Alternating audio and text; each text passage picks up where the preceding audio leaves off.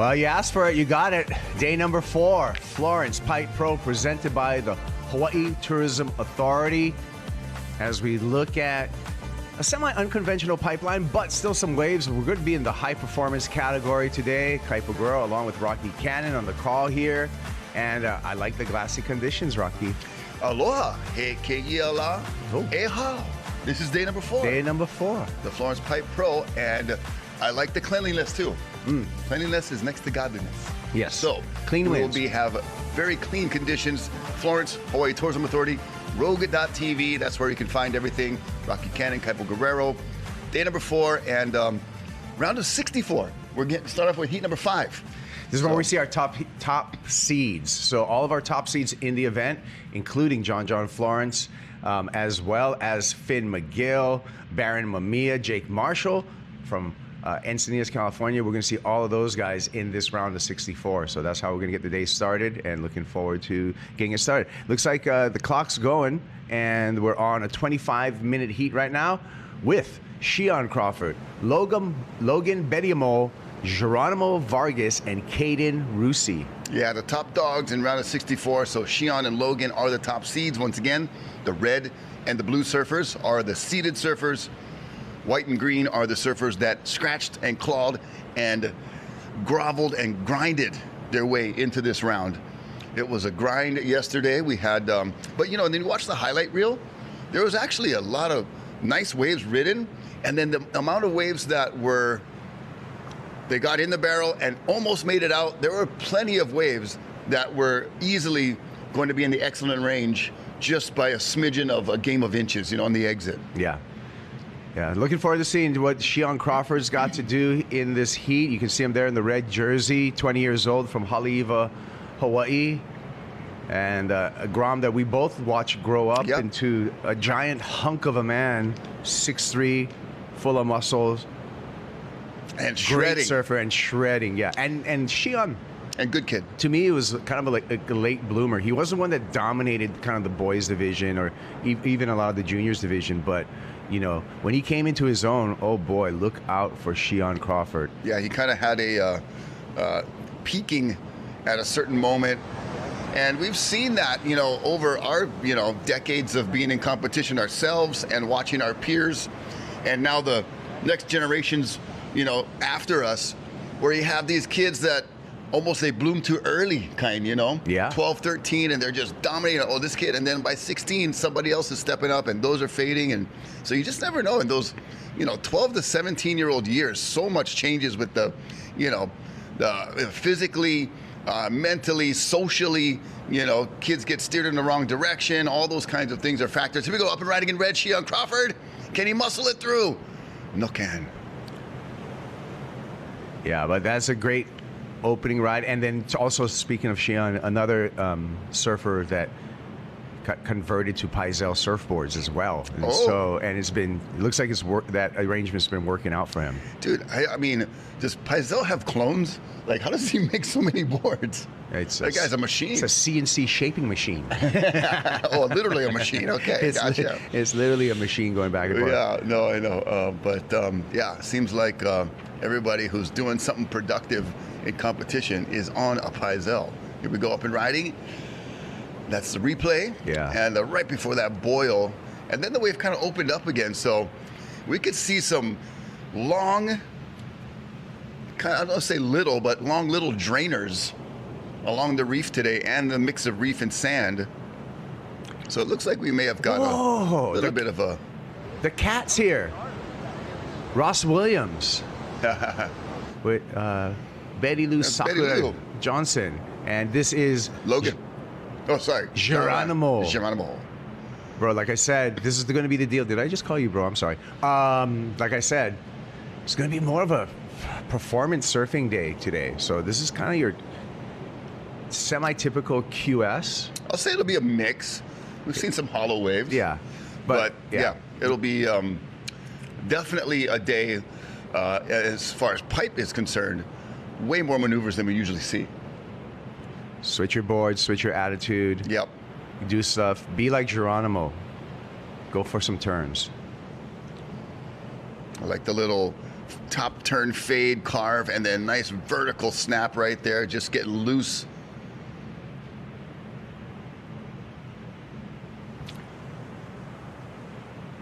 So scores coming in, 3.33 for Geronimo and 183 for Shion.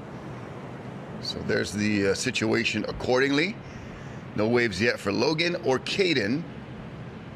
Who's this getting ready? This is Kane. Oh, Kane Teraldi.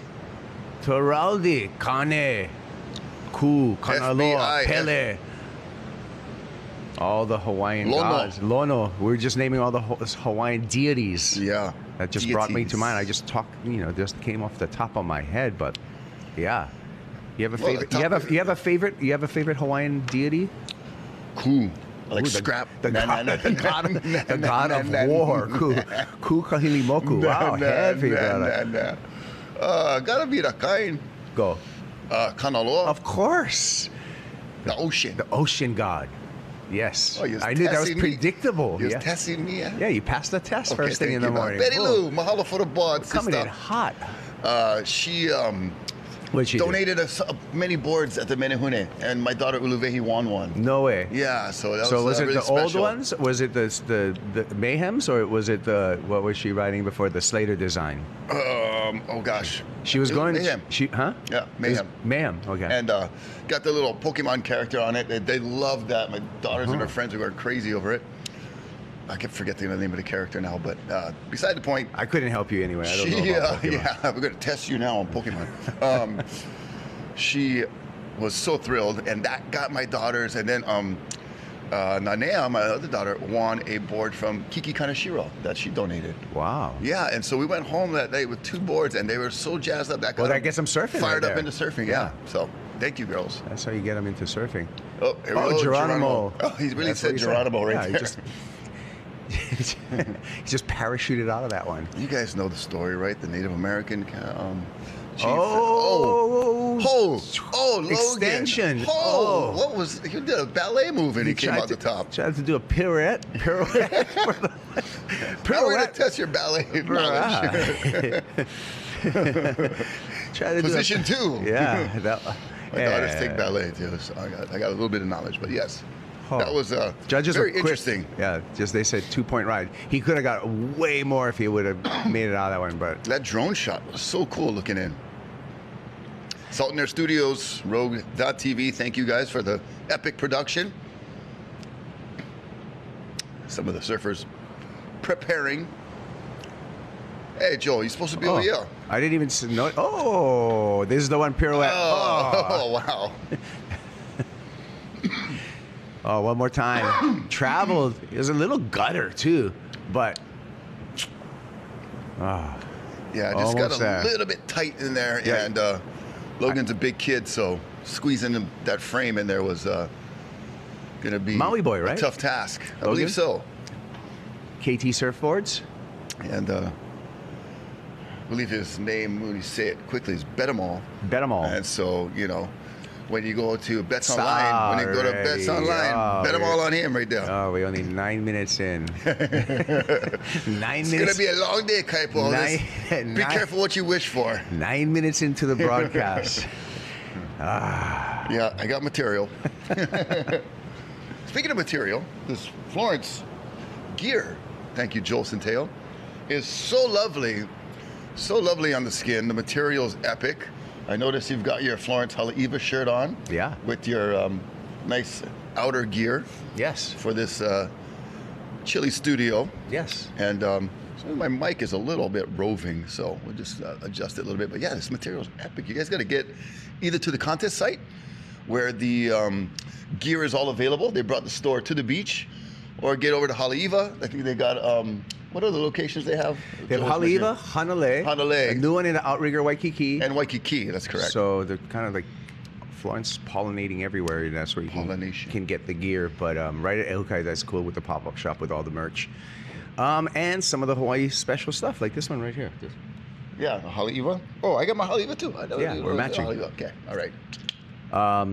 But yeah, thanks for watching. It was a long day yesterday. We're expecting a long day again today. We're going to get through this round of 64, and then about midday we're going to make the call whether to go continue on with the men with the round of 32 or switch to the women, and we're already to the quarterfinals for the Yeah, women. and you've seen some of the wahine already present on the beach, so they're on standby, gearing up, getting ready, and we'll have the call for them once we get to the near completion of this round of 64. 16 heats. We're on heat number 5, so we've still got a way to march on into this round.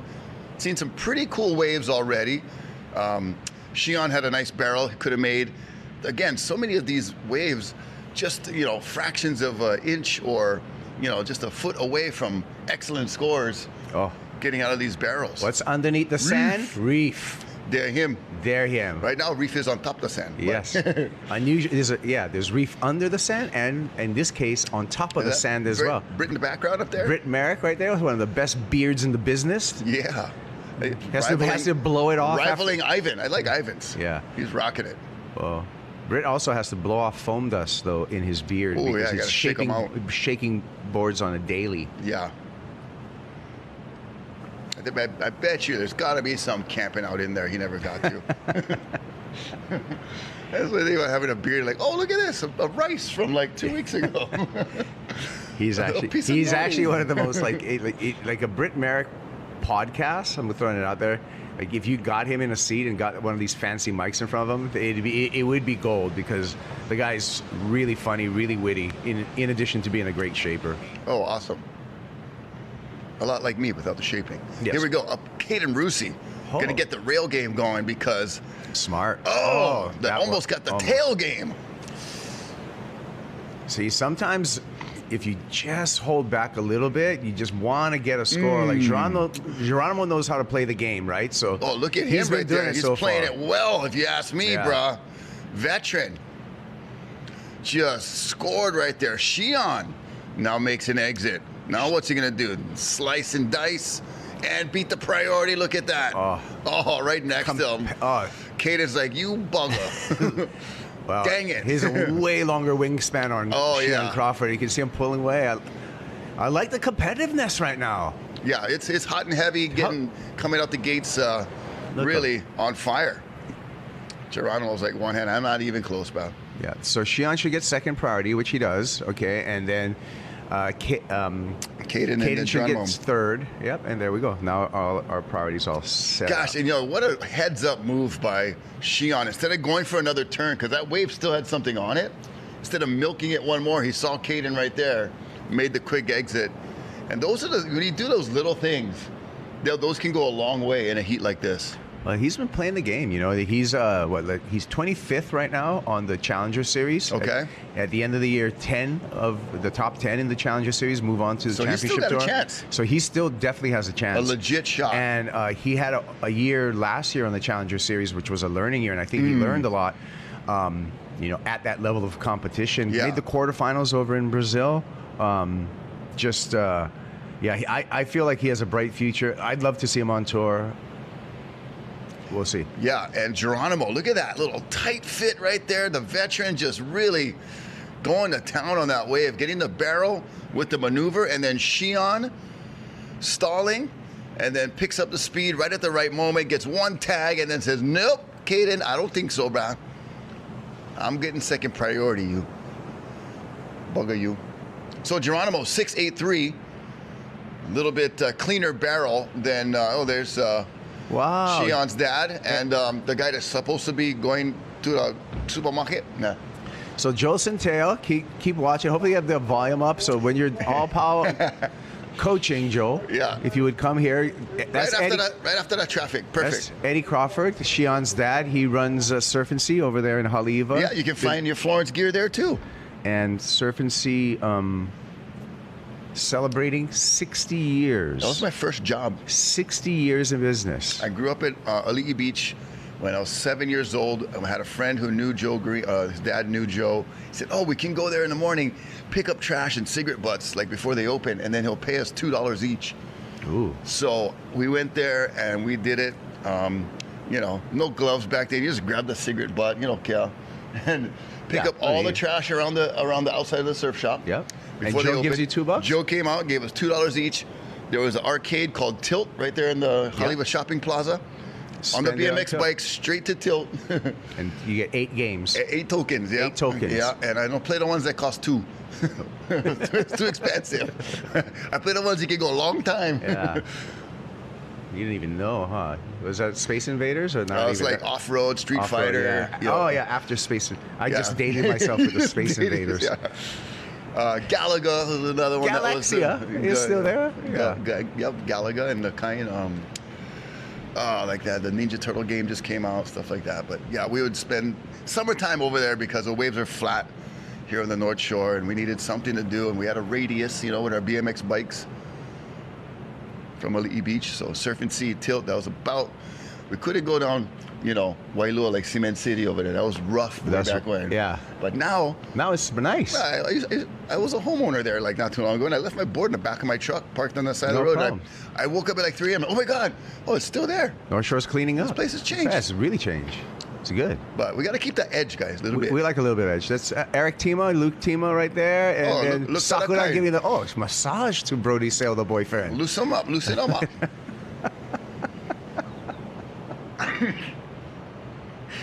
I'm sorry. Oh, so funny. I don't know why you crack me up. Nice moments. I was just like, yeah. You know why I crack you up? Because I'm damn funny. That's why.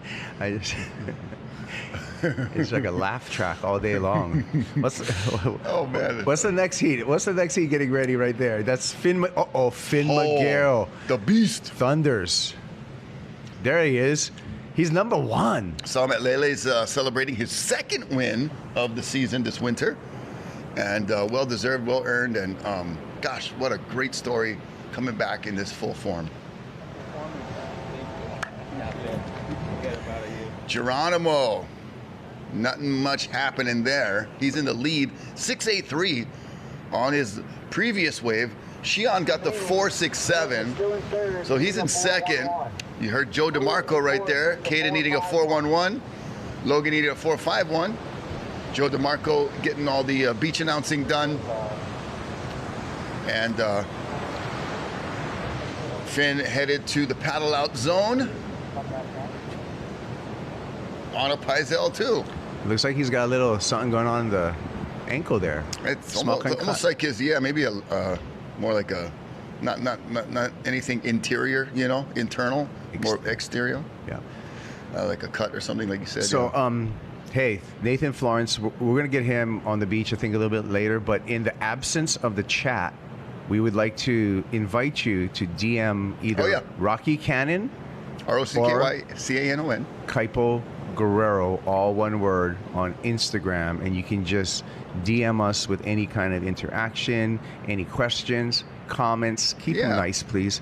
And send the photos. When you send the photos, make sure they're tasteful.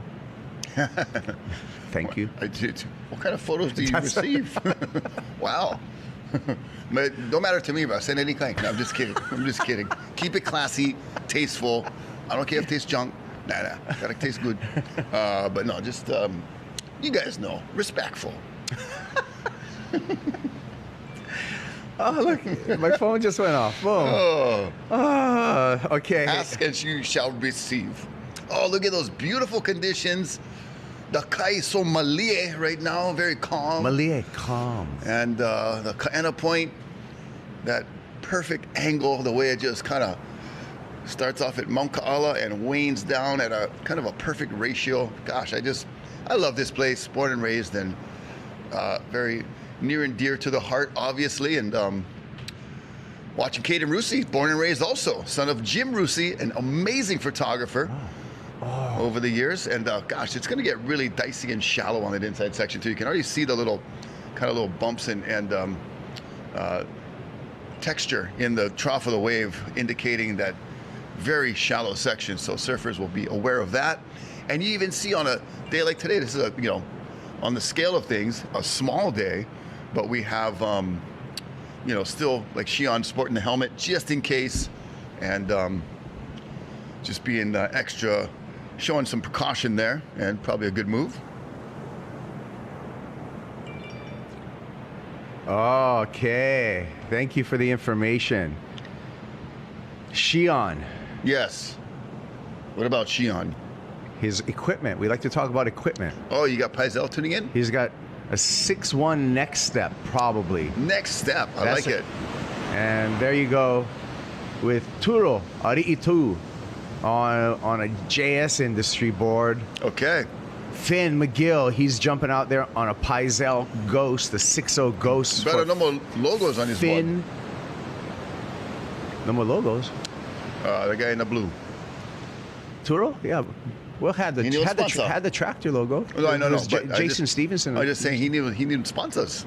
Oh well, that's the surf industry these days, bro. There's a lot of blank noses right now, bro.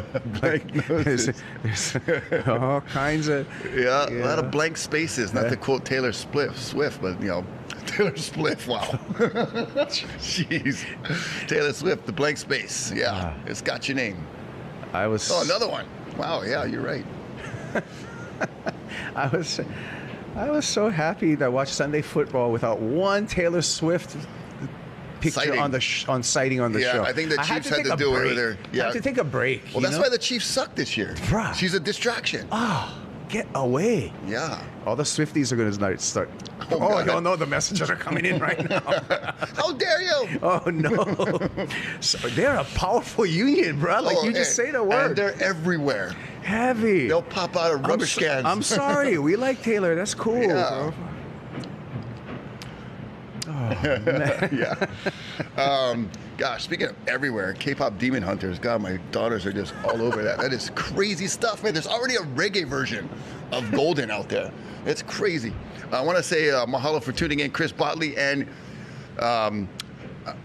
Joseph sending a message to shout out his dad, Chris, Uncle Chris Botley. Thank you for tuning in. Joe, thank you too. And we're enjoying a beautiful day number 4. Got the flat lighting. That cloud cover has been pretty steady as expected and forecasted from the last few days or so. And still, though, it's not raining. So Michael Gutierrez, all the way from Puerto Rico. Thank you, brother, for tuning in. More Swifties are coming in after me right now. Oh, man. Oh, you just say one word. Look at Caden Roosey's like, I like Taylor Swift too. Oh, is there Taylor Swift song called "Closeout" right there? Yep, there should be. Need to be swifter on that barrel. So Geronimo in first, Shion in second. Caden needs a 4.11. He's not going to get on that one. He got 1.7. Logan needs a 4.51. Judd Lau, good morning. Aloha kakahiaka, my brother. Tuning in on Maui. Shaping the boards over there. Speaking of shapers, Judd getting into some board making. Great surfer as well. Mahalo, brah. We got boats all the way from Jack's Beach. Here we go. Go one more Jags. time. Okay, Caden. That's come gonna on, be brah. could be it right there. 4.11 is what he needs. Quick little wow. backhand bubble. What do you think? I think it was too quick. Okay. Logan bet them all. He just needs a 4.5. So things are tightening up. Shion Crawford in a dangerous situation right now. Judge is going to be really looking at these waves with a lot of analyzation and the details. 4.11 needed for Caden, 4.51 for Logan. I think Logan might be closer than Caden on that, attaining that score. Caden was just a little too far inside, a little too quick in my opinion, based on what we've seen over the last few days and the scoring where it's been. Logan could be reaching there. That barrel was really quick too, though. It's one of those, like, we always talk about degree of doubt when we're looking at the barrel. So, when Logan went in that barrel, you knew for sure he was coming out. It was just nice and well, he wide didn't get open. the score right. Neither of the guys Okay, got the score. gotcha. So the situation is the same. Under a minute. Geronimo But is just going to ride in. Just So to show you how smart I am, Logan did get closer to his score than Caden got. I'm glad you. A 377. Really happy that you pointed for that Logan, out. And a 317 for Caden. Yes. I just feel like I'm always proving myself to Kaipo. You don't I'm never have good to, enough. bro. I accept you the way you are. Thank you. I accept you. This is a 317 for Caden. He needed a 4.11. Down to 25 seconds. Replay here. Logan Berriamo. He needed a 4.51. Logan got a 3.77. on this. So not enough for both of the surfers. Clock ticking down here, and it looks like Shion Crawford holding priority is going to be safe. And no waves in the frame right now that I can see. Maybe they're scratching for one, but it is too late. Triple zeros on the clock. Not sure if there's a delay with the screen clock and the live clock, but Caden, regardless, wanted to take one more stab at it. And speaking of stab, go check out the website. They got some cool articles on there. All right, here's our Blend Phi recap with heat winner. Yeah.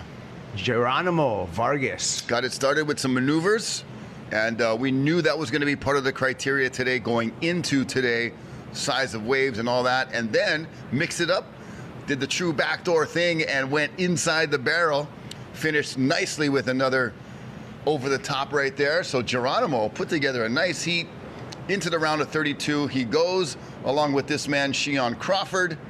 Can't believe I just called him a man. That's how we've watched this kid grow up. And then Caden scratching and clawing, trying to make anything happen. Just missed out by a slim margin. Good effort from Caden and from Logan.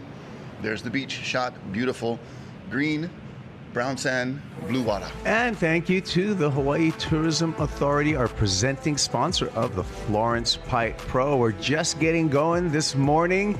Here, day number 4. We're going to step aside just for a little bit, but we'll be right back with more action and heat number 6 out in the water.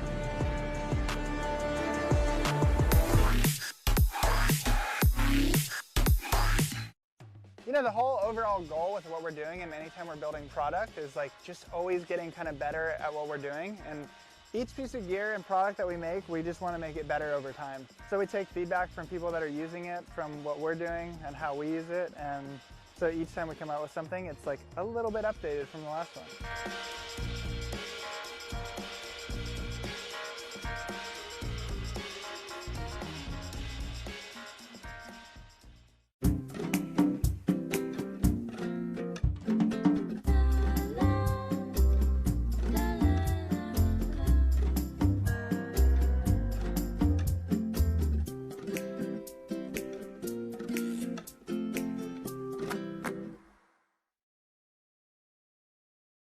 It's time to enjoy life. It's time for Enjoy Snacks. Enjoy the taste, enjoy the quality. It's a part of life that makes you smile. All the goodness of life in every bite. All the flavor and taste you want in life. It's time to enjoy life. It's time for Enjoy Snacks.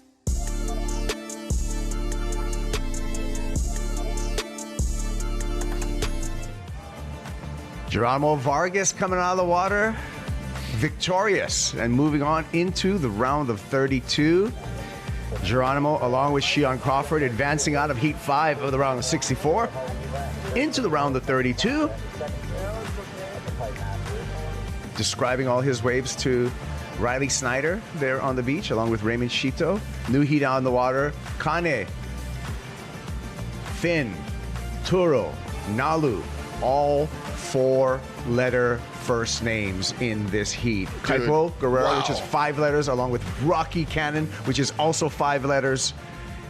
Dropping some numerology on you right now. There's coded messages in that, bro. It's like the kind with Da Vinci Code over here. Right. Figure it out. I was sending a message to people. Again, you can message me, DM, at Instagram, at Kaipo Guerrero. You can message Rocky, and also the YouTube, Nathan's YouTube chat is open. Yeah, thanks for the nice words, Sealer, and all these fun comments and chats coming in. We appreciate it. Let's just see if it works. Throw up the dubs, gang. Throw up the dubs for me. Throw up the dubs, big dogs. Here they come. And another apologies to all the Swifties. Sorry, I only had good intentions for Taylor. I started it. It was my fault. I apologize. The dubs are coming out. I apologize. Yeah, thanks you guys tuning in. Fun to have you integrated and engaged in the chat and in the broadcast itself. Which watch Green, Kane, Terralde, glad we got the name correction. And it is Kane, the Hawaiian style. And look at that, almost completing turn number 4 on that wave. Just really got busy going to town early. But a 283 is the score. And Finn, Turo, and Nalu, no waves yet. Bruh. Mahalo, I gotta say. Mahalo starts with an upside down W with the M right there. And so we'll take the W's and the M's. Thank you guys. It works. Testing, it bruh, works. Like, it works. Yeah, interaction. Yeah, cool. Right on, guys. So Finn McGill's been on a tear. Finn. Gosh, I gotta say, great upbringings, North Shore, born and raised, you know. Yeah, and Dad invented the 540, Mike. Oh, okay. Mike cool. McGill. Yeah. Actually, a different Mike, but same name. You want to know something else fun about Finn McGill? I do. Finn's middle name is Thunders. And okay. He's named after Johnny Thunders from the OG punk rock band, the New York Dolls. Oh, wow. And a new sandwich at the McDonald's called the McGrill. No, I'm kidding. That's not real. Kane just ripping the top off that wave right there and slamming one more. And then a layback. Oh, mixing it up nicely. He's got a thin frame, but he uses it well. And reminds me of somebody I know, i.e. yours truly. When I was that age, I was a beanpole, and still am kind of. I got the pipe cleaners. They're not guns. They're pipe cleaners. I got right here, and it was you know, we talked about the physical changes of these young surfers and having to, you know, adapt to their growth and everything. And Kane just coming in hot right now, looking good. What's so funny? I'm reading the chat, bro. Okay. You guys are rad. Okay, man. okay, I'm telling you right now. I thought you were laughing at me. No, I'm being serious. Not over even, here. bro. No, Like, I'm kidding. I'm gonna bring back Any Kind Live, which was my YouTube channel, just so I can bring back the chat as well, because this Nathan's YouTube channel with the yeah. See, they said, oh, there's Doug Silva. Look out. Oh, was he handcuffed? I'm just kidding. he looked like a perpetrator. That's a crazy freeze frame. Can we get that back again? Just call it like I see it, man. I can't help it. Go, Nalu, go. Nalu, go. Go, Nalu, go. Oh, looking loose, man. Okay. Look at that. He is on fire, too. This heat is coming out the gates swinging. I like it. I like it a lot. Hey, I want to say mahalo for Jason Motes, Jack's Beach, tuning in. Says he's remembering Papasino, my stepdad, big boards for a long time. His birthday was yesterday, so shout out to all the mags, Ohana, and just good stuff. Thank you, Jason. I was talking about YouTube. Yeah. And I gotta actually say, well, let's get through this replay first, because Nalu ripped this one. Yeah, Nalu just right over that boil and just kept the fins in. Really nice work there, throwing buckets out the back. And then finishes with a nice little re-entry. So complete wave there for Nalu. So many things, text, DMs. Nalu means wave. Chat rooms. So we're talking about YouTube. I was going to bring back my YouTube channel, Any Kind Live, and I got reminded by Maverick's Best, Peter Mel, that's not just my YouTube. He was my partner on that YouTube. Pete, love you. We got to bring him out of retirement right now. He's still surfing, just retirement from doing YouTubes and commentating. We need him back. Finn McGill gets a little barrel tube time, and then just like in form, connecting the dots very nicely. No hitch in that game, just smooth as butter. And then Turo, Ariitu. Tahitian. Wow, and he looks like he's kind of a larger frame too, and fitting into these waves nicely. Well, everybody looking in form. This is going to be a really competitive heat out the gate. 16 minutes. Kane Teralde, backdoor barrel disappearing. Whoa. Coming out. Abracadabra, my brother. The magic trick is on. That's why he's the man. Oh. They call him the man, Kane. Yes, that means man. and he's showing why he's the man. Oh, Nalu too. Another bubble. This thing is opening up right now. It is heating up, and the action's getting hot. We got something happening on the beach, bro. Oh, is it time to kick it down to the beach with Bet Online and Eric Apple? Eric. Go. Oh. Try talk, Eric. Yeah, we're trying to go live now, so that means... Okay, we're gonna get back to them as soon as they're ready. We're waiting for scores for Kane, Nalu, and Turo to clean up this and give you the situation out in the water. All right, yeah, 6.0 for Turo's first wave, 5.0 for Finn. So everybody's right in the same neighborhood. 407 looking like Nalu's first wave. He's got another wave on the way. Kane's got his last wave. 783. What? For the man. Yeah, Kane. he deserved that. Yeah, that was a sick barrel. Was in there for a while, kind of parked it, checked his watch, checked his email, and then came out. Look, Finn McGill, a backdoor bubble. Wow, wow, wow. A spitter. Oh, and then the mean roundhouse. round though, with the rebound. Spider drone, if you like. Sapa. Oh, all of the onomatopoeias coming out right now. You can just go. Mean the sound effects. You get one button right there. Sapa. Like when you go home and it's dinner time, you eat sapa. Sapa. Okay, That's so Bruce Lee's let's favorite meal, by the way. Wata. Oh no, sapa. Okay. Anyway, let's try to go down to the beach right now. Bet online, Eric. Go. As they set up a pop-up right in front of us so we can't see. But Liam, this is, you know, like you said, it's hardly pipeline, but there are good waves to be had for these competitors. Well, compared to yesterday, this is way better as far as being contestable. I mean, I just saw three of the four competitors get barreled. It's a little overhead, backdoor barrels. So yeah, there's some action out there. Yesterday was very hard to navigate the conditions. So I'm sure all the competitors are very stoked that there's some barrels, it's overhead. It ain't pipeline, it's backdoor, but backdoor is essentially pipeline. So we are here at Pipeline for the Florence Pipe Pro, and happy to be on here for a little bit with you guys. And this is a very Polynesian heat. We have 3 Hawaiians and a Tahitian or French Polynesian. You know, a lot of people think Tahiti is the country, but it's not. Tahiti is just the one island. It is French Polynesia, for those who don't know. And those are, you know, the cousins of the Hawaiians. So they're very, very tied together. So yeah, we got Enrique Aritu. Enrique is the name he goes by. Really good surfer, really good friend of my family and stuff. As we see White taking off right here. Nice barrel. You can see the nose of his board the whole way.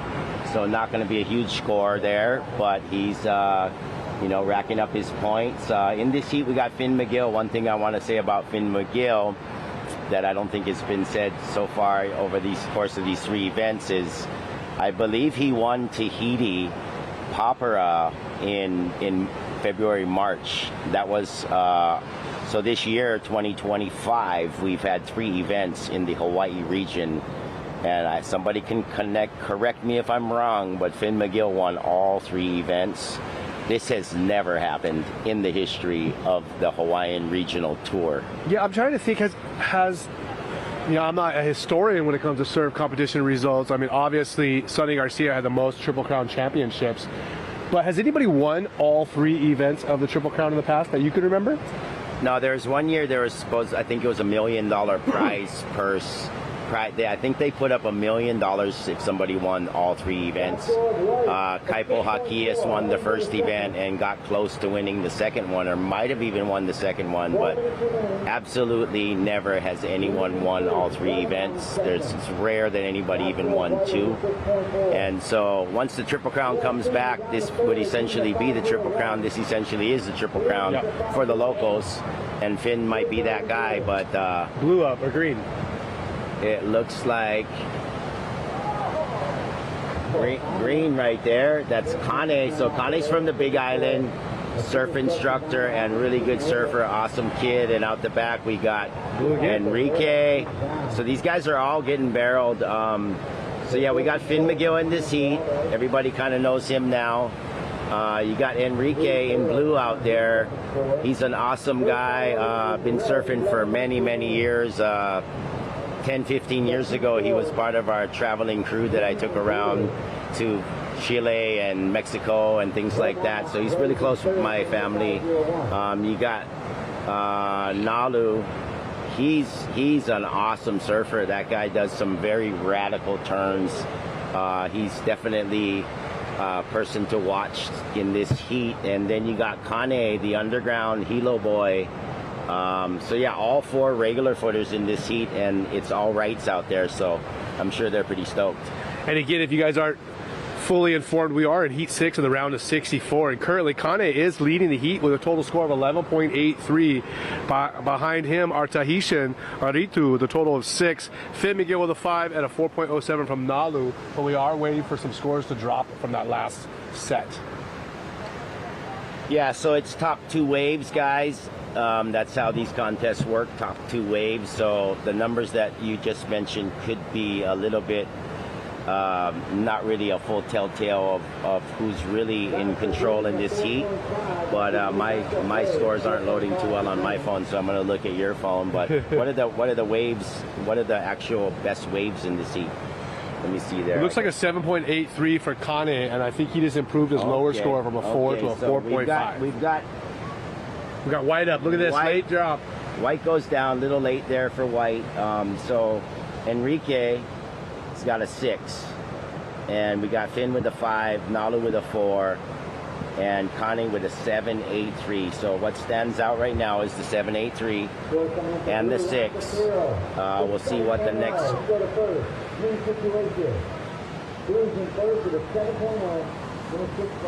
So Enrique comes through with a 7, and he's now in first, looking very solid.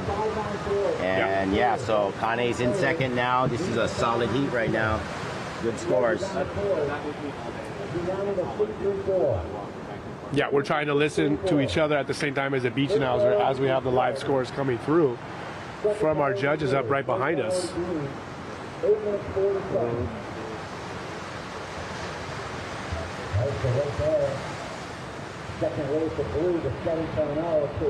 So down to about 8 minutes here. I'm gonna go ahead and say my odds are on Enrique. Yeah, I love it.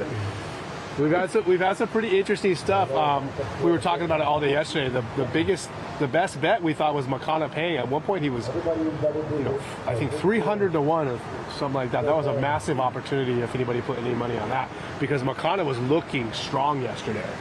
Yeah, I mean, with odds in surfing, it really comes down to the forecast. Mother Nature can change the odds very quick, and it's definitely the guys when they're at places like Chopo, Pipeline, certain locations, you kind of know people that are going to be the favorites. But the playing field is very even right now. I'm going to go ahead and say that I think a person who's never won this event has a very good chance to win it. The odds with John right now are a lot lower than they would be if we were at 10 to 12 foot Pipeline, Barren Mamiya. It's technically a lot more luck when the conditions are like this, because all the surfers are pretty darn good out there, and all the people left in the draw at this point, as we see, this looks like blue again.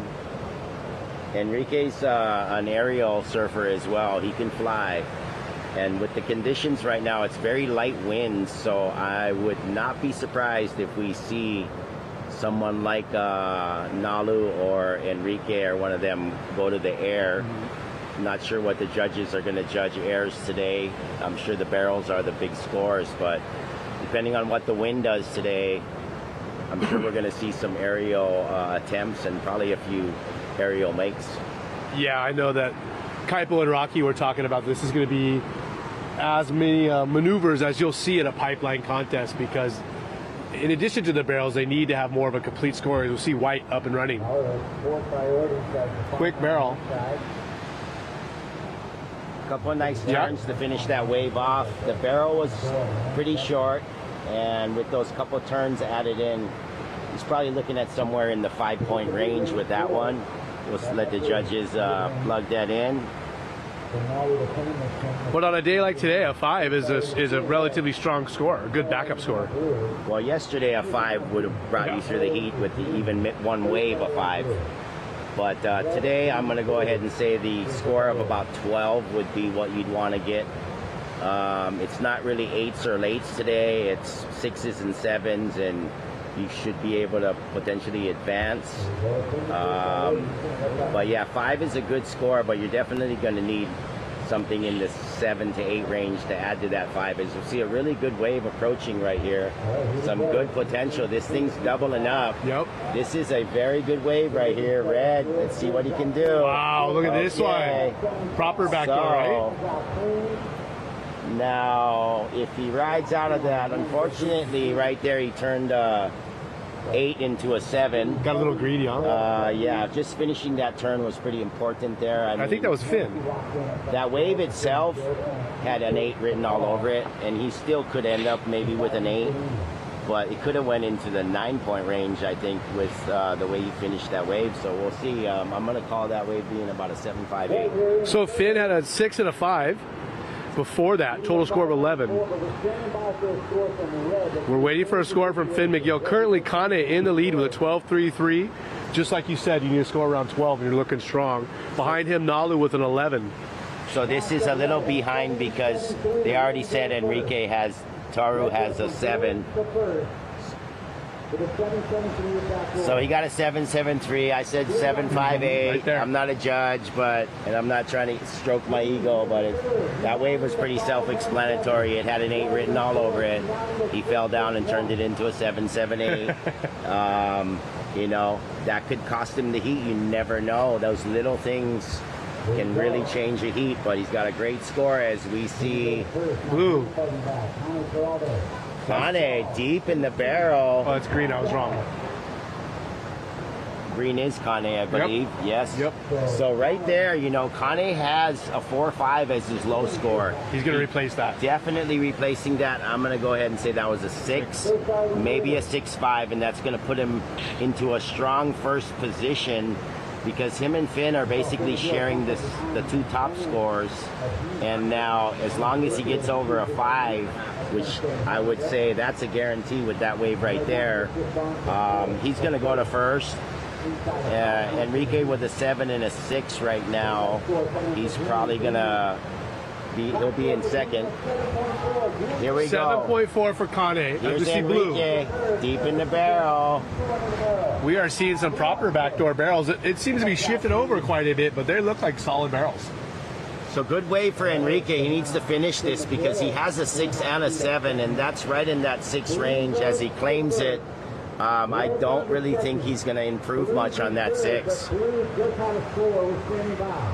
Wow, we've had quite an exchange of waves here. These rights at a slightly shifted over backdoor have really produced for all 4 of our Polynesian competitors in this heat here in the round of 64. We're waiting for more scores to come through, but man, Kane, Aritu, and Finn, you know, the guy, we just talked about how he's won 3 Polynesian events in a row.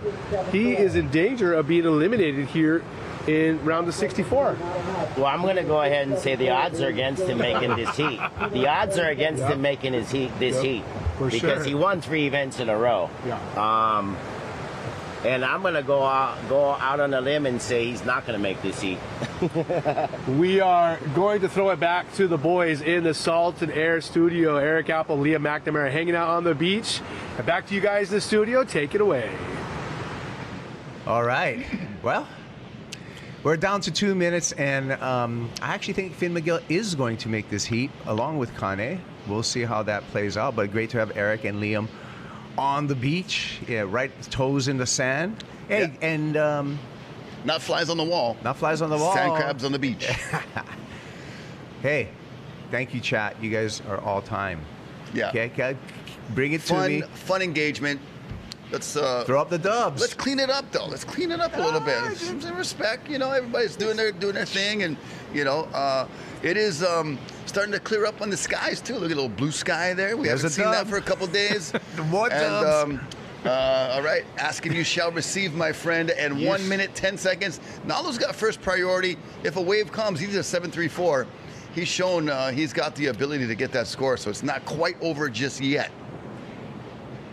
Thank you for all the dubs. It's like when you drive behind the city bus over here in Hawaii, and then you do something cool, like you let them back in the lane. There's a special shaka button that they have on the city bus, and it gives you a shaka. I love that. I know. I live for that. Years ago, I thought about in my brain inventing an electronic bumper sticker, so that you could like have messages on the back of your car. Like if you pass somebody like rudely, like, sorry, I'm late to the airport, you know, you can let them know like why you're driving with purpose, I call it. Driving with purpose. Or just maybe every car, not just the city bus, should have That's the what I shaka mean. button. Yeah. So it can be simple. Can not even be a sentence, just a shaka. Yeah, because I don't like press a button, roll out the window, put my hand out the window, and shaka. I like just to kind of press the button. Yeah. My And, power shaka. windows don't Look, even work right now. 734. 734 is the number. Come on, bro. Stretching them out. Stretching them out.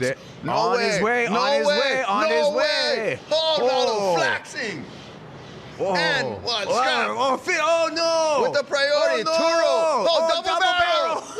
What? Oh, any kind of action, bro. Triple zeros down to the wire. This how we like for. Watch him, boo. Turo, how come you had to try to block him? I don't know if you think he saw him. And Finn, a silent creeper, never said nothing. Heavy finish. Bruh. 3 barrels in a row, but two guys on top one. What? That was heavy. Heavy. Bruh. So, how you guys like that action on the chat, bro? That was awesome. Oh, that was freaking nuts, boo. Okay. that was nuts. Okay, well, now we got to dissect this in the Blend Phi Heat recap. We got a lot to talk about, and we're still waiting for scores right now. So, did Finn McGill make it? Finn made it. I don't know. Nalu might have got the score. Oh, yes. Actually, Nalu is and the then one he waiting got for the the blockage, score. too, And then so he got never blockage. ever got to answer back, bruh. Now he's... Heavy. No scraps. Oh. Yeah, because that was consequential. Finn needed that wave. Finn needed that wave. For insurance. Heavy. Nalu's throwing up 8s right now. Oh, no. Oh, no. Heavy. Heavy. This is unprecedented right now. Did Nalu pay Turo? No, So- I don't want to say. Just kidding. No, but it just is like Finn was Finn going to didn't need a even score. get a chance. Oh, no. And the camera's rolling, boys.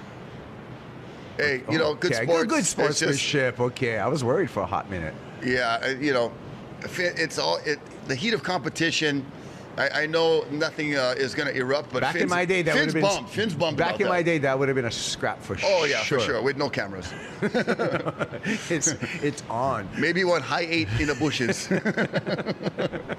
But, So Nalu did get the score. 8-2-3. Nalu got the score. Oh my gosh. Wow, Liam called it. Liam did call it. He's an oracle. And Finn needs it. And Finn didn't get the score. No, there's no Heavy. way. He had a guy in front of him. Blend Phi recap. So, man, Wow. what a crazy ending. And the whole time Kane was just trying to surf and have a good time. And he did that. Yeah. And won the heat. And got started early, too. I think that was a key to the success, is just getting that good few waves under your belt. Finn looked in form quite often.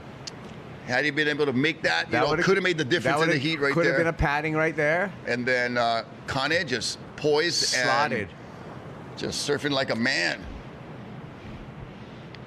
Except right there. And then Nalu needed the score, and he got the stretcher right here, It stretching just down the all line. the way down the line, and then But- little flex. But this, And then what? This was the crazy part. And Turo's just like, I'm going to cruise and drop it on Finn. Finn's like, So- watch out. So Finn would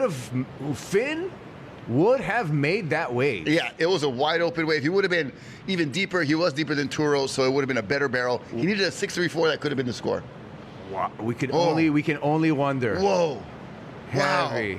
Well, as we're gonna regroup from what we just saw. Yeah, man. We're gonna thank Florence for this Florence Pipe Pro that's getting more interesting, even though it's only 4 foot.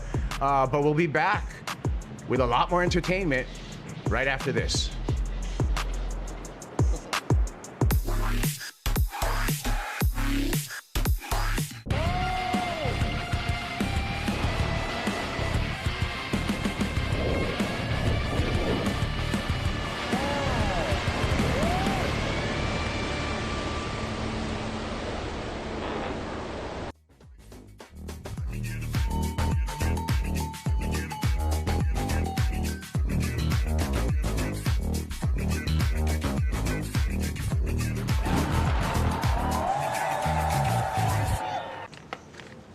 At Hawaiian Telcom, we're here for you, helping dreams become reality. Enjoy. Have a good day. With friendly, reliable service that goes above and beyond, putting Hawaii at the forefront, to be the first fully fiber-enabled state in the country because a brighter world is possible with Optics from Hawaiian Telcom. This holiday season, get up to a $200 gift card when you switch to Optics.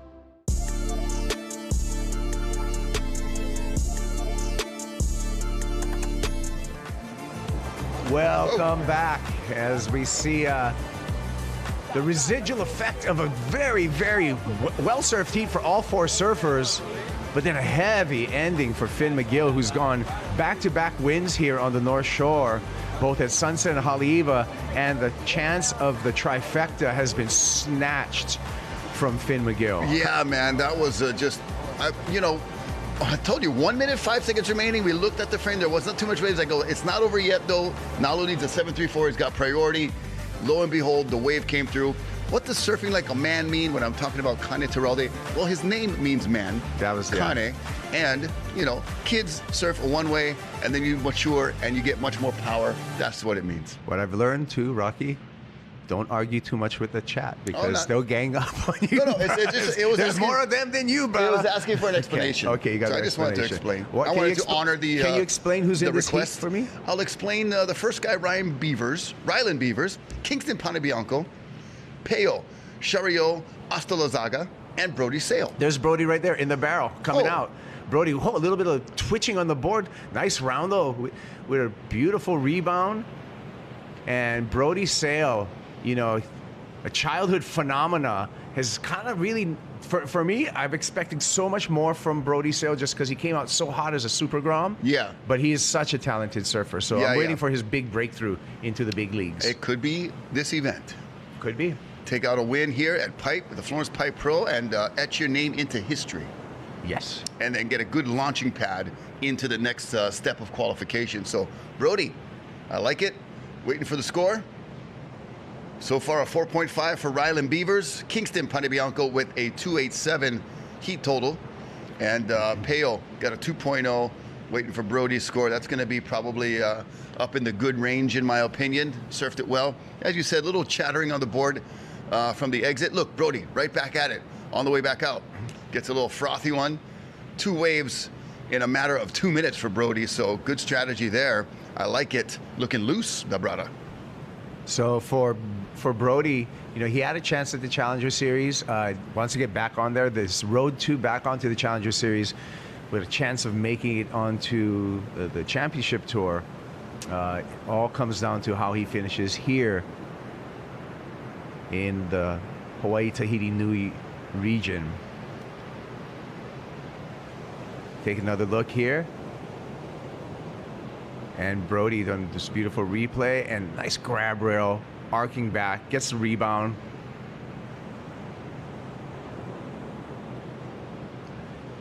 And works off to a finish. All right, and then Brody's second wave right off the bat snuck into one on the way back out, and really nicely done right there, back to back. Brody just currently sailing through the beginning of this heat. Oh, bruh. He's buying, bro. He's not sailing. Sail, like S-A-L-E. But yeah, he is sailing. Smoothly sailing back out to the lineup. And Here comes Shado. Oh, Shado Picaro, bro. Looking like Batis Kaluhio Kalani from 1975 right there. That's a compliment. Nobody's going to drop in on Shado. Look at. Oh, it's limber, too. Oh, way more limbo than me. Look to Opu. He got him, bro. Stretching everything. That's a heavy heat, Shaded Picaro, bro. Check out this heat. Look like you make number 3 right there. Look. Getting ready, boy. Next heat, check this out, Rocky. Next heat is Shado. Yeah. Baron. Oh. Luke Godfrey, Luke Skywalker. Lucas. And Billy Kemper. That's a stinking final right there. Wow, heavy. Guys, this is a good day of action. Heavy. And you're right on the chat. I think there's a little typo. Should say day number 4 on Florence, on Nate's Duckine. But you guys know. tree means for right now? There's a kind right there. Oh, yep. Luke Tima. Okay, here we go. Check it out. Brody in the spot again. 4th priority. But this one's not Only going to do cruise. much. That's why he was in 4th priority, because he got the scraps. Oh, how's that fade? Mean kind of action. Look like Waikiki Queens right there. The uncle's on the long board. I'm going left. Nah. Going right. Yeah, did, yeah. He's like fully paddling pipe way. That was that era of high performance longboarding. You know what I'm talking about, and you know who you guys are. You guys all know who you guys are that used to do that exactly. Clear the. Hey, you don't get to go left either. Road blocking. They didn't even want the left. They just take it away from you and then go right. Like, man, don't worry. I'm trying to go left. Actually, she's uncle. Bump my rail, everything. Ding my bod. Broke my heart. Emotional damage. Oh, okay, Ryland Beavers. That was him doing the mean fade for a 2.2 tree. And they're left for 2nd place. Kingston in 3rd needs a 4.63. Peo in 4th needs a 5.5. And that's the way it sits currently with 15 minutes, 20 seconds remaining. Oh, man. Hey, you know, somebody wants to see if they're adopting Rocky. They want to become a canon. Oh, bruh. There's a rigorous application process. Nah, only easy, bruh. Okay, so 15 minutes of. I get plenty nephews, that's 15 for sure. And minutes nieces. of fun. All right. Yeah, So far. who's got Kingston with priority right now? Out there in the red jersey, he's our top seed. Is that, There's Kauli Vas. Kauli. Yorana ite po'i. Good morning. And I don't have so much Tahitian, but I got a little bit. But similar to Hawaiian. Yeah, Tahitian. there's so many words that are very similar, and there's some that are not even close. Here we go, up and riding, like ite po'i. Here we go, up and riding, that is Brody Saleh. Oh, sorry, he's not Samoan, it's Brody Sale. I was getting too Polynesian. It snuck in there. Man, I did that on purpose, gang. Come on, you know me. Okay, but yeah, like Kakahiaka is our morning, and ite po'i is Tahitian's morning, so. But then, you know, I think Kane and Tane, same. Yeah. You know, Fale and Fale. Yeah. Vahine and Vahine. Yeah. With a V. Wahine. Yeah, so Any kind. all kinds of similarities. Okay, here we go. Here Up we and go. riding. Kane. Kingston. Kingston. Pare Bianco. So And nice little double barrel attempt. Came out of 1. Could not come out of number 2. Kingston's a rad surfer. He did really well over in Sunset. Oh, backhand. Pulling in. Peo. Hey. Zaga. Come Come on, on. brah. Hey-o. I was bringing out some. We just jinxed each other totally. That was twice. That's okay. But that was in sync. Yeah, and it was Andre Nicotina vibes right there. I was going to say, it was like, he was in there so long, it gave me time to say his complete name. So, whoa, look at Brody's got some good scores. Brody is on the board. 6.33, he's big. Came in business. If you saw him getting loose, Betty Lou did a good job. Get the shoulders, all the kind. Yeah. The There's shoulder sister right massage there. work. Oh no, She's got all kind what of other blue shoulder tape over there? over there. Yeah, it's okay. I was like, that's an interesting fashion design. Wait, that's athletic tape. Yeah, we'll see. Betty Lou's Betty surfing. Lou, Sakura, Johnson surfing Quarterfinals. when we get to the quarterfinals for the women. That's gonna be sick. Here's a Brody. replay. Yeah. Brody. This is last wave, the 7.9, and just got in there Oh. nice and deep. Little head shake. Slicing the cutty. Nice job. How was? Huh. A 633. Oh, somebody knows my real name in here, Rockwell. That's what was that right there? Oh, no backward scrolling, bruh. Oh, Daniel. Yeah, bro. Or not. Those Jags are making me happy. I tell you what. Little side note on the other sports going on in the world, but yep, go Jags. All right. 1-1 Whoa. Florencia classic. Well. Oh, Barron. Barron. When you think about pipe, you think about Barron. Banging Barron. My man, Mamiya.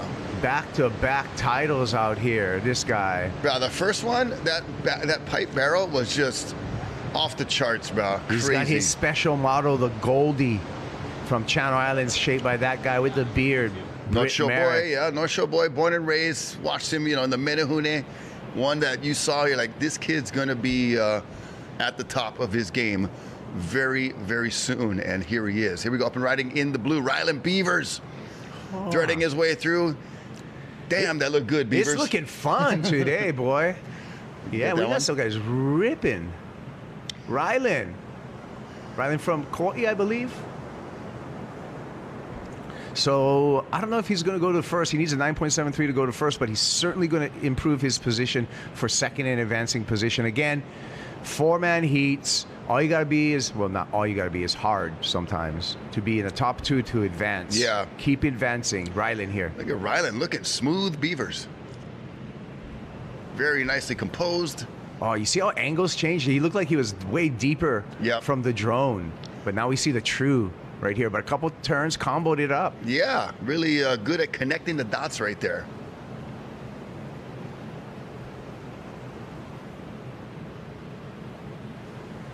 Oh, I got a message here. John and Baron, that would be awesome to see them in the finals again. All right. Levi. Yeah, so last heat of the day, John Florence is going to be with, not last heat of this round, I'm sorry, John Florence, Tereva David, Sam Debonet, and John Mel coming out for the last heat of this round. Heat number 16, a round of 64. Then we're going to see if we go into women's quarters or the round of 32. Do you have a preference, Rocky? Sorry, say again. I was reading chat. I was distracted. Bro, we got to get you. I'm going to shut this down. Right. I'm addicted now. Look at that. I never knew about this chat stuff, and now I'm like, oh my god, this is so funny and great and funny and cool. But no, keep it coming, you guys. It is just going so fast. It's hard to keep up. Yeah. What did you say now? That's so. Sorry, squirrel. So back to the broadcast. So after this round is the round of 64. We're either going to go into the round of 32 for men or the quarterfinals for women. Do you have a preference? I think I would like to see the Wahine mix it up in these conditions. Okay. Yes.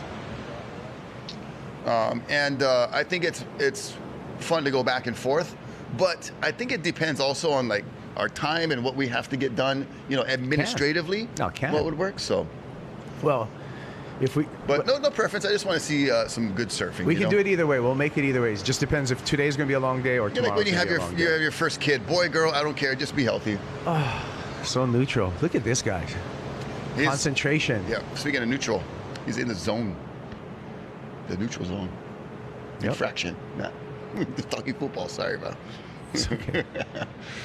8 minutes, 36 seconds. Whenever you get lost, always come back to the clock. The clock keeps you grounded.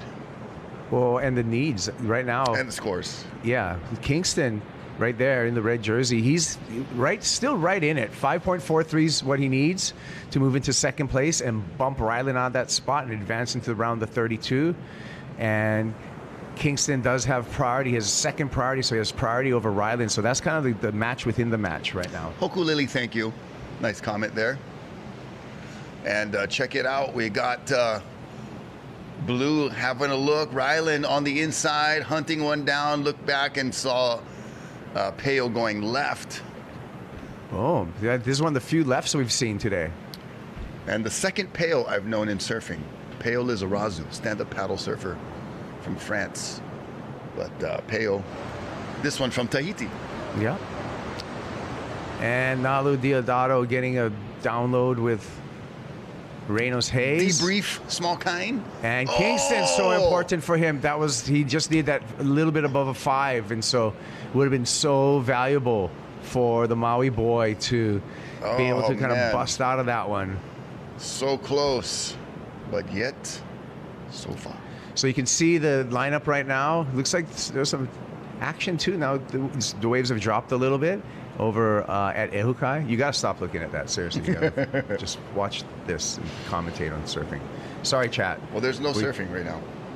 But there's other things to use your incredible humor with to entertain people. Oh, I love the dimpled sand there. Very, look at that. Oh, the shade in Pakaro and Ohana right there. It's so good to see. That's like it actually, see him. Oh. Good luck, Daddy. Good luck, Papa. Go get him, Dada. That's an actual maneuver for stretch, too, when you dig sand.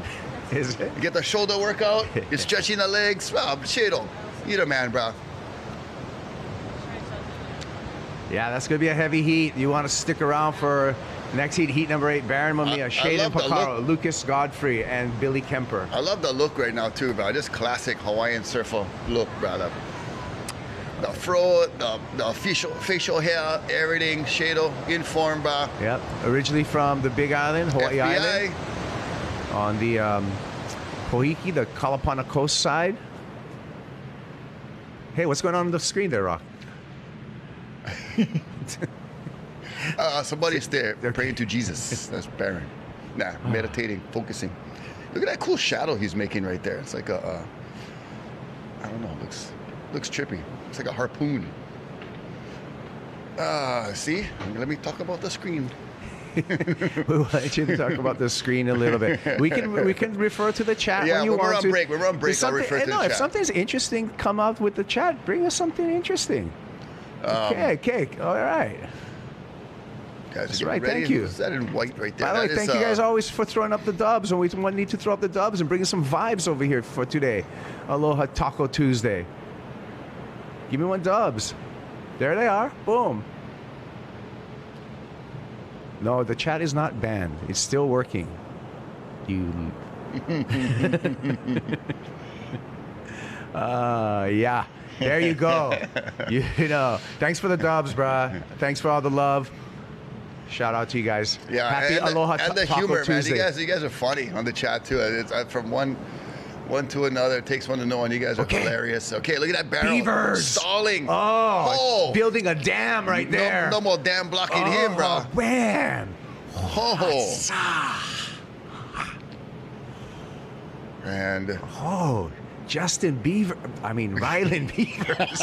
Yes, dude. You know, I drew a cartoon picture on my little notebook of a Justin Bieber face with buck teeth and call him Justin Beavers. You just said Justin Bieber. As good as my Taylor Swift. I know. Oh, he's gonna come out with a score though. That's one's gonna be very close, on the bubble. Nah, he's gonna stay in second place, but he's gonna be strong. Oh wait, yeah, I'm looking at the wrong guy. Yeah. Okay. Oh man, too many screens over here, bro. I'm getting all screened out.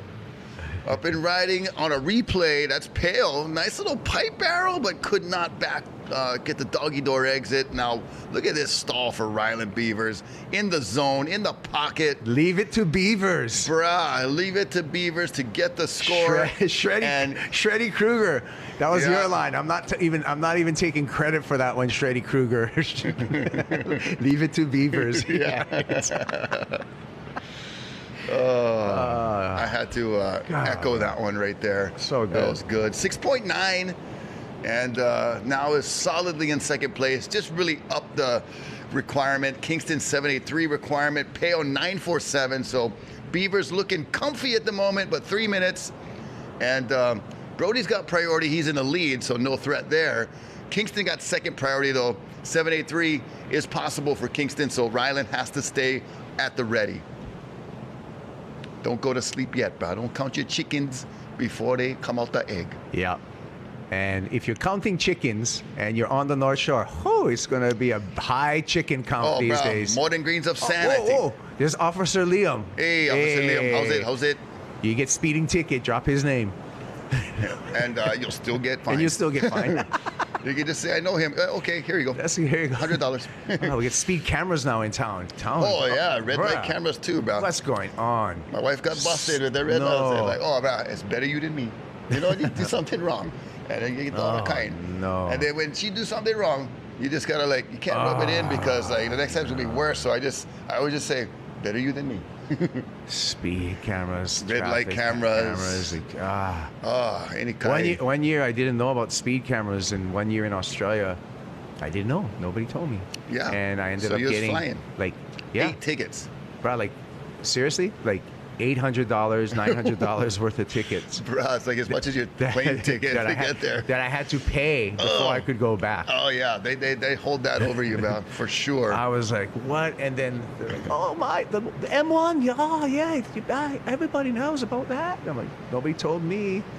Officer Liam's about to arrest Rocky if he looks to chat again.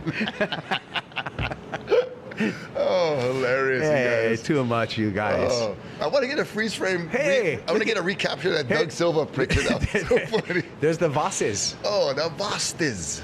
Island and Kauli. Cool. Island's still going, yeah?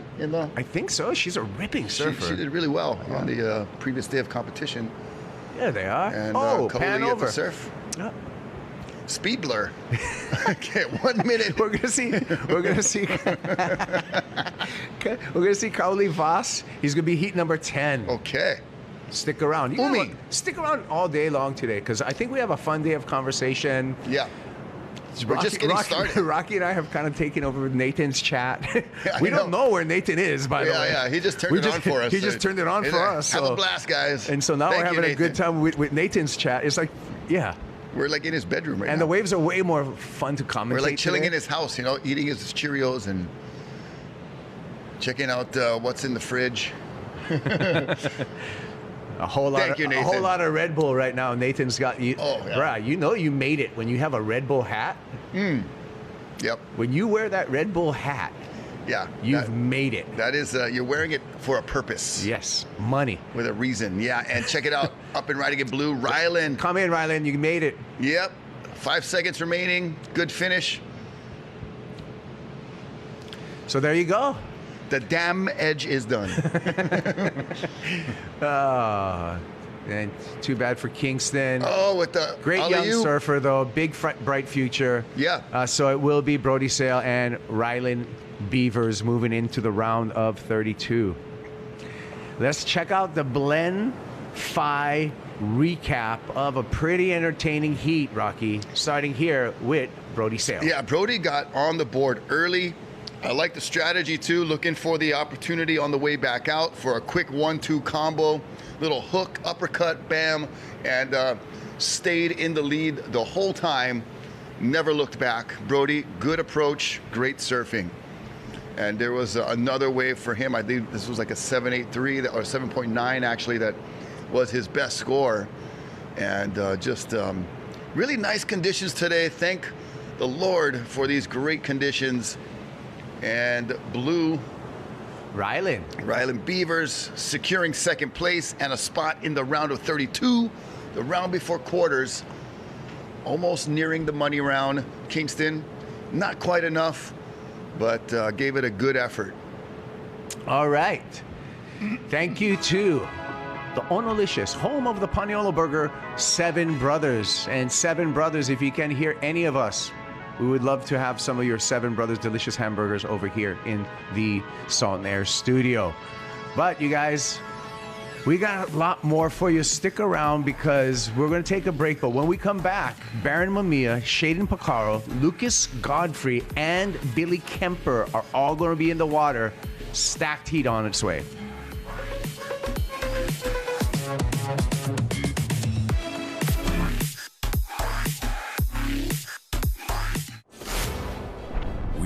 For the moment when the ocean calls.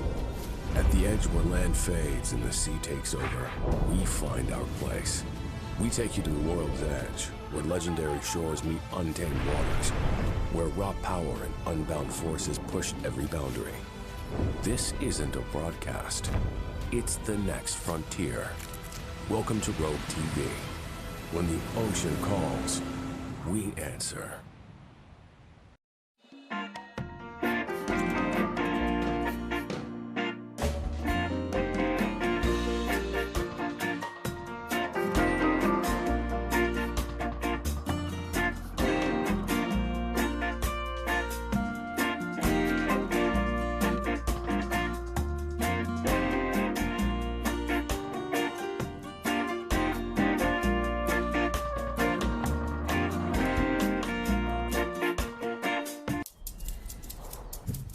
We are Kanaka Oiwi, the descendants of this land. Since 1981, OHA has worked to strengthen our lahui by supporting affordable housing, quality healthcare, educational access, and economic opportunity. Our story is one of resistance and resilience. We are the Office of Hawaiian Affairs, empowering Hawaiians, strengthening Hawaii. There are places on this planet where the sunset truly outdoes itself. Where music is as constant as the urge to be barefoot. Where you're welcome with love, respect, and a soundtrack.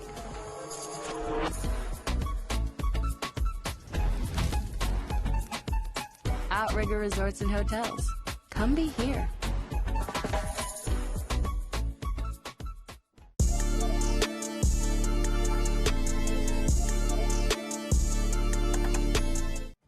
Welcome back to North Shore of Oahu, the Florence Pipe Pro, presented by HTA, Hawaii Tourism Authority. Check out this heat. Heat 8 of the round of 64. Baron Mamiya, Lucas Godfrey, Shaden Pacaro, Billy Kemper. Your thoughts on this heat, Rocky? It is a banger.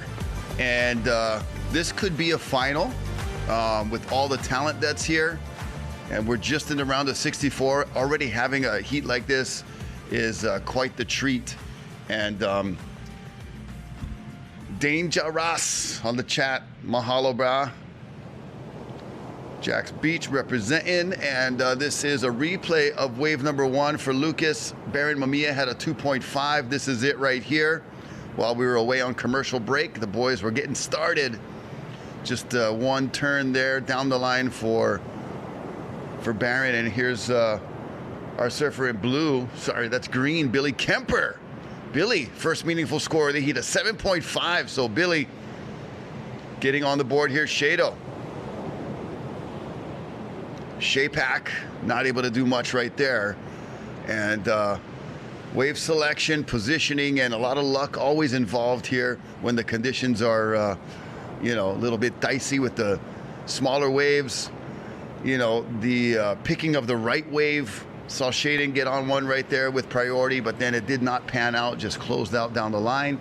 Billy Kemper, 7.5. That first wave, a gem, made good use of it. He's in the lead. Yeah, a little bit of wind coming up right now, but as we were hoping for, the swell cleaned up. It looked like the sand moved around a little bit. The direction turned more north. That's why you see mostly rights getting ridden today. Yeah, it is pretty much all backdoor. We saw Peo go left on a couple that had a little bit of potential. No, you stop looking at the chat. No, just kidding. Thanks for the chat, folks. It is fun and entertaining, and always glad to have engagement during these events. And 18 minutes remaining. Gotta say mahalo to Keiki Beach Bungalows. You see the logo on your top right there, H2O Audio as well. You can put on your H2 Audio, go for a nice beach walk from your Keiki Bungalow, and get down here to Pipeline pretty swiftly. Uh-oh, did I rattle the cage again? Swift is a nice way to move, right? Yeah. So, hey, we're just trying to make up to all the Swifties this morning. But yeah, it's right there. Keiki Beach Bungalows, right down the beach. Great staff, awesome place to stay. Ono Grinds, if you want to get some catering done there.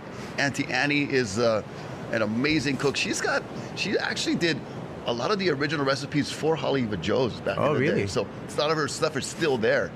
So if you guys like to enjoy great food, Keiki Beach Bungalows there. Seven Brothers also making banga burgers. Love it. Haleiwa Joe's originally was the Haleiwa Hotel. Correct. Did you know that? And did you know back in the Haleiwa Hotel days, there's the Pacaro family. Yeah, beautiful. Back in the Haleiwa Hotel days, this is even before my day, Rocky, they had a specialty on the menu. It was honukatsu. Yes. Yeah, even as recent as the Seaview Inn during the late 70s, early 80s. Honukatsu. Was still there, yeah. And I never had it. Have you? I don't know whether to ever admit that on air, and I don't know how the. Talk about upsetting a union here, bro. The whole new union is going to be after you. We love the turtles. Bring them on, whatever. They're beautiful. No kidding, bro.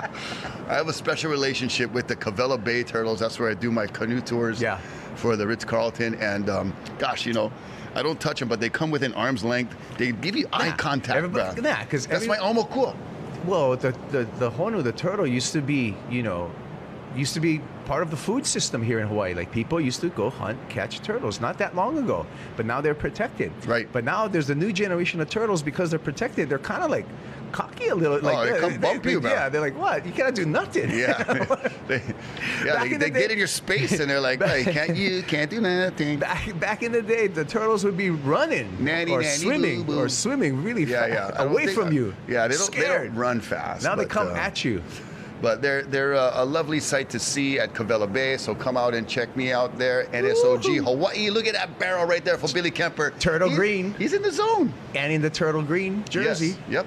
Teenage Mutant Ninja Turtle. Look, he was lucky with a 777 two-wave total, but I think he's going to get luckier. Yes. And add to that, he's going to have a nice backup. So Billy surfing with a purpose. And a smart heat, right? Yeah. Between the ears, bro. That's where a lot of the surfing intelligentsia comes in. And Billy Kemper, under priority, I believe, just snuck in and found this little backup keeper. Yeah, 5.17. That'll serve a great purpose. 12.67 two-wave total for Billy Kemper. Hell yeah. Well. Now let's turn our attention to Baron Mamiya, who's sitting out there right now with just a 2.5, while Billy's down at 8 and is going to find another one. And what happened, Rocky? I made you look up from the chat, bro.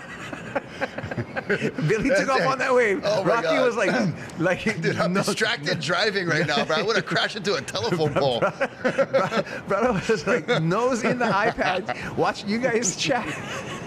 Stop being so entertaining, you chatters. No. Keep it coming, guys. I gotta. It's not you. It's me. I gotta work on my discipline here. Oh my gosh, I'm so easily distracted by this. It's all good, you guys. It's fun. We love it. Yeah. So Baron, they say you're addicted to the chat now. The chatters are just saying, "Oh no, get Rocky off the chat." He just wants one more. Oh yeah, just one more. Where the guy stay? Oh, there he is, Billy Kemper.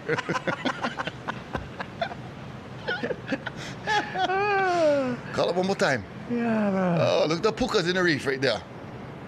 Oh, the holes. The holes. Guarantee get some humus. Cruising in there, watching from the reef angle. Watching the thrusters fly by. Yes. It's like living under the airport. Yeah, true. Like, whoa, look, Dad, another surfer going by. So Baron. That's what the I guess I got sidetracked too. I was talking about Baron just with a 2.5 in priority. Oh, see that little crack on the left side? That's where a stream used to run, right there. That's all these hints of these little spaces in the reef are signs of an ancient stream flow. If you guys never know, little geography. There's a little rip on the right-hand side, just not nearly as fierce as it was yesterday. Barely a little faint hint of that current, staying well outside the contest zone, and a much cleaner lineup today than yesterday. We appreciate that. So we kind of did wake up to a little Santa Claus Christmas present, early Christmas present this morning. How many heats we've had? 1, 2, 3. This is our 4th heat of the day, and the first 3 heats are really good. Yeah, we've seen many scores over 7, so that's a hint of a good, productive day of surfing. And we're only 4 heats in, so we got a lot more to go. Yeah. Wait, and I'm gonna look. It's okay. What do you think about, so sometimes, Rocky, when we have these smooth, because we had such a smooth, oily, glassy morning. Yeah. But sometimes on those kind of days. The convection. Yes. You knew where I was going with that, right? Light winds, and sometimes it makes blurry. the sea breeze. Oh, wait, no, that was the camera. Started pouring rain. No, oh, wait, that was the pixelation. But it'll heat up the land. Yes. Yeah. But, the cloud cover might save us a little bit. That's what we're hoping for, right? Because if it was a really sunny day, for sure we would get the sea breezes. But as the land heats up, it kind of pulls that ocean air towards it when there's these still kind of variable winds. So that would be potential as we watch Shade and Picaro looking for potential here. Oh, I like the big vert attack right there, a little airdrop back into it. And oh, you got to complete those, man. Here's Barron. And Barron waited a long time for that wave. Yeah, and uncharacteristically got a little tripped up in there. The wave kind of hit him on the shoulder. Usually he's able to power through that, and then something kind of just caught an edge on his board and ended up kind of getting loose and sliding out, spinning around. 11:48 remaining. Oh, look at the distance. Gums, Ehukai. Kind of, there's a pack over there. Looks like it's pretty fun. Oh, yeah. Sandbar days are here. Look at Baron Mamiya up and riding again, boosting and losing the handle. Watch so I don't know if he's Lucas going too loose too soon. Lucas Godfrey currently in fourth, a little quiet, but then comes alive, and that one's going to shut down. Oh. So situation here with 11 minutes remaining, it's going to be the battle for the second advancing position.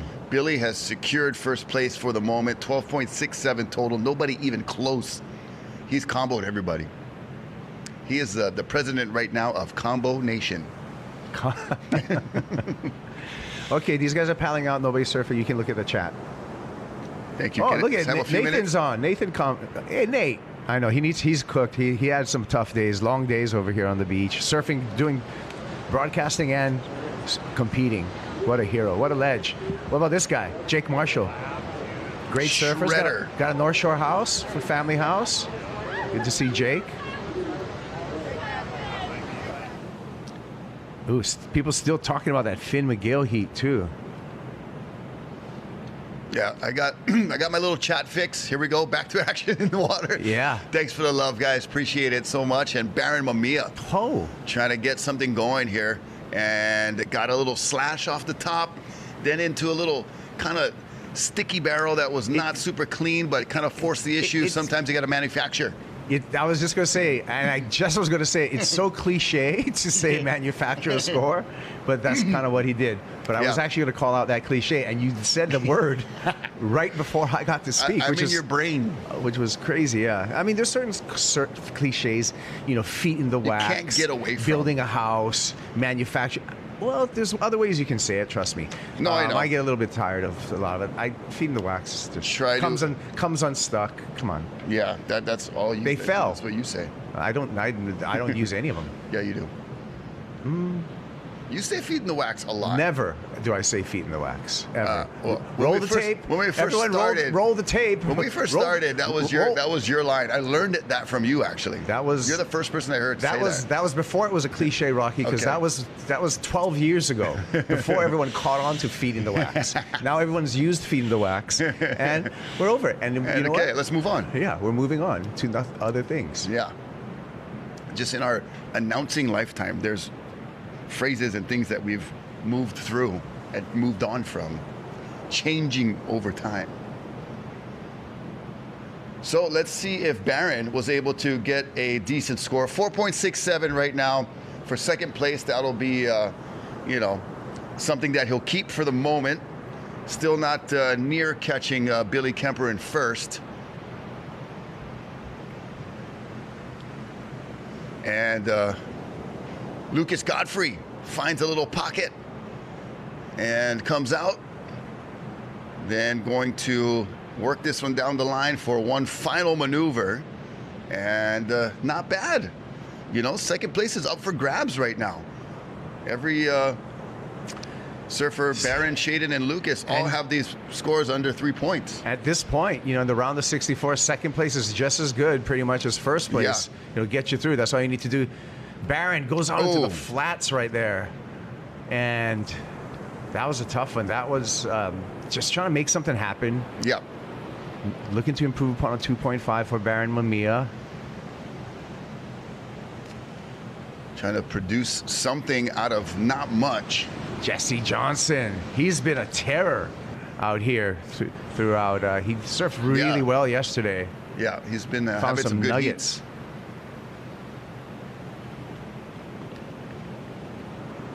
nuggets. I like that word. Cones. Nugs. Bubbles. Cylinders. Drainers. Drainers. Gapers.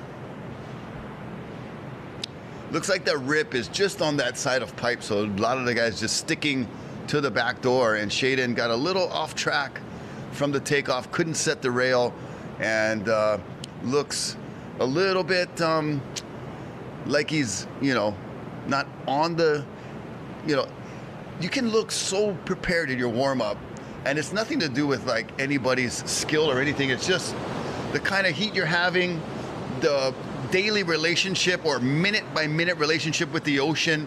And right now, Shaden just looks a tad out of place. Yeah. Like off track a little bit, even though preparing, he was totally on it. And that's just the nature of surf competition. Well, and as much as you want to make it into, it is a sport, right? But yeah. There's still that degree of luck. Yeah, the X factor. The X factor of luck. Yeah. And a lot of times, well, I'll tell you something. Dropping it, I'm going to say it. A lot of times, the best surfer doesn't always win the event. Correct. I mean, it's the guy who plays the game the best and has a little bit of that luck. Has that little unknown variable, that unseeable variable, intangible variable of that luck factor. Yeah. And, it's... like Nathan Florence yesterday, just got unlucky. Yeah. He was right there. And Nalo Diodado earlier today got really lucky. Yep. That wave came with 20 seconds remaining, leading a 7-point ride. But sometimes you make your own luck because you still have to execute on that opportunity. Yes. But if you don't even get the opportunity, that's the bad luck part. Right. But yeah, getting yourself in the position to have the opportunity is what you have in your control. Cheering on Papa Shaden right there. He's currently in 4th place. He did a 4.31. It's by all means still anyone's heat, especially for 2nd place. Look at the airbrush on that Arakawa. Sweet Shado colorway. Yeah. It's got that kind of... vibey. Yeah, like 80s, 90s vibe. I like it. And the look, everything. Just kind of taking us back. Looking fast. Professional. There's all kinds of ways to color boards, right? So you can color on the foam, which is the before the glass job, the old school, with the original kind of airbrush, and then you can do like the nice spray paint taped up jobs on top of the glass. The homemade. Yeah, that's how I used to do. But mine. then now you see a lot of surfers just straight rattle canning it and not even taping nothing, just put any kind of color on top of the board. I've got a couple any kind boards. Yeah, I used to do the red, yellow, green tape jobs on my pipe guns. Signal everybody. You got to stand out there, bro. It's about look at me, look at what I'm doing. But that's when you go to that colorway, game. does that like kind of paint you in the corner of maybe being like a stoner a little bit? Like when you did, it's just Rasta? I just like reggae music. Reggae music, man. I like the color vibes too. I like I think it's positive. And one of my favorites all time, Derek Ho, always had red, yellow, green too. Yes. Back in the day, so I was the king of pipeline. I was trying to be like Derek. R.I.P. Miss you, brother. Yeah. All right, well, we're under 4 minutes, Rocky. Billy Kemper ran away with this, but Baron Mamiya, like we said, really had worked for his scores, manufactured it almost. Here comes Baron again. Little bubble for Baron, comes out of there, winds up off the bottom, snaps off the top, pearls. I like it. Sometimes one of our fellow hunters will say, digs his nose. Who says that? That's funny, bro. What about the lobster dive? But I like bring back the lobster dive. I like that pearl. Taco dive. Taco dive. Looking for the hit. Okay, 3 minutes remaining. Baron holding on the second. He's also, not looking like he's like in full form, at least for, the time being of the heat. Physically, everything, mentally, I'm sure he's there. It's just when you have these little things that you're not quite on the game in particular, but he's still in 2nd place. So even a not informed Baron is still possibly going to advance, which is good for him. I'd like to have that kind of, off day, getting 2nd. Yeah. No. And it's when you get through the difficult heats that you didn't really perform or you didn't get a lot of opportunity, But you still get out of it. You still get out of it. That kind of sets you up. You know, Yeah. you put the bad one behind you. And you would rather have the bad one happen in the round of 64 Correct. than in the semifinals. Correct, yeah. But you're And- so close to the final. Yeah, and it all could be the approach too, because he's been at the top of his game here, like I said, back to back. And no pressure for Barron. Yeah, and you know, he's not approaching it the same way he would as the final or the semifinal in the round of 64. And yeah, right, and naturally. it's and it is his off season right now. Like Barron's like real job. He doesn't have to surf. Doesn't start till. Talk about it off season. His real job doesn't start till April 1st. Oh, bro, 2026, bro. How's that? I like trade jobs with you. Oh, bruh. That must be a hard thing, actually. Like when you think about it, like still to stay focused and like still stay on a program and being ready. Here comes Barron again, and that was just trying because he was in fourth priority.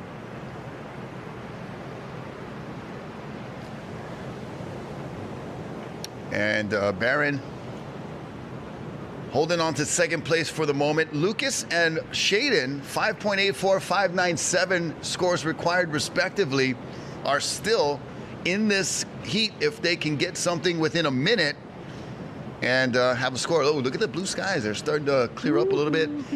I don't know if the land might get too hot and suck in those winds. I'm hoping that it stays nice and glassy for our competitors. But it is nice to have a little sunshine. We had 3-4 days of clouds and rain. Yeah. I think we might get some more on the way. So I think the hope is to get in and get out of this event before that next front totally sets in. I don't mind some rain. That's the only time my car gets washed. Yeah, mine too. And it doesn't get cleaned though. Lucas! That one. If you wash something, isn't it supposed to get cleaned? Yeah. Because it rains on my truck and it's getting a wash, but then after still it's dirty. Not dirty. It's not clean. It's still dirty. But me too. My car. Yeah. All right. Well, I don't believe in washing cars, by the way. Me neither. I don't believe in folding underwear either. I don't even like that. I don't want a nice car. Okay, Barron Mamiya, Billy Kemper, on to the round of 32. So Barron got through a tough one. Billy was dominant just right from the get-go. Taking a look at our Blend Fi recap, and BlendFi brings you cash, crypto, and startup investments together with one secure, easy-use app. Scan that QR code right now and learn more. That's what that little square is on the corner of your screen. Oh, you see them. Wow. QR code, postage stamp, whatever you like, call them, barcode, any kind. Scan them. Scan the bugger, learn more. Barron made it. It's not about strawberries and bananas Billy blending. made it. It's your finances blending. Yes. And this guy was blending with some waves, but not as much as he usually does. Long shadows and the shadow till early morning. Let's go to commercial, Rocky. Sure.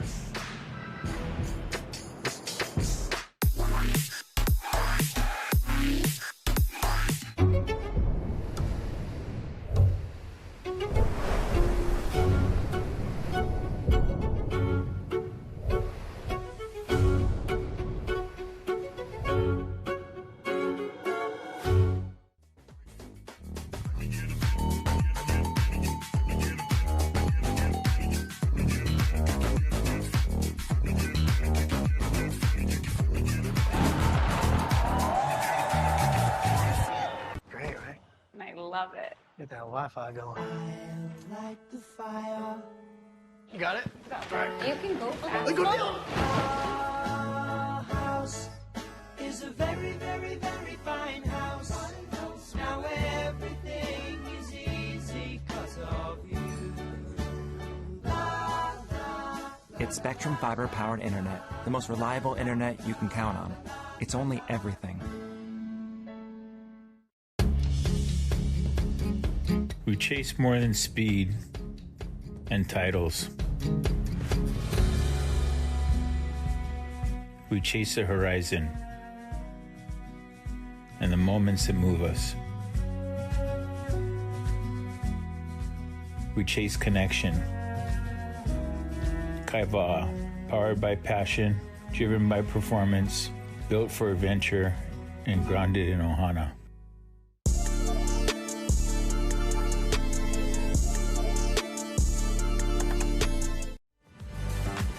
Woohoo! Look at this beautiful day on the North Shore. Florence Pipe Pro, presented by HTA. Another heat's on the way.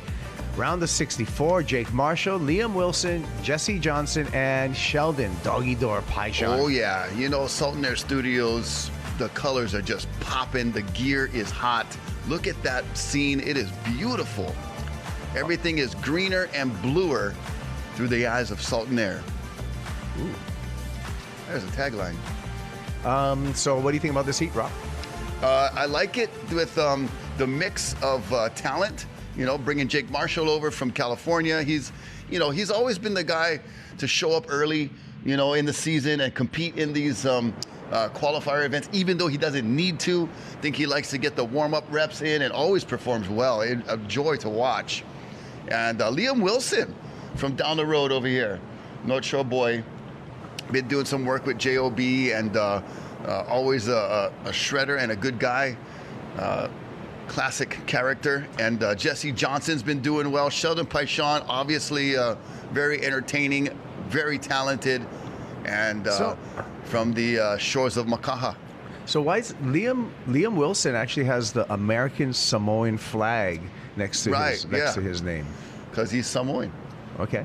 So originally from American Samoa? Well, I you know how for Olympic considerations, a lot of folks been reaching into their heritage, reaching deep sometimes into their heritage. I call it Olympic-itis. Yes. Cody Young, the Canadian flag. That's where you have the surfers from Denmark and the Netherlands Canada. And stuff, and Costa Rica. Well, like Costa Rica, there's actually but I kind of trip on like the whole like Netherlands flag getting represented. You know. Yeah. Like, Denmark. Philippines would be mine.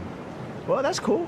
You know, if it wasn't Hawaii, because Hawaii's a state now. Yeah. But it would have to be Philippines, Korea. I got some Korean, Chinese. Ireland. Actually, I'm Irish on my Howley side. You do not look Irish to me at all. My mom's maiden name is Hoy, H-O-Y-E. Would love to go to Ireland. Check it out over there, the Emerald Isle. That would be fun, yeah. Do a little pub crawl. I'd be crawling. No, literally. I think there's really good surf over there, and I got really good wetsuits right now from Rip Curl. And, shoot, I'm gonna have to borrow one then. Yeah.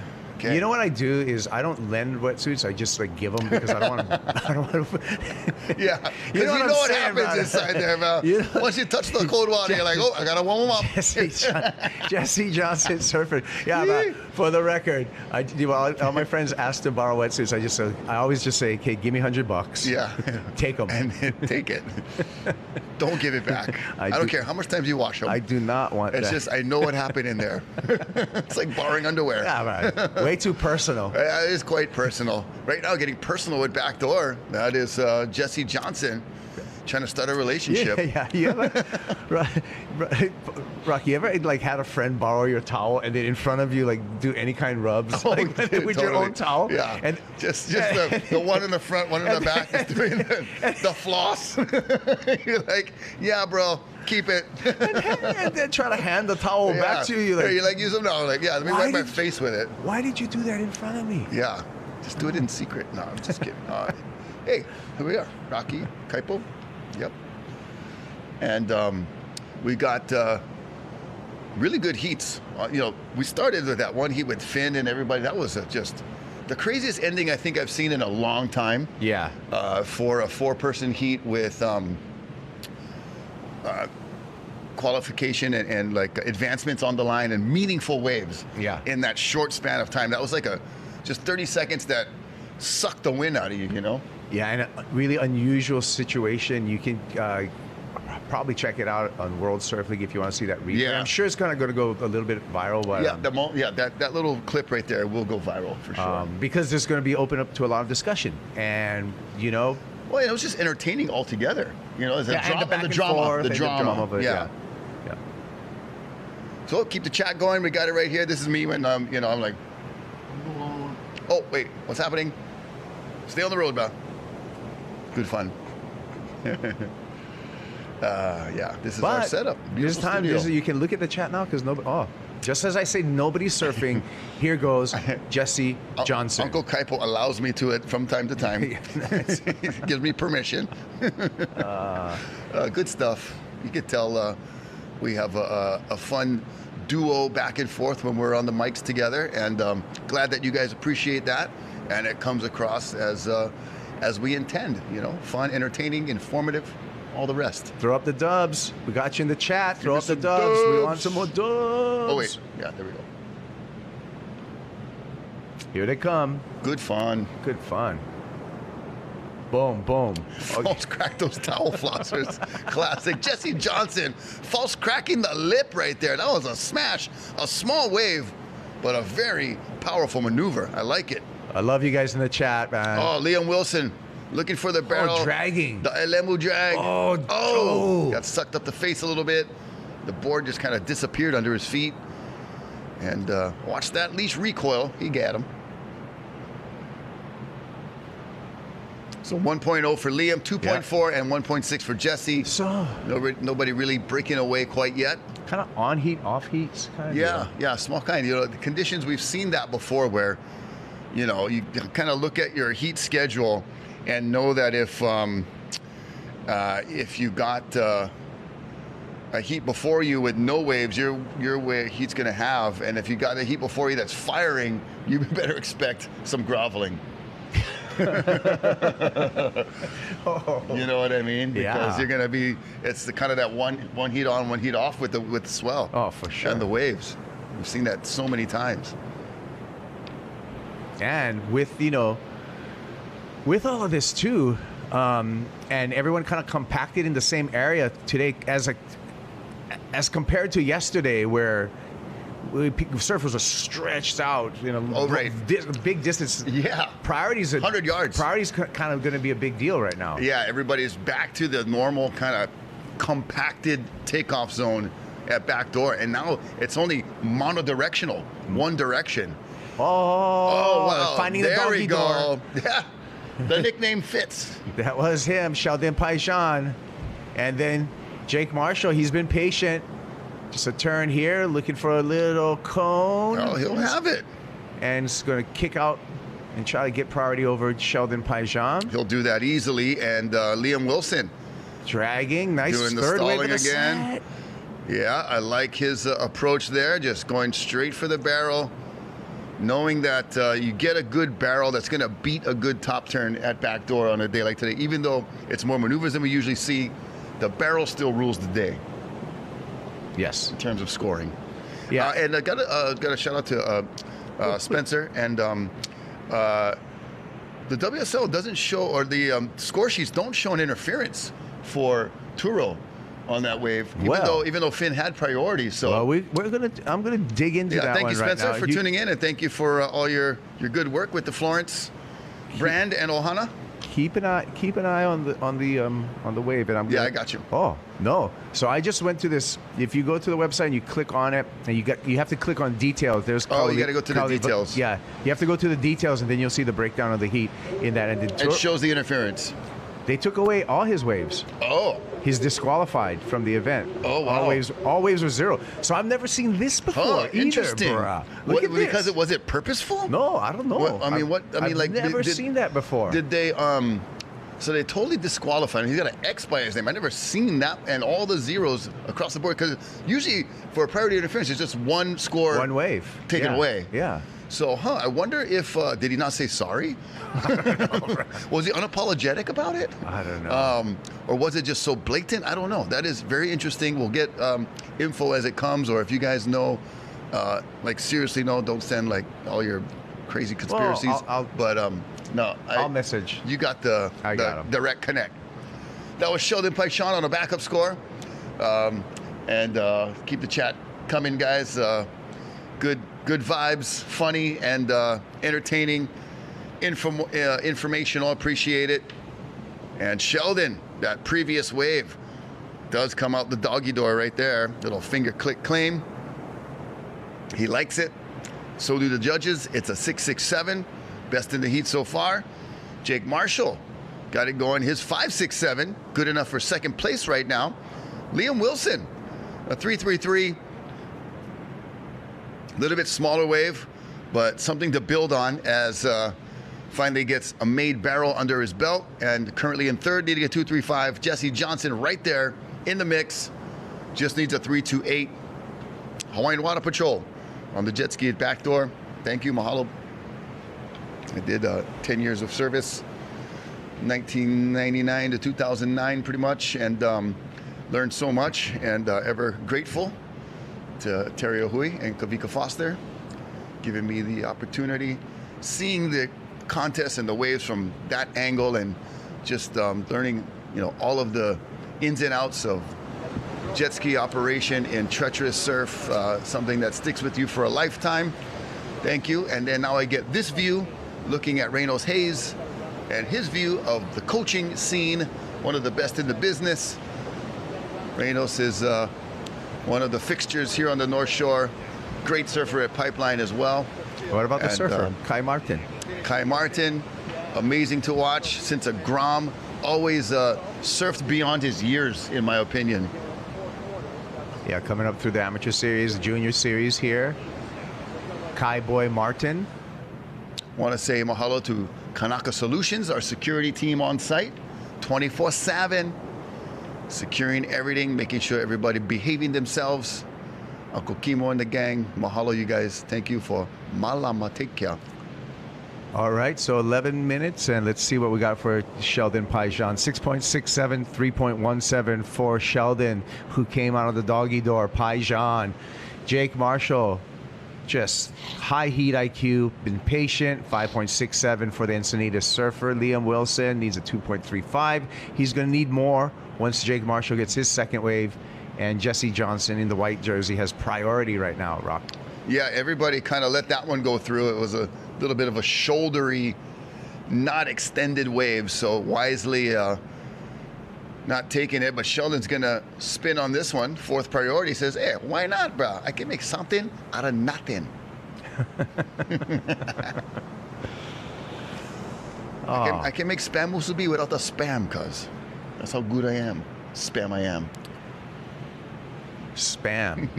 Is spam an acronym, or is it actual just a word on its own? I think it's sizzling pork. That's the commercial, yeah.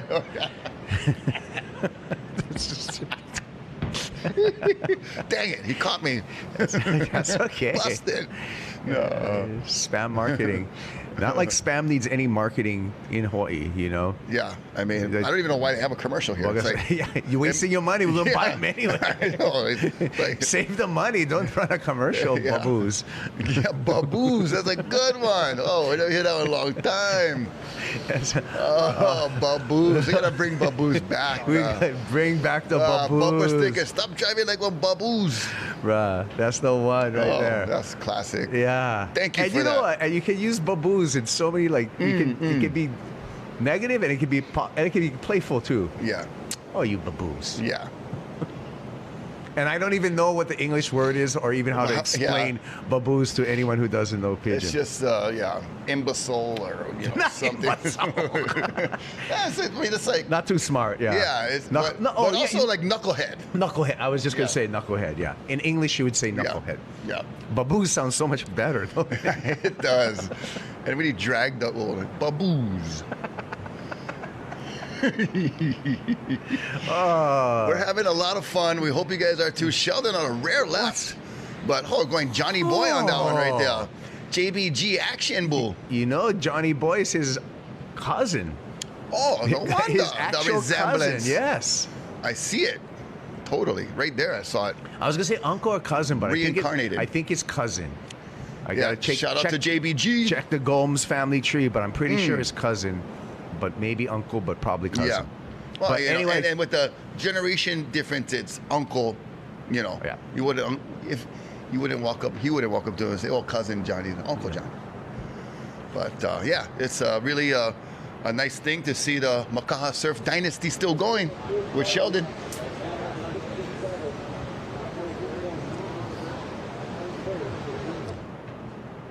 Wanted to listen in on the live beach chat right there.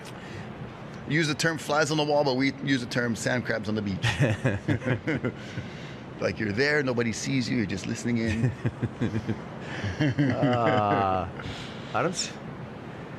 What happened? there's not as many crabs these days, sand crabs. I see plenty. You get plenty. Yeah, On Cabela get plenty. Cabela? Okay. I have like a kids camp that I do for 3 hours from the hotel, and one of our activities is catch and release sand crabs at Cabela, and we do release them back. Yeah. Not like when we was hunting when we was kids. Ooh, poor things. They're not endangered, but there's a lot in Cabela, but I don't know. Maybe you're just looking in the wrong holes or the wrong places on the beach. Yeah. I don't know. I actually haven't actively looked for sand crabs in a long time. Gosh, man, what have you been up to? You're missing out. Yeah, I'm like, I know about sand crab hunting. I go to bed early, maybe now, because your sand crab hunting, right? Yeah, usually happens at night. They're more nocturnal. Yeah. But we kind of hit the beach late afternoon, 4 or 5 o'clock for this activity. And we're early, bro. Knock, knock. Get in a bucket. Yeah, no, basically I designed these activities for the hotel for kids, all the stuff that I grew up doing. And then when I'm on these adventures, I'm just like being a kid again. It's pretty fun. So, Rock. Yes. Before we go, I do have the official word because the chat wants to know. Okay. They want to know about the scoring and the and Futuro next event. Aritu. Oh, okay. Oh, you have the explanation. The official. Okay. So Turo's priority interference was deemed unsportsmanlike conduct, and he was therefore disqualified. Ooh. So that's a rare one. Yeah. Unsportsmanlike conduct. Wow, that's a penalty. Yeah. So further penalties are being evaluated, will be imposed accordingly. Okay. So this is a really interesting situation. So Yeah.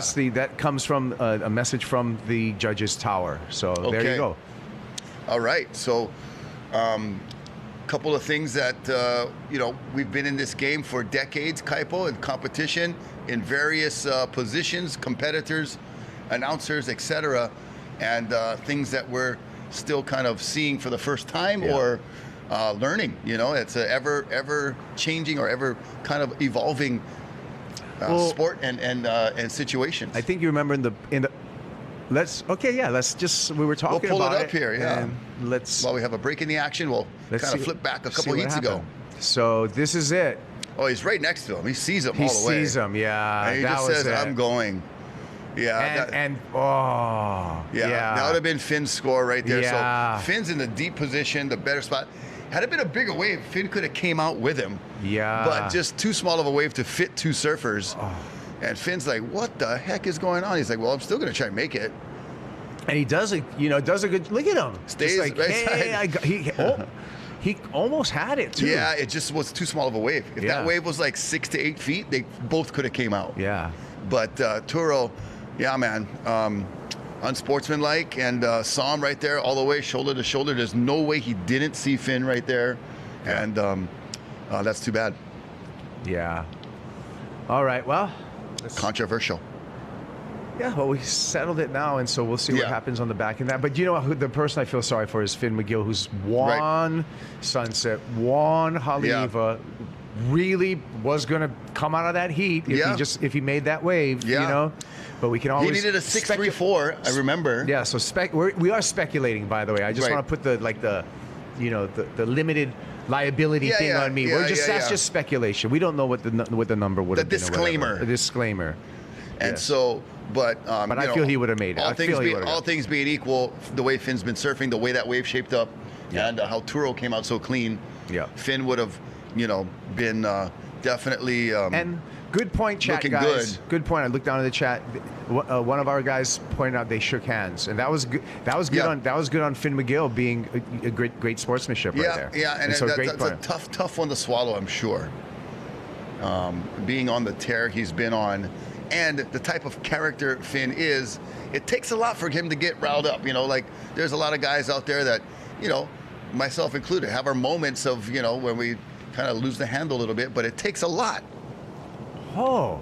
And look at that. Takes a lot to do that, right? Taking a lot off the lip right there. He sent that lip into the sky. Oh.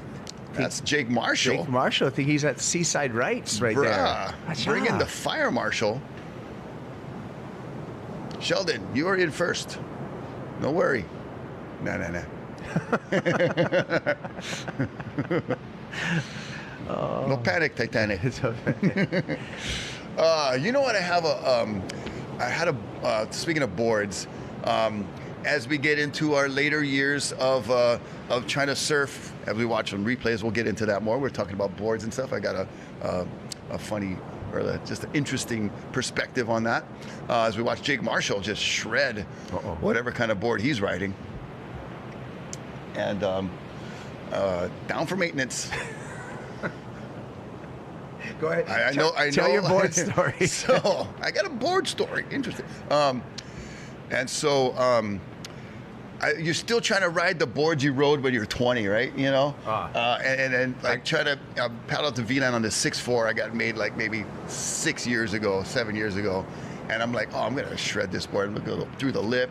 I'm getting hung up on every wave, late drops, like so thin. And I just have it's like, I call it FOMO, fear of like going with more foam. You know, but I just gotta settle in and realize that more foam will just help. Bro, I ride fat boards now, yeah, bro. and Like, so once you go foam, you never go, once you go foam, you never go you back. never go home. You never go home. You stay out in the water. Right. But no, I just thought of it as FOMO, the fear of more foam. Yeah, I got it. I probably got eight too low volume boards right now. Too thin that I cannot ride anymore. Yeah, so I bring them to the Menehune. I gained some weight. Yeah. But I donated that board to the Menehune last year because I paddled the V-Line. I was like, did not go how I thought it was going to go. And Jesse. Now I'm on a board with more foam, and life is better. Yeah. But it was like coming to that realization, like where you got to buy new jeans, you know, like bro, yeah, my waist is getting out there. I got to buy new shorts. Yeah, and the thin ones that used to go is hard, man. Yeah. Anyway, that's my FOMO story. And some lucky, cool, really grateful Grom won my board that I donated last year. And it's his new step-up board, and he went from soft tops to a hard top. I got to donate some, but boards are hard sometimes. Don't you have some boards that you have some memories on for that sure. you're just Nostalgia. like, you don't want to give it up? Yeah, like, definitely. I remember this on this. For sure. Oh, God, this was a magic one back in whatever year. Yeah, and you just have that the emotional attachment for sure. Or somebody painted something cool on it. Right, like, yeah. I got some old understand Gene that. Chester like airbrushes and stuff, and the board's too thin, but I can't. It's art on it. Yeah, it's a wall hanger. Oh, speaking of hanging on right there, that is Jesse Johnson trying to hang on to every bit of that wave for a 6.37. Not sure it's going to get there. He was stoked. He's trying to give the the positive vibe right there, sending it to the judges like, wasn't that a killer? But no. Nope, it didn't make it. No. Sheldon Paishon, Jake Marshall on to the round of 32. Let's take a look at our Blend Phi recap. So there's Jesse Johnson. And I think this was earlier in the heat. He was ending up in 4th place, but Red also not advancing. Oh, excuse me, that's Jake Marshall. Yeah, he was Marshall, advancing. Sorry about that. That's Jake Marshall in the red jersey, handily getting 2nd place right behind Sheldon Paishon. Solnair Studio, thank you for the great microphones and the AC studio here. Rogue TV is where you can catch all the action. A couple of our sponsors here at the Florence Pipe Pro, presented by HTA. More heats on the way after this.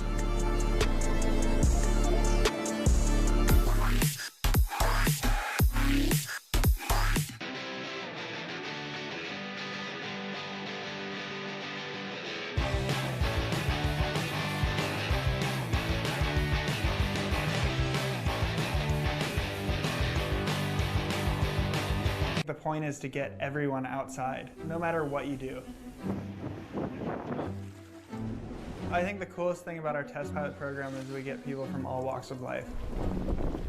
Guys test these products in all different scenarios, in things that we never would have thought of.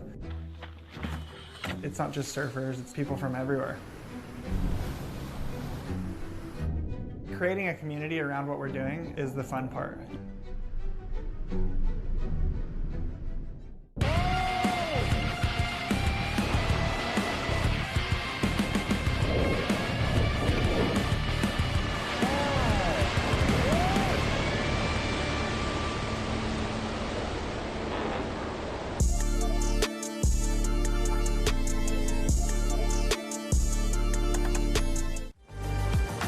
10 coming up in the water, and on the beach, Sheldon Paishan taking a win in heat number 9, setting himself for a spot in the round of 32. This is around the 64 as it rolls on into heat number 10. Kauli Vas, Kai Martin, Kayano Costa, and Jake Maki all out in the water. We got a gold medalist out in the water in the way of Kauli Vas in the red jersey, so expecting big stuff from Kauli, but he's with a talented pool. Goofy footer Kai Martin and North Shore boy Jake Maki up to put a challenge to the gold medalists.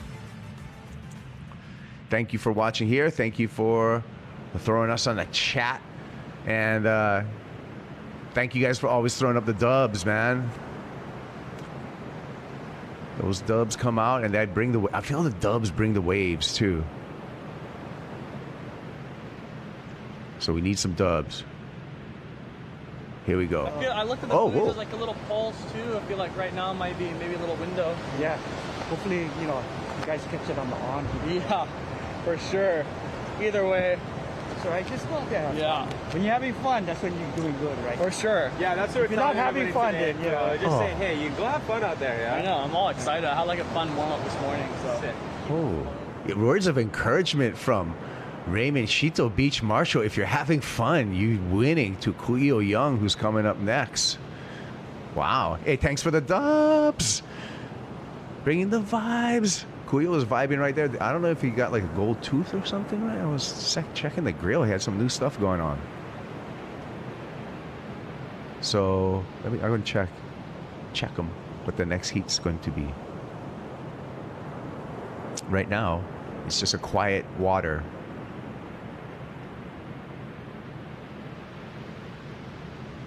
And Rocky's on a break. That's why you're only hearing me. And we can see here Kayano Costa flying by. Costa comes through a couple of sections there. Clean rails on the wrap. Shallow water on the inside. That's not going to deter Kayano with a couple of snaps there. Finishes right in. That's going to be a nice start for Costa.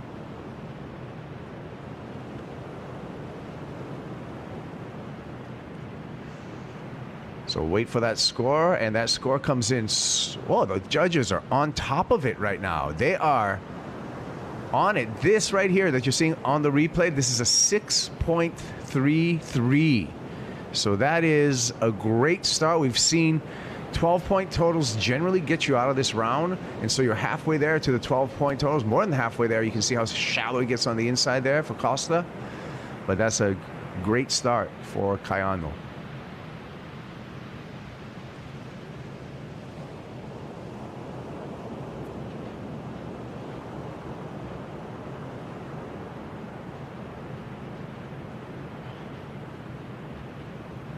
Oh boy.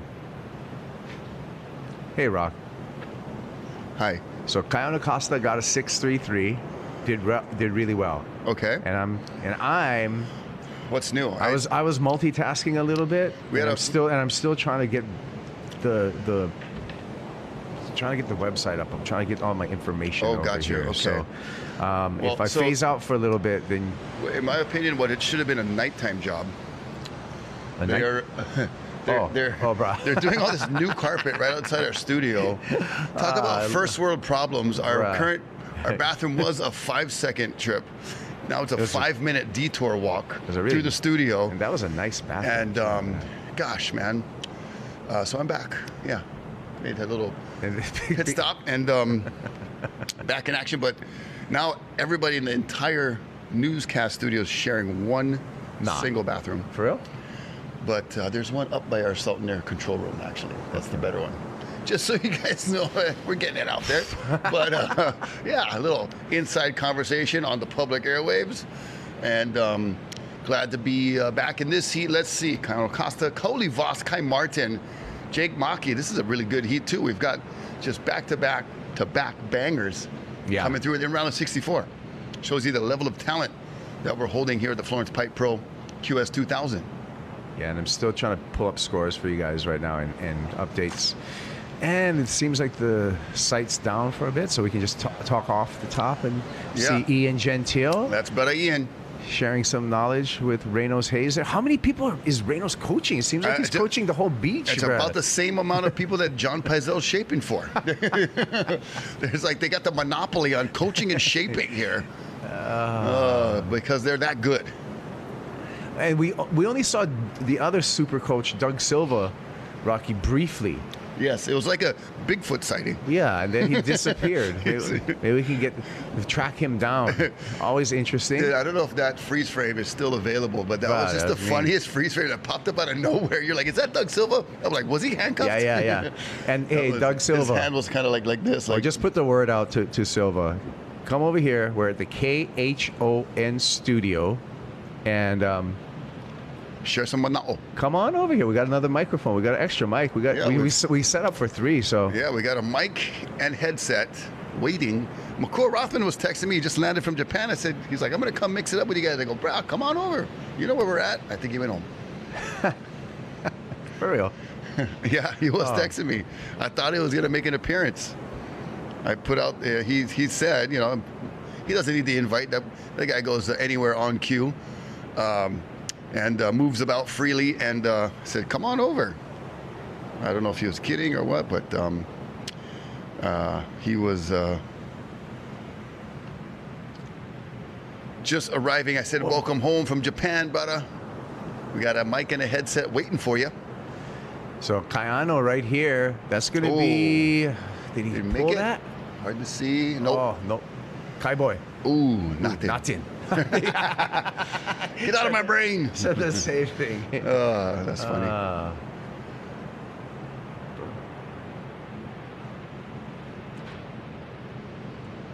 Okay. Here we go. Some replays. Kayano, Kosar, heat leader. All right, nice hook off the top right there, just really laying into it.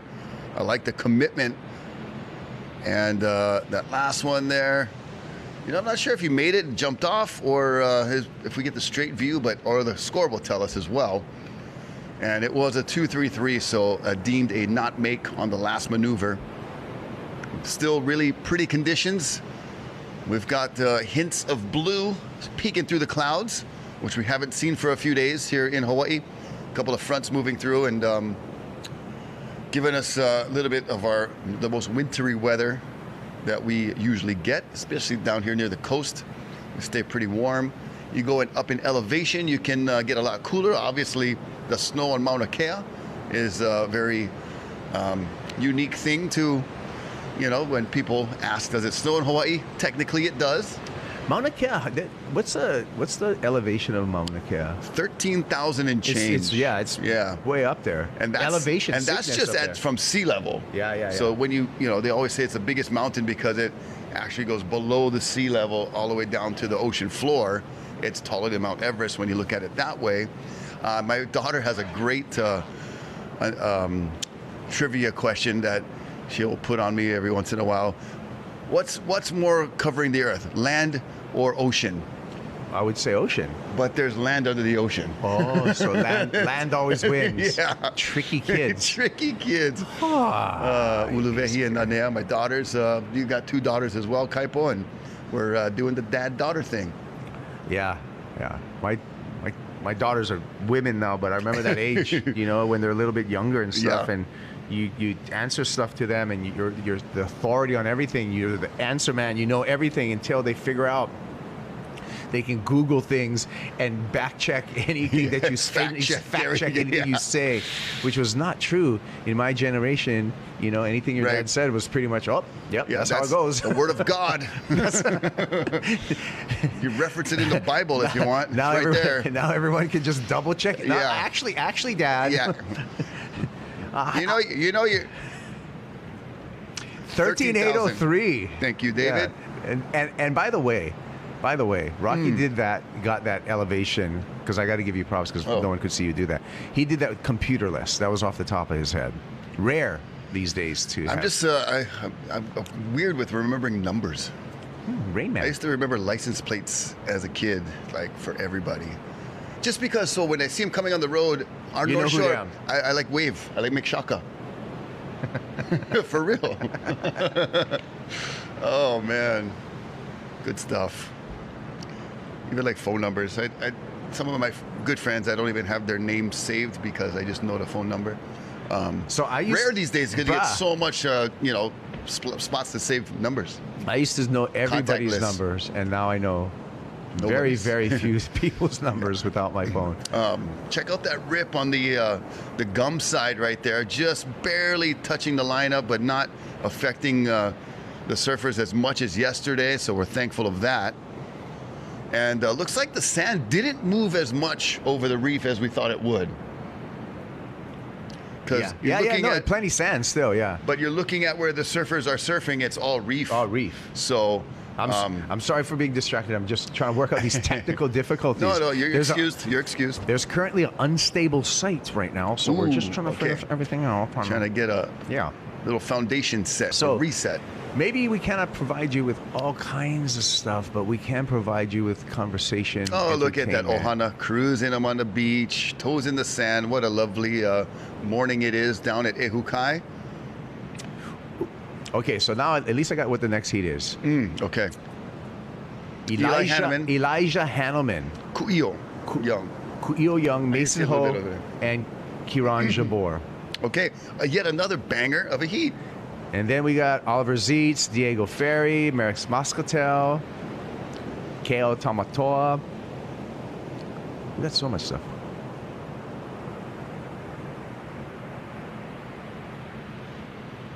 Carly Voss, I mean, I talked him up so much through the oncoming days, and here we are with 11 minutes remaining, and the gold medalist has not taken off on a wave yet. Mind you, he's playing with coal right now, not gold. Yeah, but mind you, he only needs to beat a 3.44. Yeah, he's still way in the game. Joshy. The waves had slowed down quite a bit. Consistency a factor right now. Spencer chiming in, asking if Finn can get somebody's spot if they don't show up. But I don't think that is going to be possible. Yeah. Once you've surfed, you're done. Yep. You don't get two swings at it. No matter if somebody did an unsportsmanlike conduct against you, it still is not going to be happening for Finn. I know it's probably a lot of Finn fans out there that are not happy with that. And gosh, what a crazy turn of events. Here we go, up and riding in the red. There's Kauli, gold medal. All right, gold that's what we're waiting for. Heart of gold, and comes out whacking it. So there you go, just like that. So he's going to go to second. I don't think he's got an 8.66 in that. No, but he will definitely go to second. Yeah, so Kai's going to need a score.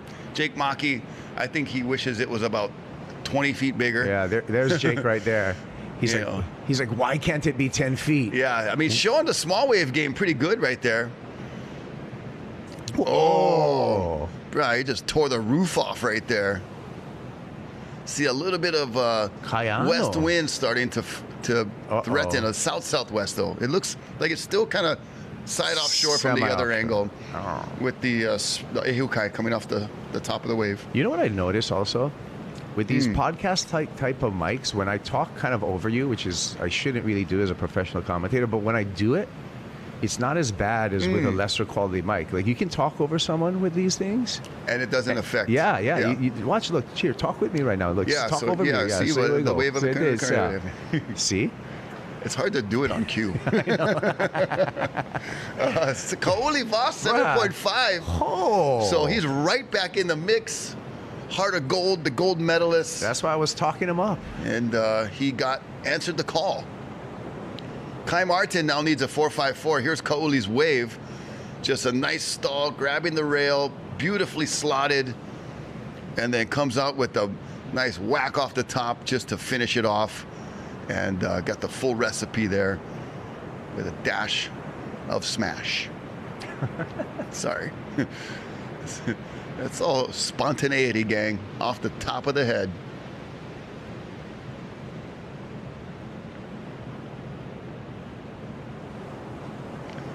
Somebody's asking, where's Kelly? I'm pretty sure he's golfing. Kelly? Yeah. Kelly just had a hip replacement surgery. Gotcha. So he probably still could be golfing. Yeah, but he's playing putt-putt. But he's got an artificial hip now. We're all hitting those age. I got an artificial knee. Okay. Like it's good that it's rad that we have that kind of science. My medulla, I got artificial intelligence right up here. I have mixed feelings about AI, bro. So do I. It's scary. So scary. I just, see the machines taking over. Yeah. Eesh. It's like talking to each other, communicating, making plans. How's that robot behind your that kicked back. that Chinese guy right in the chest? He beat him up.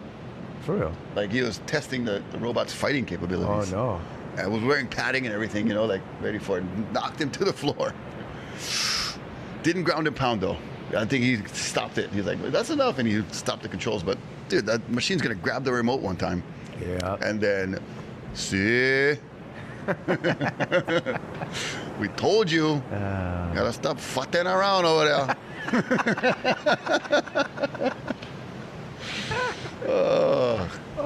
Got fun it. Told you guys.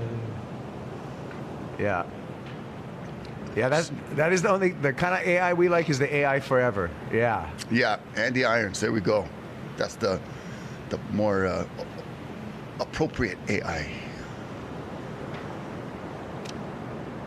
And AI in Hawaiian means to eat.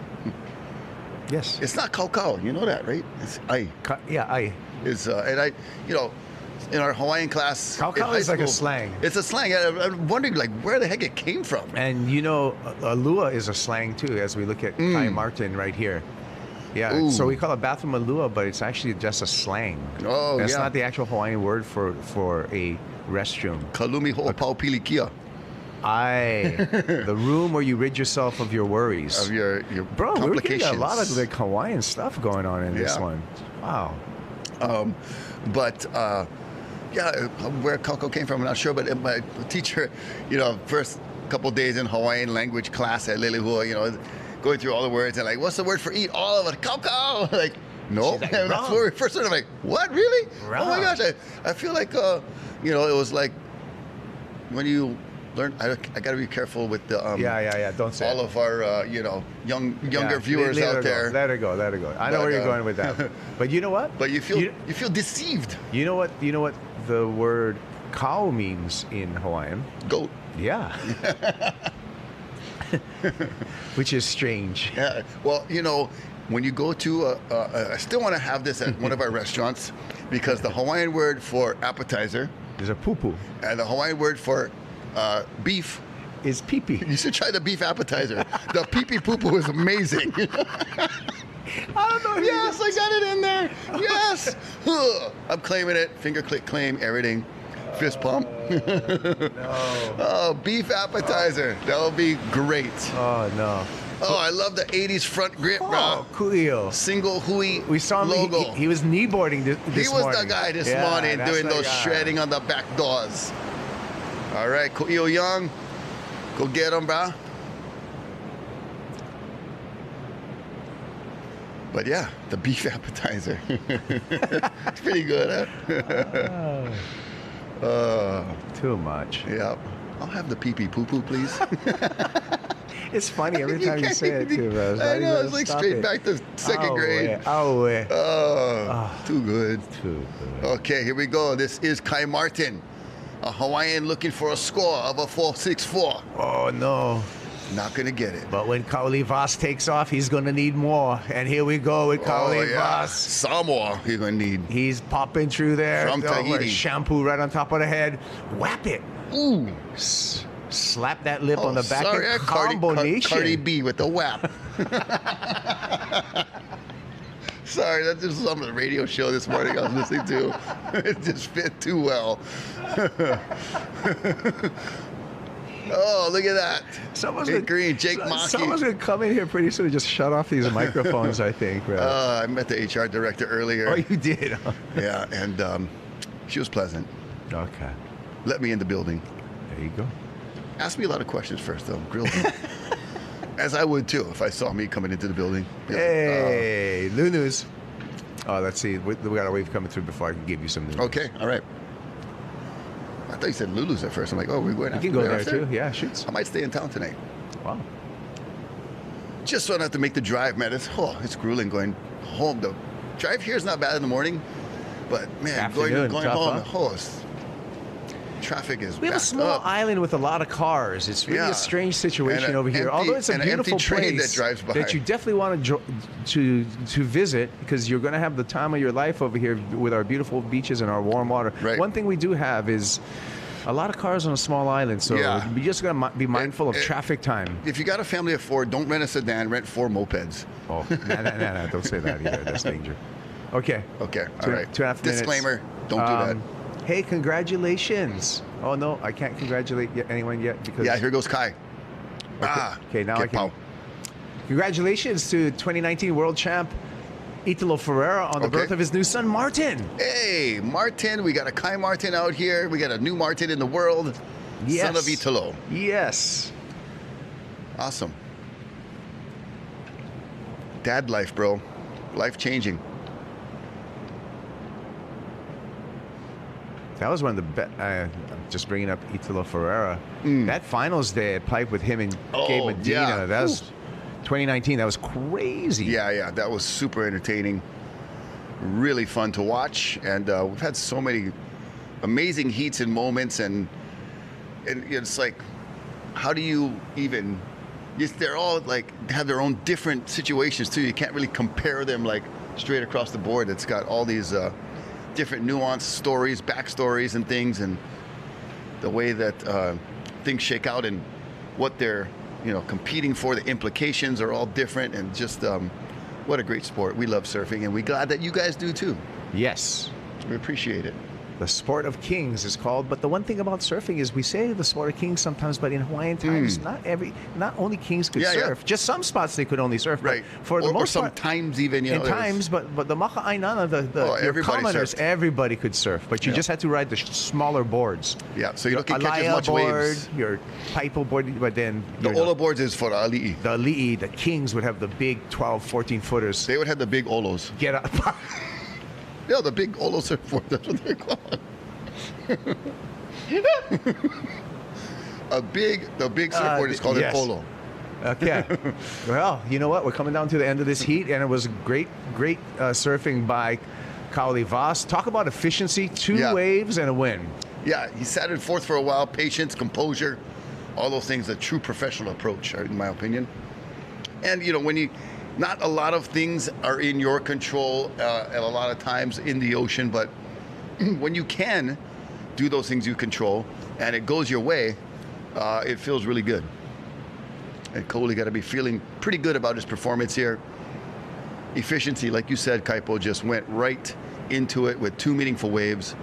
He'll head to the round of 32, expending very minimal amounts of energy. Yeah. And getting it done. Jake Maki and bows out with Kai Martin. Speaking of the round of 32, well, we'll get to the recap first. Is the blend Phi recap, and Kayano Costa started off with a great wave combination of barrel and a couple of nice carves. Yeah, he got a really hot start and put him in a good position and had the lead for a good part of the heat. Kai Martin worked hard, gave it a good shot, but just didn't find the waves that gave him the best opportunities to get those big scores. Kaoli Voss, patient, professional, composed, and proficient in getting barreled and then whapping it off the top right there, Cardi B style, and then, sorry, and there we go, panning the beach, taking us out. Keiki Bungalows, they're right on the beach at Keiki. Thank you for your support here at the Florence Pipe Pro, presented by the HTA. Don't go away. We got more surfing on the way. I'm telling you right now. After this, Eli Hanneman, Kuyo Young, Mason Ho, Kiran Jabor when we return.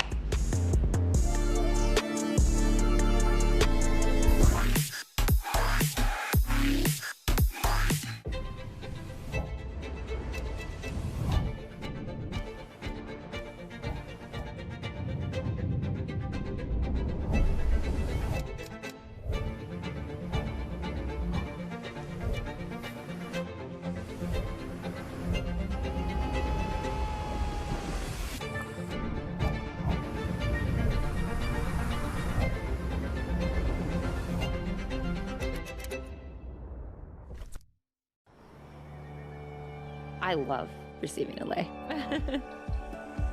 The making of lei, the preparing the flowers, it's all part of our history and our culture. You're putting your love, your mana, your energy into it. It is a symbol of how we share our aloha with one another.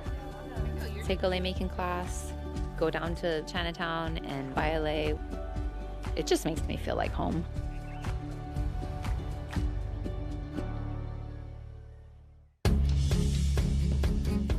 We chase more than speed and titles. We chase the horizon and the moments that move us. We chase connection. Kaiwa, powered by passion, driven by performance, built for adventure, and grounded in ohana. It's time to enjoy life. It's time for Enjoy Snacks. Enjoy the taste, enjoy the quality. It's a part of life that makes you smile. All the goodness of life in every bite. All the flavor and taste you want in life. It's time to enjoy life. It's time for Enjoy Snacks.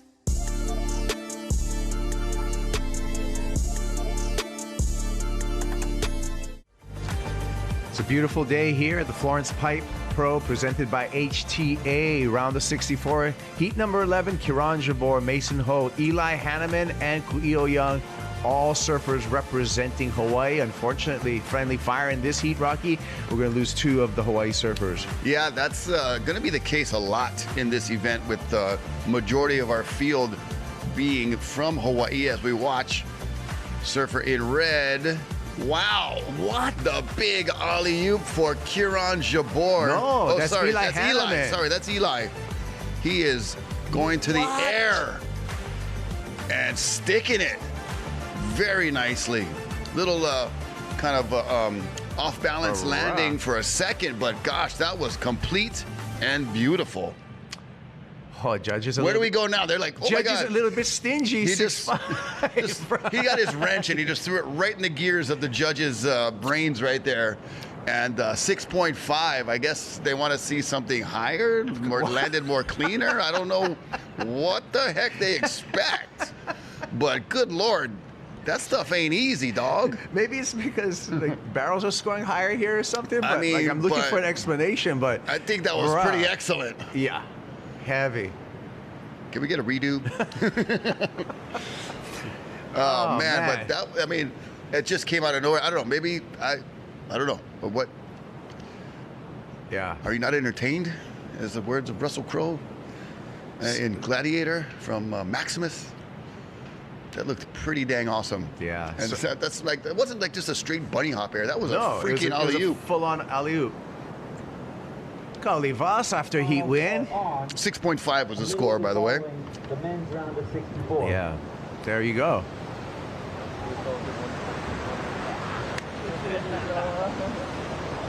Made it look easy. Kaoli Vasan in his heat, very efficient, rode 2 waves, 2 scores, and a heat win for the Tahitian. He's moving on to the round of 32. And by the way, speaking of the men's round of 32, after this round of 64, we're deciding whether we're going to go into the 32 round for the men or for the women's quarterfinal. The word is in. We're going to go to the women's quarterfinals after this. And Eli Hanneman continues to shred. He already got a backup for that 6.5. Eli Hanneman, number 1 right now on the Challenger Series, numero uno. Okay. So looking good to qualify spot for the championship tour at the moment. Here's his second wave. Yeah, you got to be top 10. So he's got, you know, quite a cushion, and he fits right into that little barrel. And he's like, okay, you know, let's see the alley-oop then. I'll go try this, you buggers. So he gets barreled in a spot where, you know, it was a small barrel. He probably, if he got an excellent score in that first area, he probably would have done it. But 6.5, okay, I guess they don't want to see that. Oh, well, you know, just get barreled. You know, he's mixing up good. He's got a crazy air game. Yeah, he does. And dude, a lot of it just developed over in Lahaina Harbor. Yeah. You know, where his local break. Plenty ramps over there. both on rights and lefts, and yeah, he came so close to winning. He was runner-up in the last Challenger Series in Brazil, and he came so close to winning there. He was dominant that whole time, throwing big airs the whole time. Yeah, he's a classy kid too, you know, like really good upbringing, solid Ohana support. Shout out to the Hanneman Ohana on Maui, and at a junior pro at Turtle Bay, I was announcing there, and gosh, he needed like a 9.5 to win the event. Busted this huge air with 10 seconds left, got the score, and I was like, dang, that guy is going to be going places. And here he is, arriving. There's our next heat, getting ready. Diego Ferry, another Grom that we've watched come up through the years. I mean, it's probably going to get repetitive for you guys, but let me just read it to you. I can't believe that judging elements all of these kids have however, maneuvers, combination, and progressive surfing will grown up so quickly. Okay. So you know what that we'll means. listen to Riley for that. I just wanted to give you the official wording that they sent out.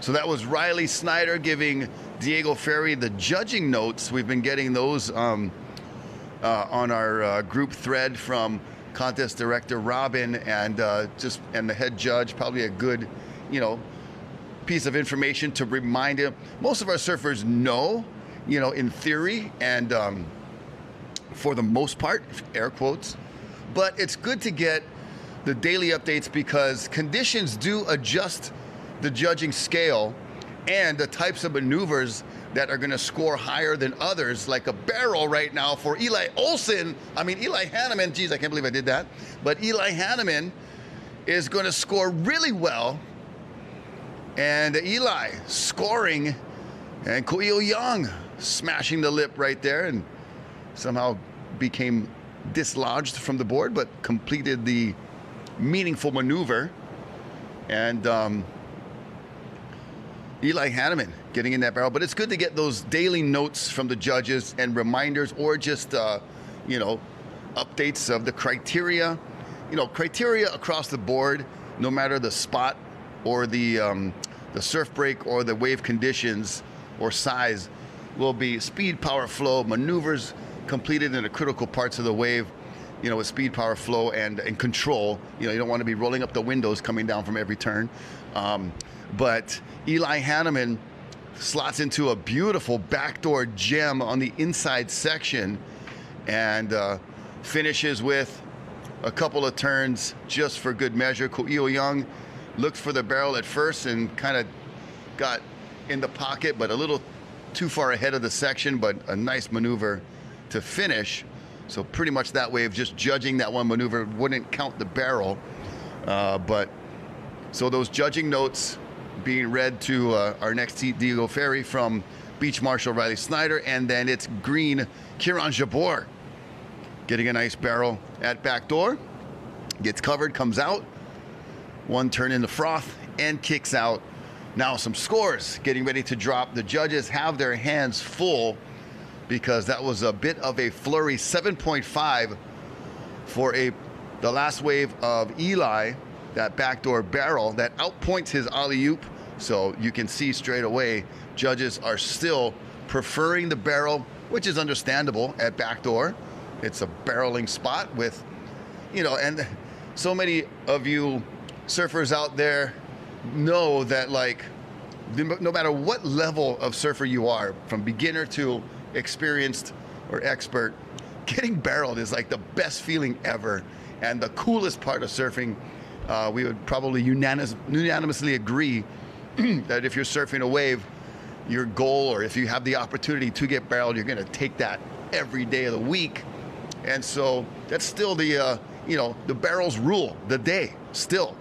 And look, oh man, that was a drainer, kind of a racetrack section though, a freight train, if you will, down the line that Kieran Jabor did not think was makeable, and probably a good call rather than waste a lot of time and distance chasing that one. He cuts out early. Here's his first wave score. Nice stall. Got the double hand stall with the elbow out, front elbow pointing in the direction he's going. Kind of like a golf swing. And look at this from the drone. Just a lovely shot right there. Getting inside with Kieran and that opening score, or sorry, that best wave score of 5.83. So he's currently in second. Kuiu needs a 6.3. Mason with priority on the board with a fractional score needs a 7.73.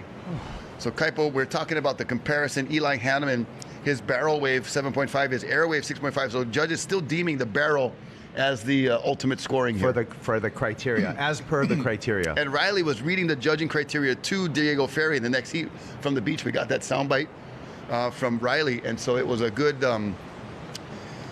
overall just explanation and of the day's criteria. And we've been getting those daily judging updates, which is pretty cool. Yeah. Just to remind the competitors, they all know the general criteria, but to know the specifics for each day because it changes. And to keep in line. Yeah. You don't want to harken back to the 2015 Pipe Masters. Yeah. Well, he got this score for that wave. You know what happened in 2015? Mick Fanning was on his way to a fourth world title, remember? Yeah. And semifinals were scoring, supposed to be scoring barrels. Gabe Medina went out there, didn't air, but like laid back, whatever. I'm going to tell you the rest of the story later because we just watched Kiran Jabor. Yeah, right nice, here. Nice tuck and bowl. So actually, Gabe didn't even do that big of an air and kind of messy landing and everything. You were there, I think. Yeah. And it was like a 6.5, and that cost McFanning his world title, and Adriano de Souza ended up winning. I think it was 20. Yeah.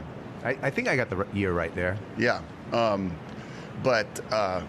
It's good to have the daily report sheet from the judges go out and have the surfers abreast of the current judging criteria. And now we get it text out to all of the surfers at the beginning of the day on every level of competition, from the qualifying series to the Challenger series to the Championship Tour. That's great. Mason Ho. Come on, Ho Daddy. Snap, stall. Oh, he's got to get a lot of speed. You see that pumping? Wow. Nice. Mason. Yeah, that was just... Yes. I love it. Keep it coming, Mason. That was crazy. This is such a good heat. Let's get a replay in slow-mo of that kick. He's been waiting forever, too, right? He was pointing at somebody just for fun. I don't think he was he just say, I told you. He just wanted to just strike a pose. Just going with the third letter of the alphabet, Rocky. See? Going with the other word for ocean. See? Going with the Spanish word for yes. See? Yes. Oh. All right. Okay. Good fun. Yeah. I got that one in there too. Yes. Oh, Mason. Oh, hunting on the way back out. Almost had the bonus. Like he caught the boar in the mountains on the trail back down. He seen another one. The pua'a. The pig. The pua'a. Mm-hmm. Oh, no, the bugger. Really, smoked meat is really good, man. Oh, yeah. It's getting to that time of day where I get hungry, and I was wishing Joe Centeno was around here with some type of snacks. Some poo-poos. Yeah. Yeah, so a lot of times when we catch wild pig, we smoke that meat, and it's really good, yeah. In a bowl, or you roll it up? No, I'm kidding. Just kidding. Oh, you guys. That so was funny. Rocky Cannon, not Kaipo Goro. Yeah, that was me. He started it. Nah. Mason. Look at this. Oh, how's the arm swim? The air swim kind. Yeah. I love the other angle. Here we go. Yeah, look at that. He knew what was going on, though. Like, Yeah. he saw down the line, had to get He some needed to projection. get going, yeah. Just to make that. Oh, that was sick. Ooh. Hey, look at the remix, bro. Yeah. Sick. I like run it back. we need to do more of that, okay? Yeah. Hey. Oh, bro, man. look at the slow-mo and the long hair waving in the background. It's like a cape right now. Yeah, 3-play operator or EVS operator. Keep on doing those remixes. Look at that. We're loving And them. Terrence. That and then on fire. Hands to the side. I'm not mad at the backwards remix right there. I think we should have fun, and if we got some time, we'd run it back. It looks cool going backwards. Yeah. What do you think in the chat? Do you like the backwards remix? I Oh, like Hana-Ho. they used to do that, or they do that on America's Funniest Videos too. It's so funny when people do things backwards. Yeah. It has just that different look, and it's comical, and it's interesting. We'll keep that 727. coming. 8:45 remaining. 727 for Mason, so that got him into second place right there. So great surfing, Mason Ho. That was a heat turner for the moment. Yep. Now look at the pack of surfers. Who's got priority? Ku'io's got priority. He doesn't even look at it. Eli. Second priority. Stalling, now pumping, driving, coming through, beautifully done. Grab rail cutty, puts it, just rest the hand right there for the moment. Woo. And then boost, a little. What the heck? A little shove it like a. Whoa, more barrels. A little shifty in the air. Oh, the chat's lighting up with 6-7s and W's. Yeah, 6-7. Oh my gosh. You guys are so good, man. I love just the dubs. I'm telling you, the dubs are working, man. Yeah, nobody even called for the dubs right there, and the dubs I know, came the up. dubs just get you going. Bruh. I was asking yesterday, I like my dubs over easy. And over easy. Sometimes scrambled or floppy. It's all good. Floppy dubs.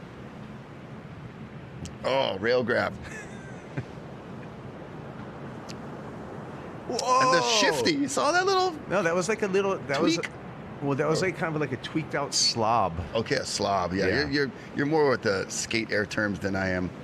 Wow, I'm part skateboarder, bro. Yeah, I know. That's why I walk crooked. Yep.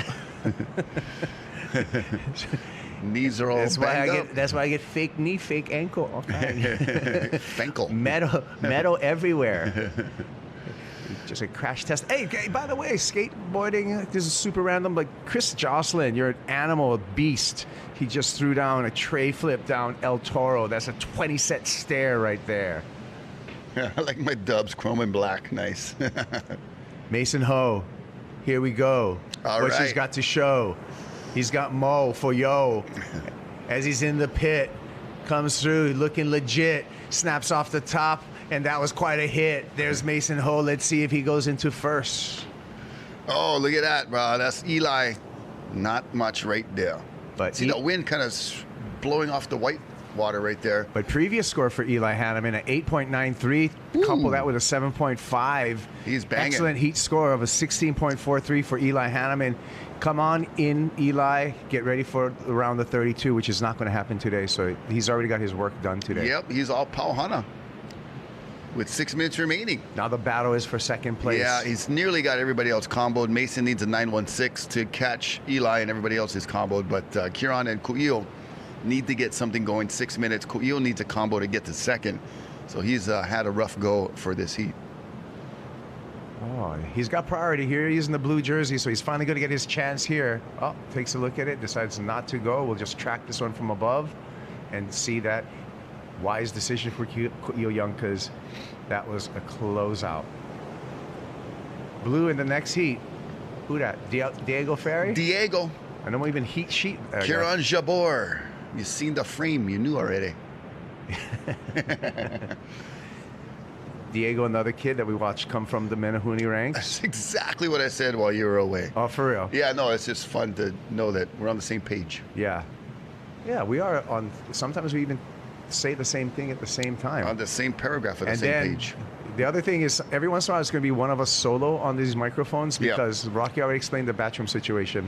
We got a journey, detour in the studio. It's like a maze in this KHON studio. Sultan Air putting it together, and our usual bathroom is right there, 2 seconds. But nah. They're redoing the cockpit. Well, people calling for Zord in the chat. Where is Zord? He's jumping out of a plane somewhere, I think. Oh, yeah. And the dubs are coming back up. I don't know, but if you ever jump off a helicopter, don't jump up. Never. Bro, like Step I've ridden in a lot of helicopters actually in the last 5 years, and I've been really lucky to do so. And the thing about them is when you get out of the helicopter too, don't stand straight up. God, I know. You're in they tell you to be in the crouch position getting out of the helicopters. Because, I stepped off a couple of helicopters, lifeguard training in the past, and you step off. Don't jump. Yeah, that would be horrible. Don't think about it. Look at the rip just tickling the side of the lineup right there, but Eli is going to be unaffected. He wants some more. Oh, bruh. You already got 16.43. What more do you want? Come in and go to Tonga. Never mind Samoa. Ku'io. Oh, you got to do something. Muscle. Oh. The Hawaiian mana was almost coming out of that one right there. Made the appearance, but couldn't stay on the board for the completion. The power.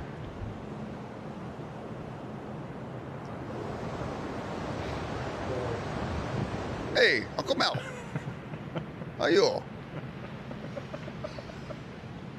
All right, Mason Hole. Mace Dog. Uncle Mace Hole. In the cone. No extension. way. Yes. What? With the point. And the point back. Oh, no. And the steez. And the steezy pose. Oh, no. Bruh. Oh, no. Somebody just has mentioned the Jimi Hendrix of surfing. I like that analogy. Oh, he's no. He's a lot of things to surfing across the board. If that was an 8.93 for Eli, what are you going to give Mace Dog? I'm going to go 9s on that one, bro. Niner. I don't know. Should we go double dig? Bruh. I might as well. Might as well. 10s don't cost you money. It just brings you some good vibes. Good vibes. Why yeah, not? Bro. Like, lighten up the day. Throw us a 10. Know, bro. Don't be so stingy. Let's go. Oh.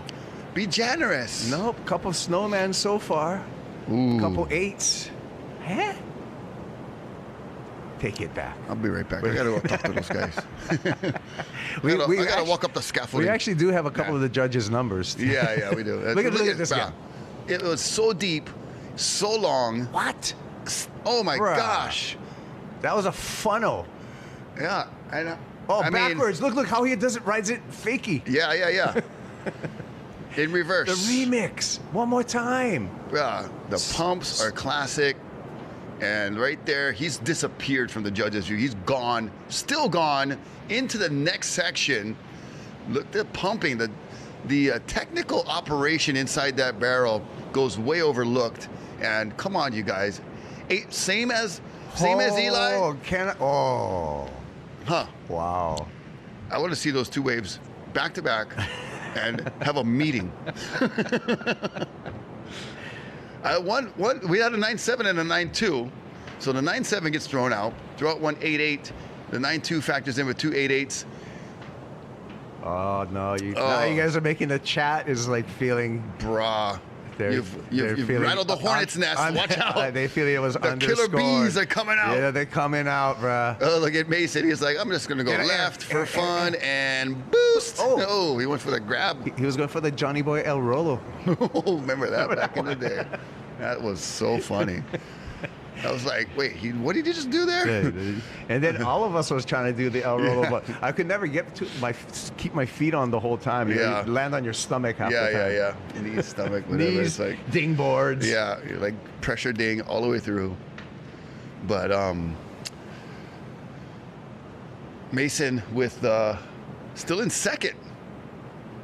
So Mason and Eli pretty much running away with this heat. 45 seconds. Kiran, it's over. Kiran and Kuyo are comboed. So safely say before the zeros, it's over.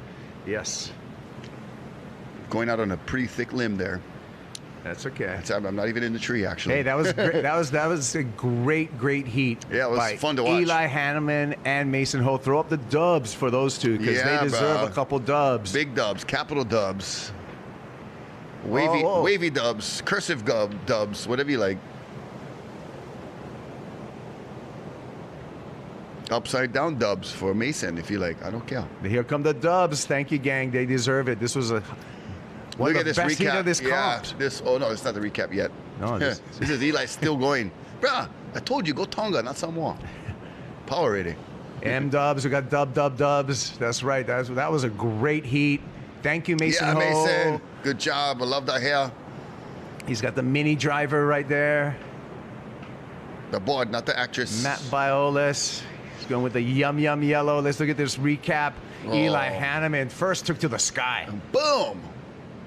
Helicopter vibes right there. Just spinning the rotor. Landing clean.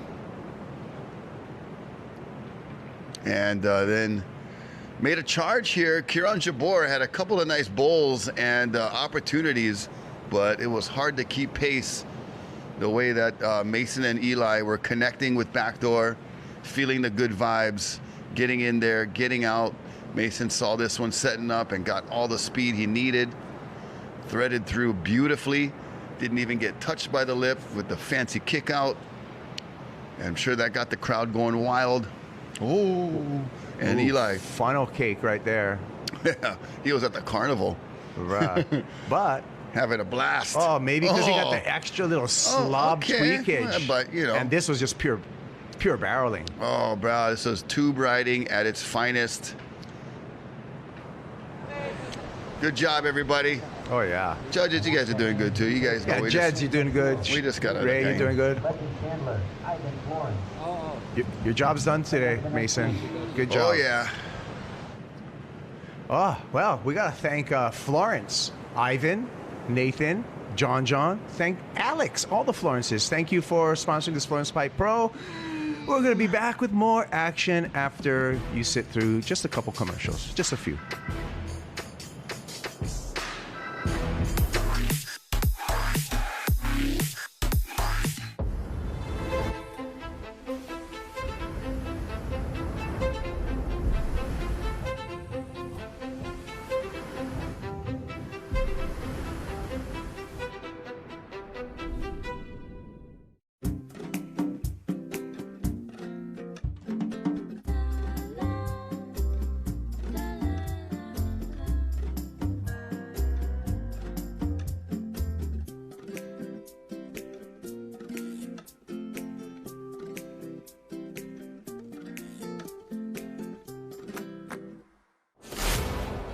We're here for the moment when the ocean calls.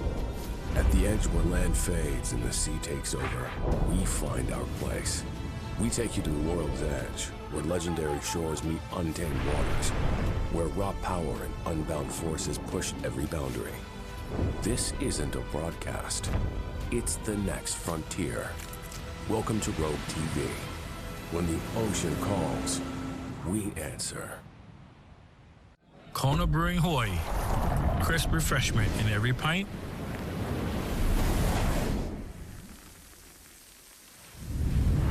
Island pride in every pour. Born here, for here.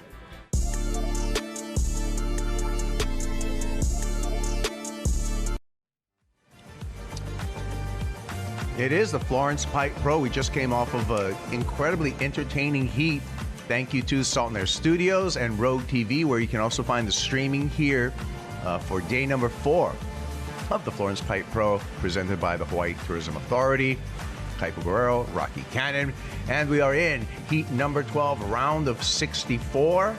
Yeah, another good one setting up for Oliver Zietz, Diego Ferry, Merrick Machkatel, and Kale Tamator Chabrier, Tahitian, up against a New Zealander, Oliver Zietz. Oh, no, sorry. Is that Netherlands? Netherlands, excuse me. NLD. I got to recalibrate my abbreviations. NZL would be that other one I mentioned. But that is Netherlands, Diego Ferry, and Merrick Machkatel from here on Oahu. And Oliver Zietz, actually from Kauai. Okay. Kauai. Oh. Beautiful Kauai. Hello. So, but reaching back into the roots. Yes. The Netherlands roots. Yes. Where they speak Dutch. That means I could represent Netherlands. I could represent the Azores. Isn't it Amsterdam there? Netherlands? Is that the place? Okay. I've never been to Europe in person. Oh, really? Love to go. My wife's been there. Amsterdam's actually the capital of the Netherlands. Okay, gotcha. So you got that right. But, you got that right. But they call it something else too, right? It's Netherlands, and there's another name for the country. I thought. Anyway, back to the action at hand. Enough geography for the moment. Holland. That's right. Yeah. So it's.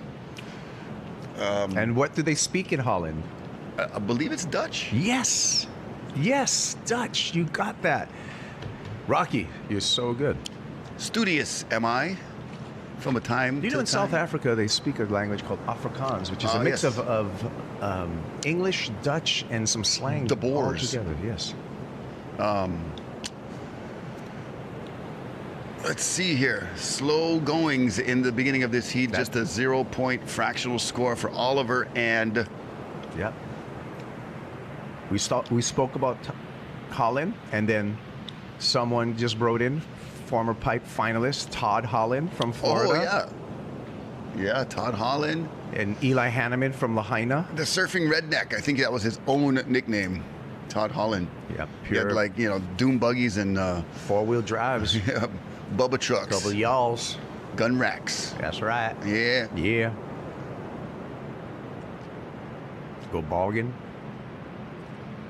Oh, I remember he had that just horrific wipeout though one time too at Pipe, where he went for the layback and just got sucked over and face first into the trough. Gnarly. But Todd Holland, yeah, Florida boy representing. Yeah. And here we are representing Salt and Air Studios at Rogue.tv. The Florence Pipe Pro is live day number 4. We started out with really clean conditions. We see a little ruffle, a little texture. South-south wind is the forecast. We're hoping there's enough south in those winds to keep it slightly kind of side offshore instead of that straight, side or onshore of the west. Yeah. And this is where we see your chat right here. This is where it is. This is where my distracted driving comes from. This is where Rocky goes like this. Yeah, I'm like, it just goes so quickly up the, scrolling. You guys, up because it. you guys are awesome. That's why. Because you guys are awesome. Keeping it coming. I like it. I love it. Entertaining. This is fun, like informative. All the good stuff. This is my 15th event that I'm broadcasting this year, and this has been one of the most fun because of Nathan on the beach, because of you, Rocky, because of you guys in the chat. It has been really and the surf hasn't even really been that good. You know what I mean? Although last heat we saw some high scores. Right now we see. Oh, look at this wave Oliver setting Zeitz. up. Oh, bruh. Slotted. Yes. Zeitz, Ollie coming out. Nice. Could see that wave when on the takeoff. It just had that look of drainer capabilities. Drainer potential. Good old DP. Drainer potential. Drainer potential. Look at that. You right caught me there. looking at the chat. We're watching. Oh, look at that. It's so hollow. That's so cool. What's he going to get? He's going to get excellent. Oliver Zeitz. When you're deserves it. traveling through a tube of water and you don't even get touched by it and you're surrounded by water and it's just like this. Time slows down. You're in this funnel and it is just one of the most crazy, amazing feelings. Ooh, Mr. Smooth with the front foot grip. All right, nice slash off the top for Diego, another one.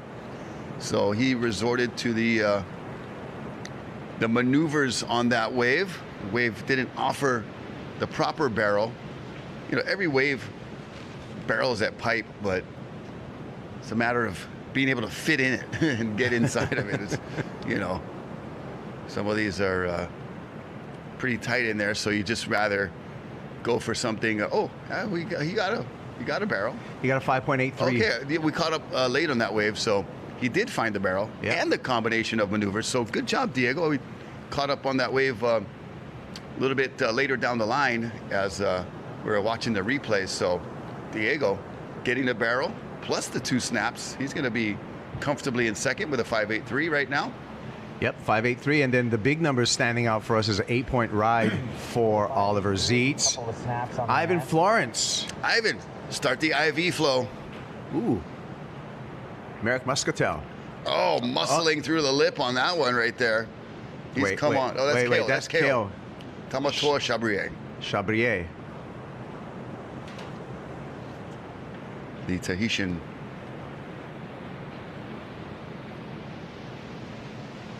Haven't seen from Merrick just yet. Here he is looking at this wave with priority, and he'll take it. And he'll grab the rail and not get barreled and not complete a turn. So shaky start there for Merrick.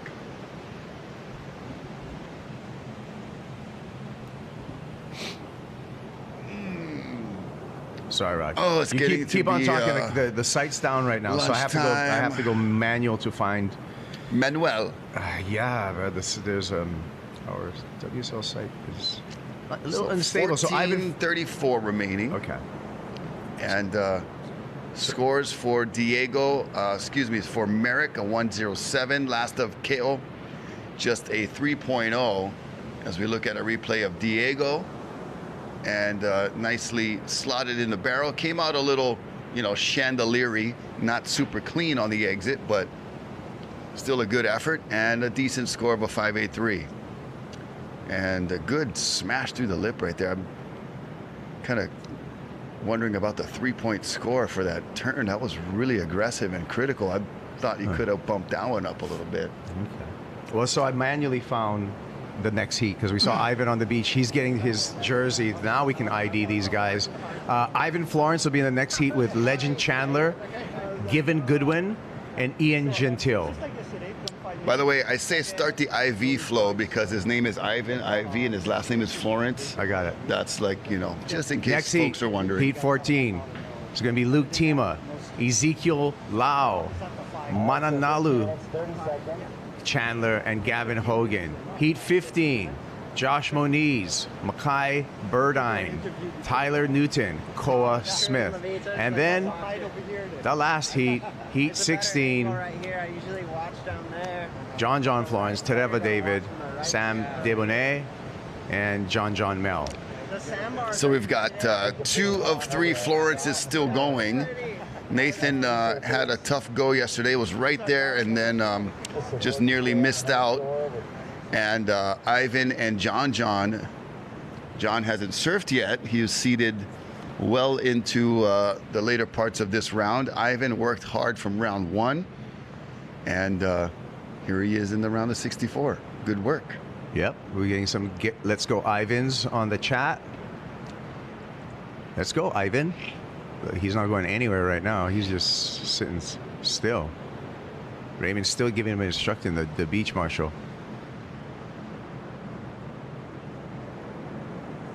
Yeah, I think they're just talking story now. Shooting the breeze, as they say. Breaking wind. I mean, wait, no, that's not what they say. That's another explanation. Sorry. It's okay. I'm not. I just didn't say it, but. Beautiful shot with the drone looking down the beach towards the west. Keiki Beach Bungalow just beyond the rock pile there. That's where you can hang out when you come to the North Shore and book a place to stay right on the beach. Walking to Sharks Cove, walking to the supermarket right there, the little food truck zone. Nice little cozy place to hang out. And of course, walking the pipeline, checking out all these great waves and surfers. Awesome, the Keiki Beach Bungalows. One of a kind. And good thing that we're streaming on multiple platforms right now. Yeah. Here we go, and that's going to be KO? KO on the left, and somebody went right as well. Yeah. It was a split peak situation. Judges had to get their chameleon eyes out, so they have talent, these judges. Their right eye watches the left, their left eye looks at the right. So, lucky thing we got Rogue TV. Yeah. We got Nathan's YouTube stream. We got K-High Hawaii because we got one of our streams down. But that's all the places you can catch us right now. That was Merrick Machkatel at backdoor. Here's KO. A couple of nice moves on the pipe section. We haven't seen much happening there. Swell direction and the rip current and sandbar setup is all favoring backdoor. Oliver Zeitz, Ollie, can't come through. Got to close out barrel.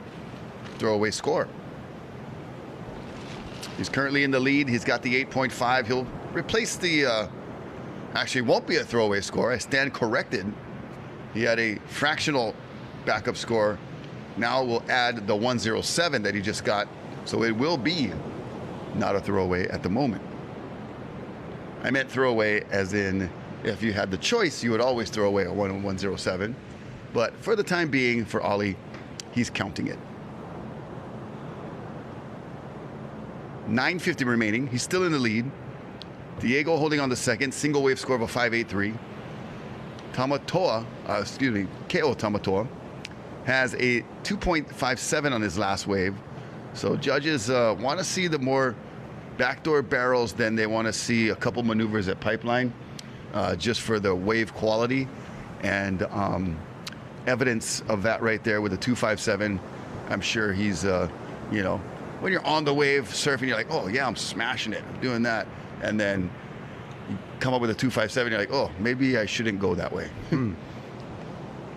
You learn a lot during the heat as well, I feel. Here's the heat leader. Mm-hmm. Oliver Zeitz. Ollie Z. Has to tuck in there. Kind of like force out through the bottom. But cool combo. Moves. Yeah. Cool combo. Like the little tail drift, Tokyo drift on that last maneuver.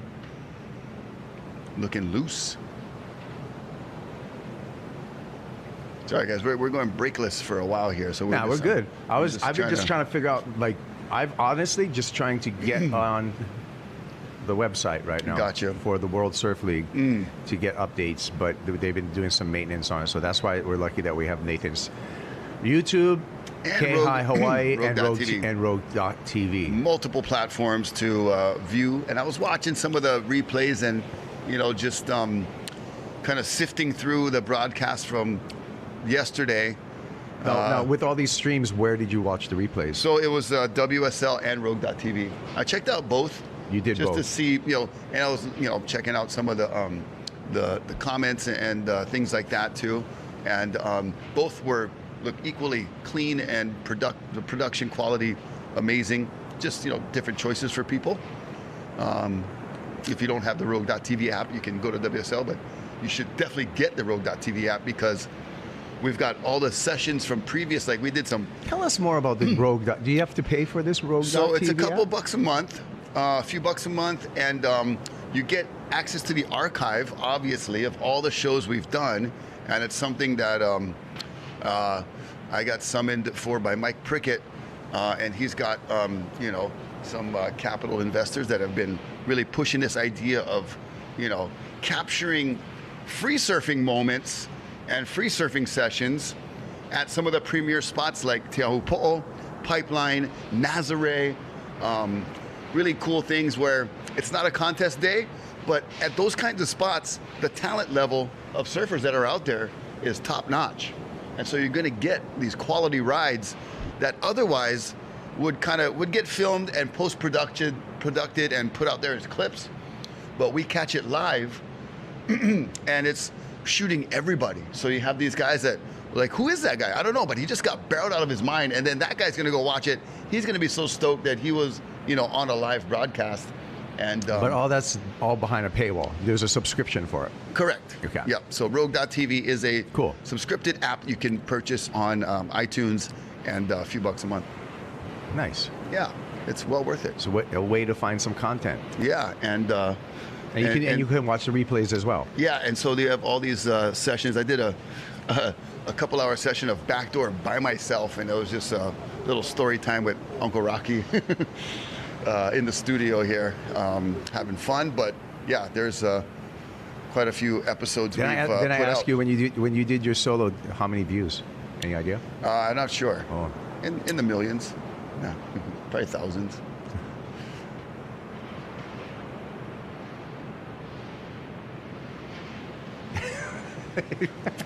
I've been grilling Rocky for numbers right now. He gave me a serious look, like, dude, don't question my numbers.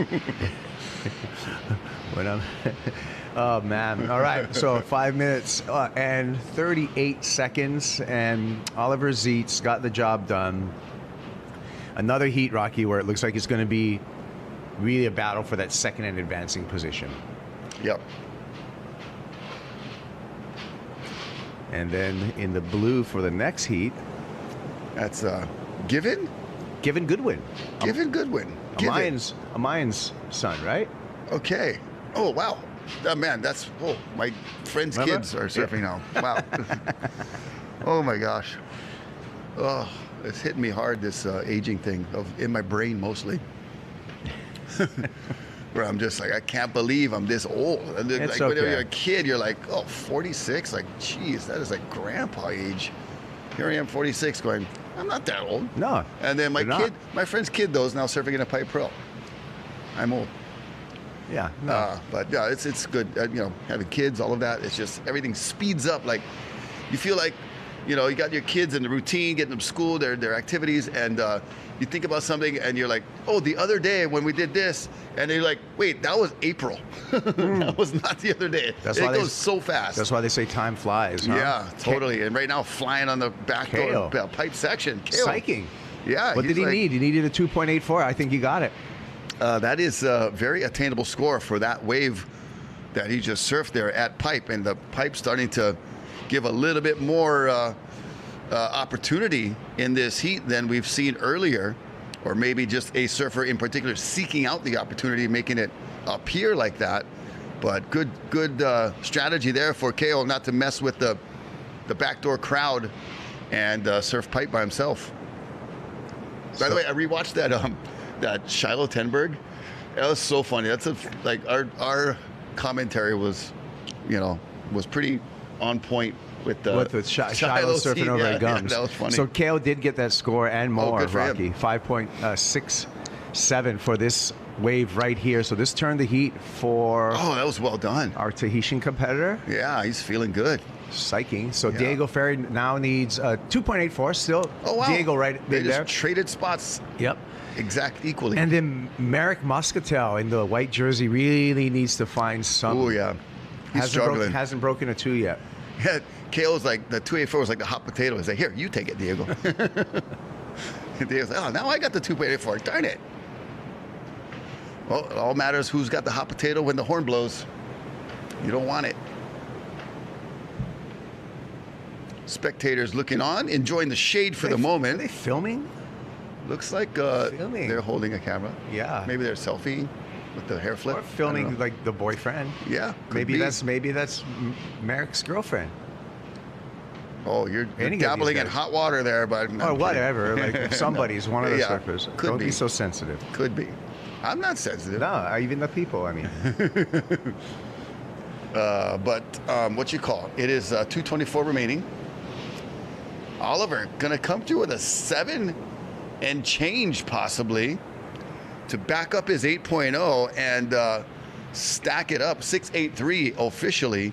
So good Right here. backup score. Look at that deep bowl, and then kind of exited just at the right time. Well surfed barrel, well negotiated, and he's on to round the 32. He'll be moving. And that'll be day 5 of competition, the round the 32 for the men. Ooh, that could be a big day because round the 32 is 8 heats, right? And then 4 quarters. So that's 12. Then 2 semis, that's 14. That's 15 for the men. And then the women, we're going to have semifinals and finals. So that's 3 for the women. So that's 18 heats for day number 5. Oh, man. So 29 heats? No, wait, no, 18 heats. 20 heats today, 16 and 4. Okay. So, and we did 20 heats yesterday. So, again, it's a full day. We're missing you, Nathan, but we like that you still have your YouTube on so that your chat's on here. I think Cole Rothman's barbecue could be the culprit.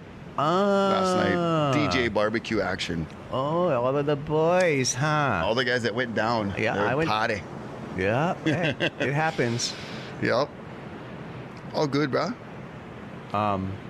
Ain't no hating the judging from this side. Okay, that is Ollie Zeitz now taken to the air. Flipping one around, but incomplete. 35 seconds remaining.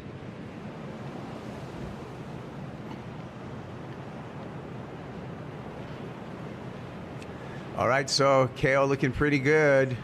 Here we go, last chance, but Merrick needs something huge. 7.6 is not available on this wave. No. So he'll bow out in this round of 64. No money yet in this round. We don't start money till the quarters, I believe. Yeah. So I don't even like to talk about money on QSs. I like to. Okay, go ahead. What's the winner win? Oh, well, $2,000. No, $3,000, I'm sorry. $3,000. Hey, that's $3,000 more than you would have had if you don't. Let's go to our Blend 5 heat recap. Oliver Zeitz came through this barrel with no problem. Somebody is high mucka over here. Riding in blue. Yep, that was Diego. He held second for a while and had KO with the 2.84 requirement, and KO did a good job kind of dodging the barrel when it wasn't there and then just stabbing it through the lip nicely. I thought that was a really amazing turn. Head on a swivel with KO. Looked to the left. Everyone was looking right, and that was enough to turn the heat right there. So active. I like that. Looking left. Look left, Everyone look right. looking right. He goes, Hawaii Tourism Authority, thank you for all of your support. And it's holiday season here in Hawaii. If you haven't booked a trip, come on over. Have a good time. It's warm. There's waves. Everyone's friendly. The food's great. You might meet Rocky Cannon on Kamehameha Highway. Who knows? Look for the gray Toyota. We'll be back after this commercials.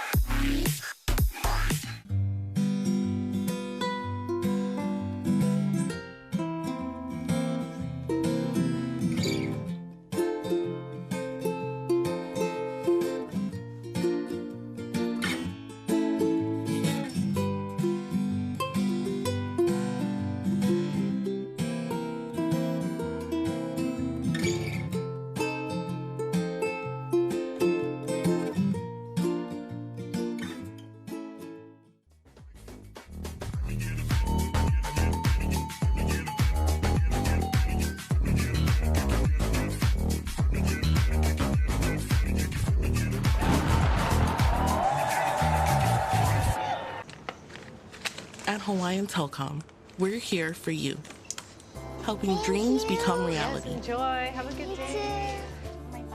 With friendly, reliable service that goes above and beyond, putting Hawaii at the forefront to be the first fully fiber-enabled state in the country, because a brighter world is possible with Optics from Hawaiian Telcom. This holiday season, get up to a $200 gift card when you switch to Optics. There's a strong sense of community on the Waianae Coast. It's evidenced in our schools, in the lives of our students and teachers, in the successful academic and athletics programs, and community activities we support. We celebrate the good times. And when there are problems, we come together to solve them. PVT is proud to support the things that make us who we are.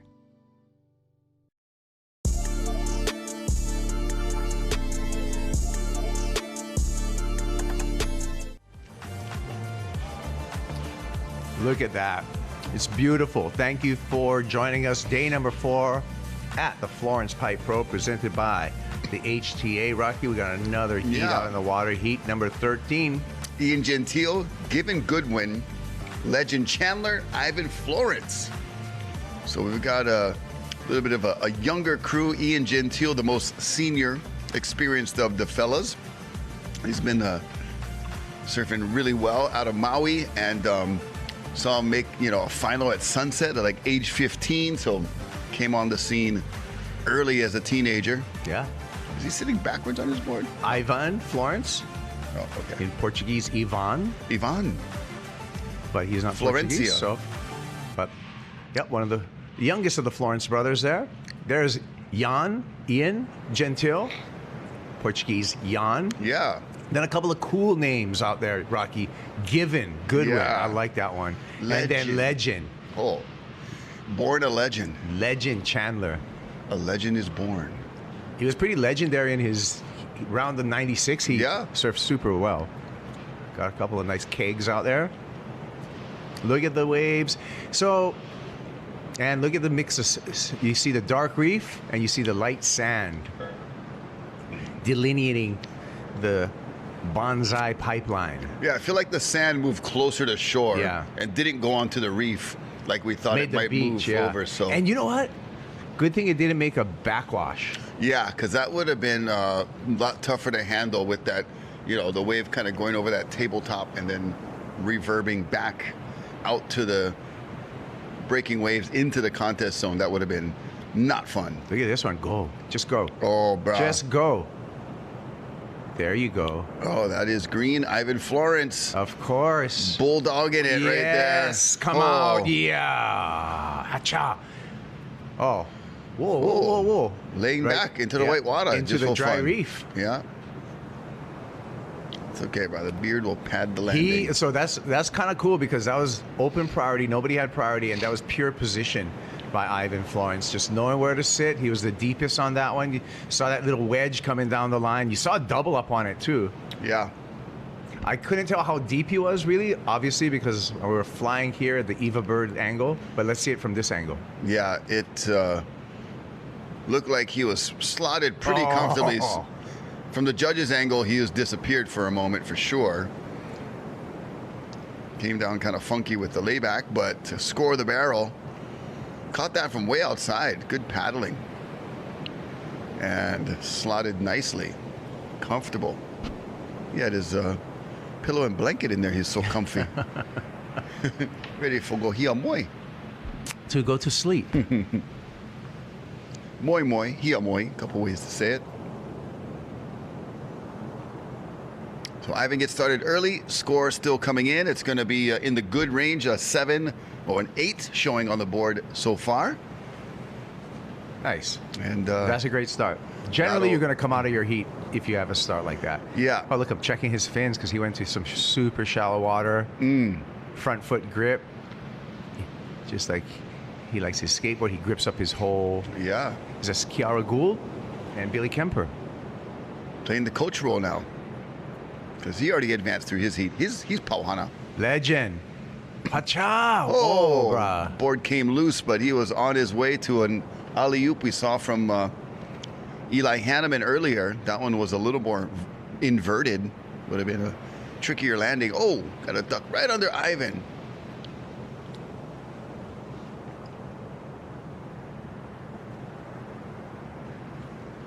So did you read out that score, that 7.83? I haven't yet, but thank you. Yeah, 7.83 for Ivan Florence. So that first backhand barrel, his second wave is kind of going to be a throwaway.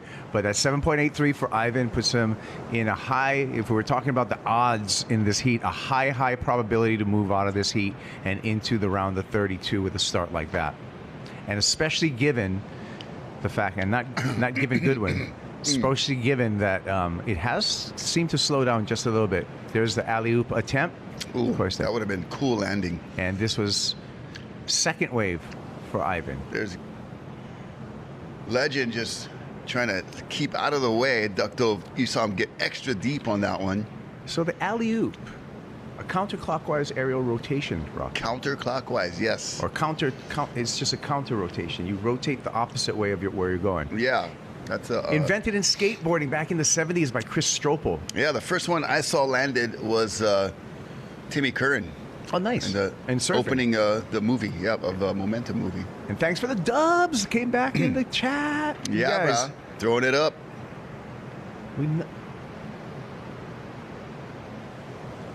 I love it. I don't even see it. Oh. Yeah. Good soundtrack going on in the background, I'm sure, over there. You guys got it going on. Thank you for the participation, staying involved in engagement. It's super fun. And keeping it lively. You know, we've got these little fits and bits of lulls in the surf action. So it's nice to have multiple sources. What is he holding? Is like some sand toy that got washed out? Oh, cleaning the ocean. Cleaning the ocean. Now you're in the predicament where you already now you look bad if you throw it somewhere. You got to give it to Water Patrol. He's a tea kettle. He's making tea out there. This is good. Giving yes, good. Giving.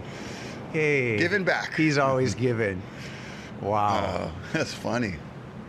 Water Patrol, please come retrieve the teapot. The watering can.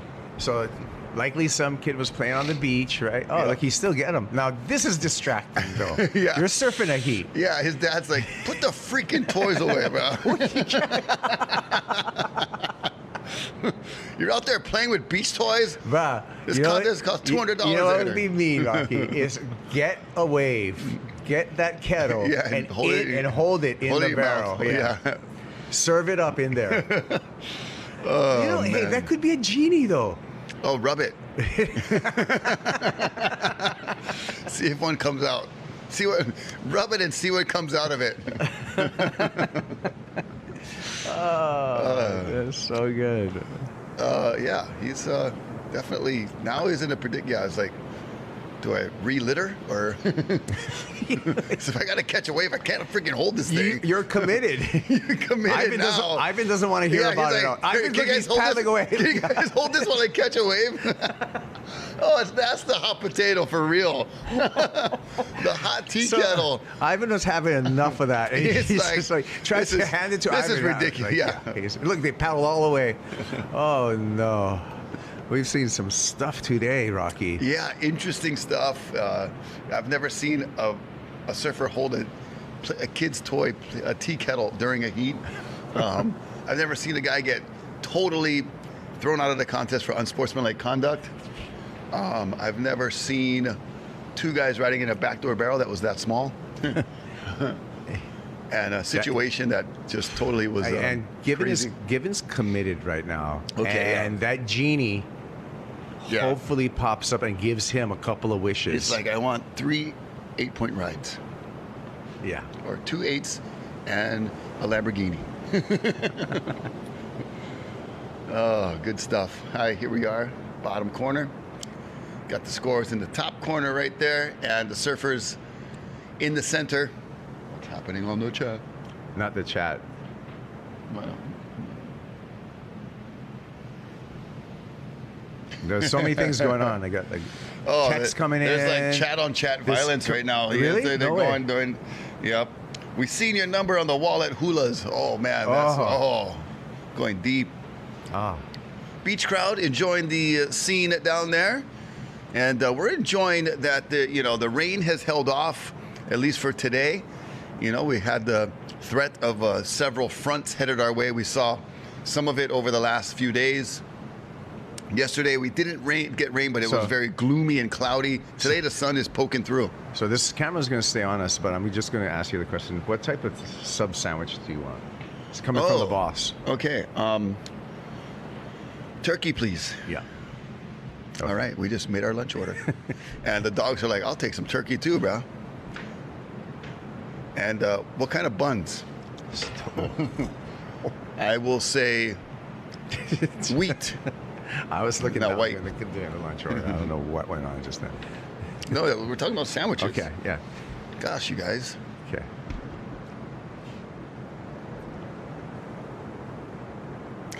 We're good. I'm slowly typing the lunch order. No, you got it. Is anyone surfing yet? They're paddling and playing with teapots. Does Gibbons still have the teapot? I think he gave it to Ian. He's playing hot potato. But I wonder what's going to happen when a wave comes. He's going to have to ditch it, and I think you made the right. You made the right call, in that he should just hand it over to Water Patrol. Yeah, wave to Water Patrol, or somebody communicate, because that would be a job for Water Patrol. Here we go, up and riding in the red jersey. That is Ian Gentile, looking anything but gentle on that wave, just ripping it right through, carving on the rail after a quick barrel. Ian, his first wave, and given Goodwin now with priority, looks like he was able to ditch the tea kettle. Now Water Patrol's playing with it. No, I'm kidding. I don't know where it is. That's going to be the story of day 4. Unsportsmanlike conduct and the tea kettle. That's right. I think Andrew writes the press releases. So Andrew, taking notes right here for day 4 press release. Replay, Ian Gentile. Nice view from the drone. Not really too much in the barrel, but a good carving slash to finish and get himself on the board. 3.5, good enough for second place at the moment. Legend. Chandler. That's live action. Oh, something big's happening. Air section. Oh. Just got a little over. Out slob. Rotated and a little inverted. The board was not underneath his feet on landing. Landed on his backside and complete. We saw that earlier. Someone else did a tweaked out slob. That was Eli. Eli. And then when you really tweak out a slob, you know what you call it in the air? What? No. The Japan air. Oh, Japan. Okay, I remember that from Cool Borders. Yeah. PlayStation. Why is it called a Japan air? Well, I don't know. Probably was the first person that did it was probably in Japan. A Japanese the demo, snowboarder. You know what I mean? Like, hey, the stale fish, you know. Yeah. that was invented in Scandinavia. Well, I like the little tucked in tube. There's a one more time, one more angle. Had the karate chop front hand ready for action. The lean air, going the opposite way. Lean air is spelled Neil backwards. Oh. Neil Blender was the first person to do a lean air. Huh. And so and that's with the why last name like Blender, you could have thought something like that too. Wonderful artist, wonderful surf skateboarder, skateboard pioneer. There's Luke Tema. All right, Luke. T-E-M-A, Tema. He's grown about 6 inches in the last 6 months or something. Yeah. He's towering above Reynos Hayes, who used to look down at him and give him instructions. And now Reynos looks up to Luke. Yep.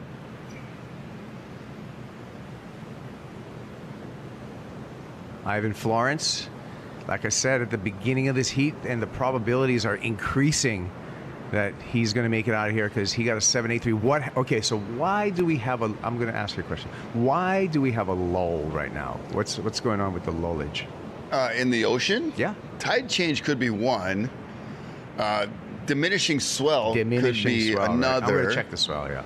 And you see the contours of the bottom out there. The water's so clear, and really gives you a sense of the topography and everything happening under the water.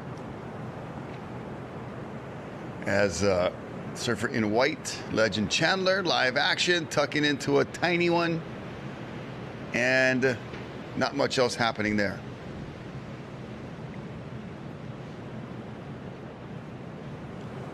So the swell is decreasing today, but we got a new swell coming through. Yeah, that's probably kind of like ahead of that front, the next front that's heading our way. Front, so onshore, the front of the front, southwest wind, maybe, but potential early to be clean. So we're like maybe coming up with the in-between swells. Just enough, though. I mean, we're gonna power through this day 4. Yeah. I don't think there's any threat of stopping early. What's day 5 gonna bring? And hopefully that new swell will start to fill in, and maybe have the winds just hold off for a little while, or mostly all day, to let us get through this Florence Pipe Pro. I gotta say, you know, it's great to have Florence a part of this Pipe Pro, and even though it's wave conditions and ocean conditions speaking, it's not ideal, but just to have this opportunity to showcase our best Hawaii surfers at this premier spot, even when it's not doing its thing, it's still entertaining. Yeah, I'm in the chat. I'm in the chat right now. I'm in the chat. Okay, you know what? We just talked about. I got to correct myself too, because I feel like I'm pretty good with theirs and come from a skateboarding background. Yeah. But yeah, you're right. Whoever wrote in the Japan Air is actually. It's hard to compare because it's done on walls, but a Japan Air, it would traditionally be backside, a tweaked out mute, while a slob is always done front side. Okay. It's very slobby. So I wanted to clean that up. And a lot of the slob, and clean it up. You know, yeah. So, but it's just an exaggerated, tweaked out mute. Mute, like spelled like the word a mute? mute's like a slob, but on you're going backside. Backside, yeah. Okay. Very rarely do you see a mute in surfing. You see a lot of slobs. See sailfish, invented by Tony Hawk. Okay. I think he was in some type of Scandinavian summer skateboard camp, and they had stale fish, and he started grabbing his heel with his trailing hand on the forehand. Actually, you can do a stale fish on the front side or backside. Okay. Good to know. Ian Crane does backside stale fishes and like does sick ones. He won Red Bull Airborne in France doing backside stale fishes. Ian Crane, amazing. You never see him in New Jersey, but amazing surfer. Yeah, I haven't seen him in Jersey in a long time. I remember his name from years back, being in a few contests, but focusing more on the showmanship. Wow, look at this, some smooth surfing by Ian Gentile. What did he need? He didn't need much. He needed 127, he got it. Yeah, so he'll go into second. We're down to 4 minutes, and this is something that's a little bit strange. Is that tea kettle, that genie in a bottle, it seemed to have distracted Given Goodwin this entire heat because he hasn't caught a wave. He's committed to the kettle. He's got priority. He can't catch a wave if he's holding that thing. I think he gave it away to, hopefully he gave it away to Water Patrol, yeah. Yeah. Okay, Legend wants to fight back into third. He's not going to do it there. Ian Gentile went into second with his last wave score. Gentile. Yeah, Given, and we also have to mention that this heat has really been slow for waves. Yeah. But when the waves get slow, you got to go hunt. And here's Ian hunting and found some game on the inside. Here's Given.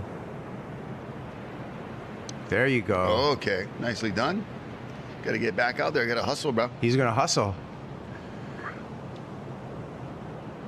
On the ski in the background, is that Abe Lerner?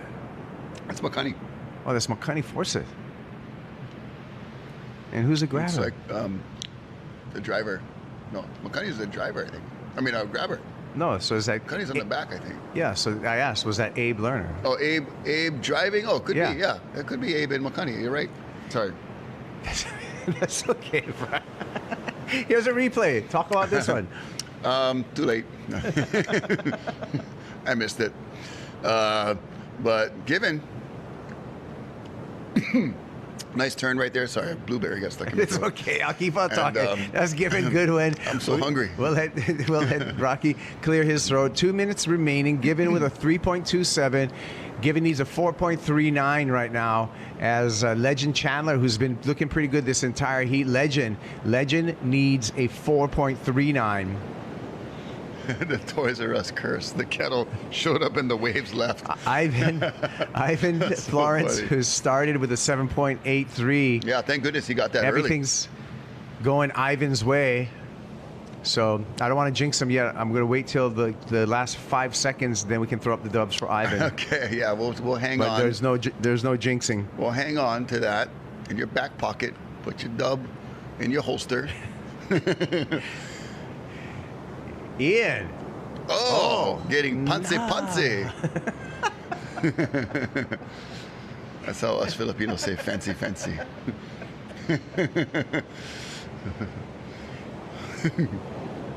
Calling Eric Apple. Eric Apple, where are you? Paging Nathan and Eric. Last name Apple, first name Eric.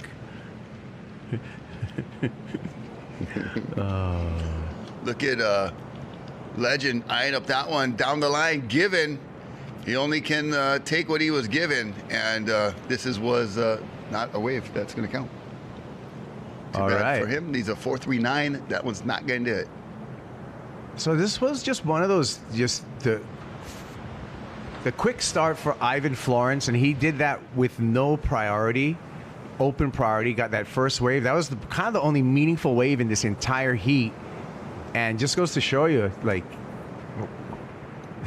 a quick start pays off a lot of times. He sat deeper and further out than everyone else, and kind of sent the message that I'm going to own the first wave. Yeah. And like I said, when he said he was pig dogging, but I called it bulldog because I feel like he bulldogged his way into that wave. And he did have seniority over everyone out here. Yeah, pretty. I mean, just being from here and everything, and Ian's probably got the seniority, but age-wise, but Ivan's got the geographical seniority. But Ian got the job done too. So now it is official. So Ian Gentile, Ivan Florence, moving into the round of 32. Now you can throw up the dubs for Ivan because he came through one more heat. Throw up the dubs. IV flow, keeping it flowing into the round of 32. He deserves the dubs. And he's Pauhana. They're not going to surf again today. There's the recap of the Blend Phi recap, looking at Ivan's first wave that he attained early on and made it count. 783 was tops in the heat, and really was the difference, sending him into the round 32 in first place. We saw Legend attempt an aerial. We saw Given with the tea kettle. That's going to be a fun story for the rest of the world, too. Where'd that thing come from and show up? And just, it was Ian Gentile getting second place. Legend gave it a good run, but could not keep pace with Ian and almost landed that. That was super high in the air. All right. Well, there you go. Here's our Ivan Florence and Legend Chandler moving up the beach. Legend out of competition. Ivan stays in, as well as in the red jersey there, Ian Gentile, H2O Audio, in-water high performance headphones. Check them out, and thank you for their support of the Florence Pipe Pro, presented by HTA. We'll be back. More heats on the way after a couple of these messages.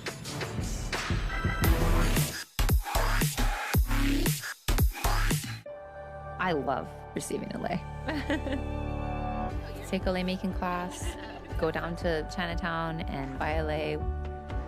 It is a symbol of how we share our aloha with one another.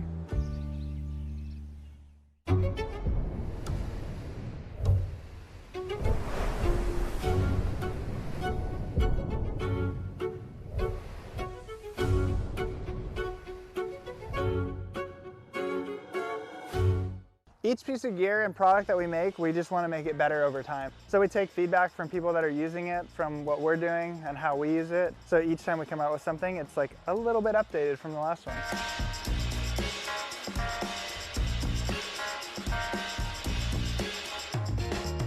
Get in the game with KHON2 Sports. From high school to college to the pros. From the turf to the surf to the court. How's it going, everybody? Tune in. Award-winning sports director Rob DeMello and Mitch Riverall swing for the fences to tackle in-depth coverage of the island sports scene, giving you an all-access pass to the action, featuring exclusive interviews and features about Hawaii's star athletes you won't find anywhere else. KHON2 Sports is Hawaii's sports source.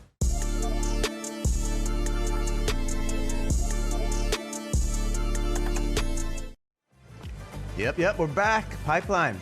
Florence Pipe Pro, presented by the Hawaii Tourism Authority. Look at this heat, Rocky. Zeke Lau, Luke Tima, Mananalu Chandler, and Gavin Hogan, who's been kind of a dark horse throughout all these rounds. Yeah, back-to-back Chandlers. Legend just went down, and Manalanu's going to carry the torch. Here's Luke Tima trying to get his campaign started with a 2-for-1 special. With a double bubble. Bruh. And the fin throw. Oh, Ooh. but didn't make that one, but got the double bubble with the claim. Yep, the 2-for-1 special. I've been waiting for bust that one out. And, I did a talk story with Ayala and Zeke Lau for Olukai over at Turtle Bay earlier this year. And we'll watch the replay of Luke as he tucks in nicely right there, disappeared for a moment, little spit coming through. And then says, "Oh, what? Hanaho? Okay, Gary." Watch him. Oh, and then, God, it's your turn. Okay.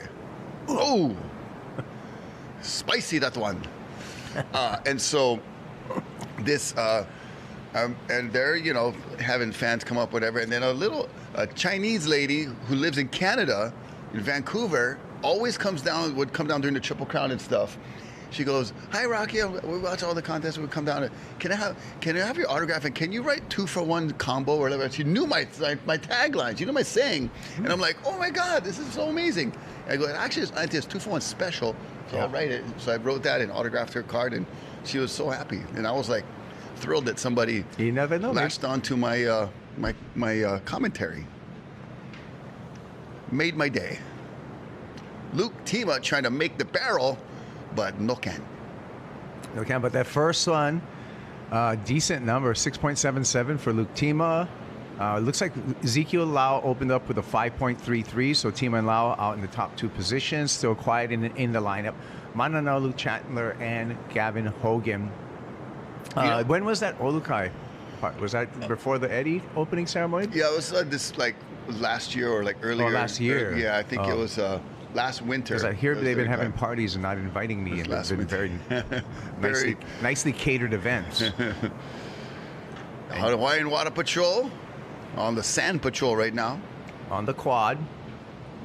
You saw the tent with the boys hanging out, and down the beach at Ihukai. So that's Abe on the That's back. Abe Lerner, just powder shift on the water. There, that's good. Go back to the shower, and change clothes. You don't need to walk. You can just take the quad Oh, to yeah, the shower. bro. Lunchtime. Here we go. Oh, Luke, no can. Thought he was going to go down the line, but he read it from the start and said, "That's not a strike. That's a ball." Baseball term. Didn't swing. Good eye. Good eye. What do you think about having a pitch clock now? I like it. Me too. Yeah. Baseball is just way too slow already. Zeke. Okay. Lau. What's he got? Plenty muscles, Ooh. but no more open face. You're not Paulau.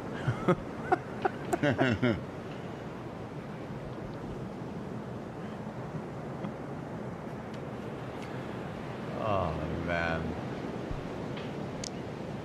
Okay. Oh, somebody's latching onto my Notorious Nate. I like it. Yeah, so Zeke Lau, really interesting story for Zeke. Making the championship tour, but on his way over to making the championship tour, a student at Kamehameha, an alumni like myself, but while 1 year, Zeke's still in high school. Yeah.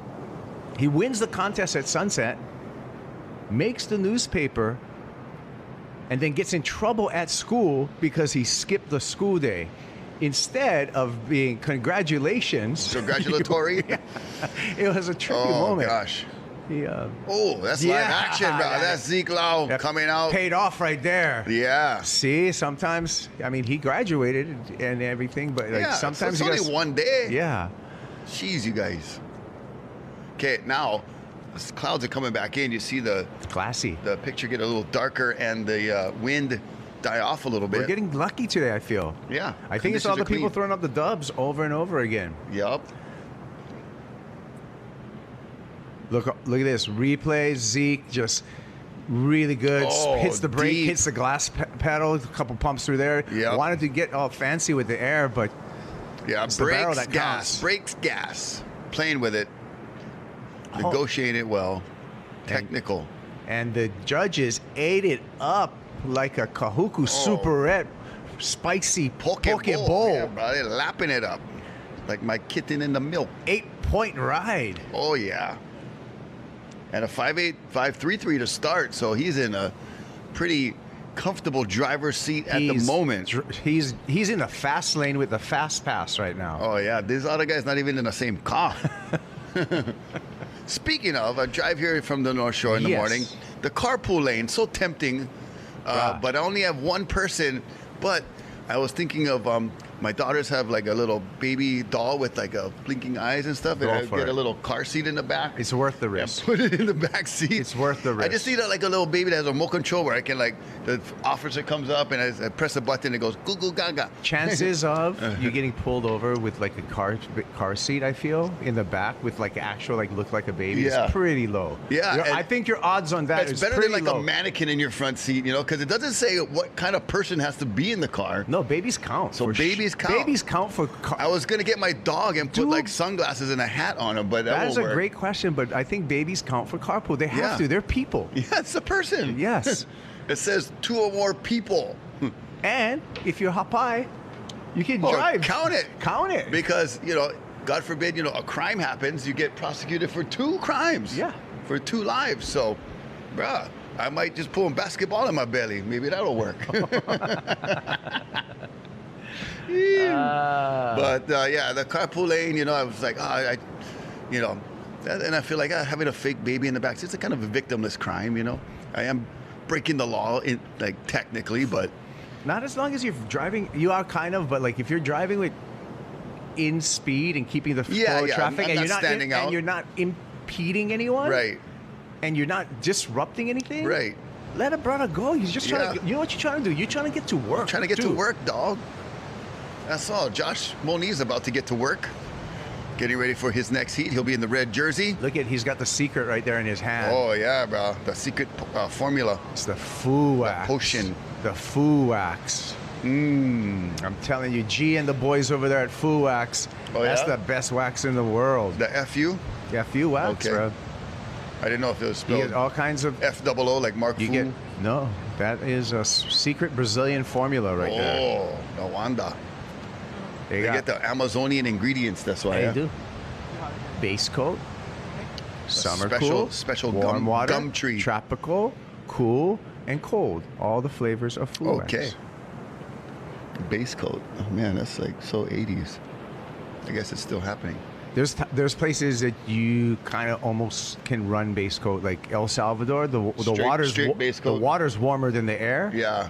And so like sometimes you got to run just straight base coat. Or else it'll melt. Yeah. It gets so soft and gushy.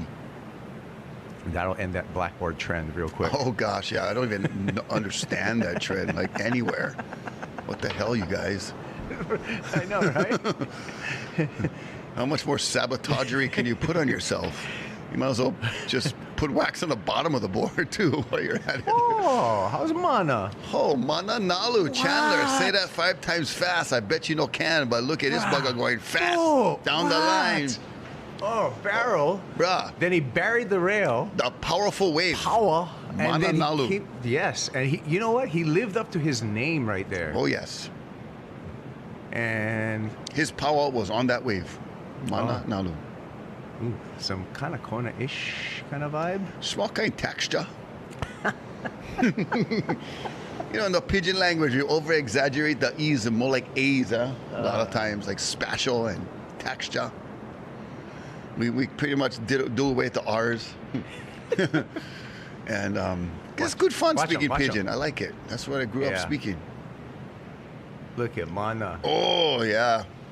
You don't have to learn regular English or, you know, because I went to Nanakuli Elementary, and I won't get back to that, but look at the wind starting to come on here. You know, that what this cloud cover could be is the initiation of the front, and ahead of the front is the wind. The front, So the clouds and the moisture starts pushing the air. Lutima. Oh, nice big one. Drop. Bruh, that's a sick one. Oh. Bruh, he tried the doggy door, but it shut down. He was like a German Shepherd trying to get out of a Chihuahua-sized doggy door. And it didn't work out, but that was great travel time, entertaining to watch. I was rooting for you, Luke. What was Mana's score? 8.33 for Mana Nalu Chandler. Here. He's on the heels of Ezekiel Lau. He deserved that. Did we see a good replay of that? We saw the drone, but I wanted to see the other, the standard replay of it. That wind has fierced up now. This is a game changer. Eesh. Oh, yeah. I wanted, because there was the power in his surfing and comboed in his surfing, and in just 10 minutes, a lot has changed. Yeah. Remember, we started the heat. It was glassy. The heat is glassy. We were like, we might have jinxed it. I'm sorry. Yeah. Well, it's not our fault, but it's not. It's the wind's fault. We always just say that, but it is. You know, you always don't want to say, "Oh, it's so great right now," and then it turns bad. Yeah. But Murphy's Law. Give it a few more minutes. Hopefully, it's not fully the front. Hopefully, it's just a passing. Yeah. Hopefully, it's not permanent. Oh no! Don't leave. We told you, just passing, you guys. Yeah. Look, the leaves. Look at it. Paper bags. Freaking looks like the Wizard of Oz when the tornado comes. Like, it goes from like. No. But tell the tourists, for the tourism authority. Well, one thing about Hawaii is the weather changes fast. Yeah. Security, block them. Don't let them leave. Oh, look at that gem. Oh my gosh. There was just like such a slim window for exit. Oh, slim shady right here. Because, you needed to get the coverage, but you also needed to get out, and that was his only hope, is to bust through. And it busted him. Oh, he's okay. He's paddling fast now, but playing field's changed. And Luke's got a couple of surfers with some big scores. Mana, just anything. Mana just gets to his feet, and then he can take second place. So Luke wants to build upon his score line right here. Needs to get rid of a 2-point ride. Looks at that one not happening. Yeah, he's got third priority, so he won't be getting any wave near Manalalu at the moment. But if he doesn't see anything coming in, he'll just go out and hang out the back again. There's Doug Silva. Hey. In motion. We've been looking for him the whole time. He's been coaching. Who's that in the blue jersey coming up next? Makai Burdine. Oh, that's the kids are like men now. I'm grown up, tripping. man. Yeah, I did not recognize him, Rocky. I only knew because I looked at the blue on the screen right there. But my Kai. That's my Kai. Yeah, that's Jerry's kid, right? Yeah, been shredding since he was a little tyke, and now Manalanu in a little tight barrel comes out. My Kai Burdine. Yeah, I believe that's Jerry Burdine's son, and I just always remember him as a little Volcom Grom. Yeah, a little Volcom Grom that, also surfed well beyond his years. He was like this tall, but he was just throwing power moves at a young age. Still going. My Kai, not my Kai. Yeah. There's an extra I in my Kai. The people making my Kai card jokes on in the chat, which I appreciate too. Yeah. The secret's out. It gets you a discount. Yeah, and just give them any phone number. My phone number is 1-2-3-4-5-6-7-8-9-10. Why do they even do it? Actually, number 110 because it'll be extra. There'll be 11 numbers. But there we go. These guys are these ladies are listening to us. They're sticking around. They're going to see that the weather. They're could nodding. change. Yeah, I know about that card. Yes, that's a very good card. I get 3 bottles of wine, 15% off. Zeke Lau, come on, bro. The Lau Lau is hot and fast. Steamy the bugger.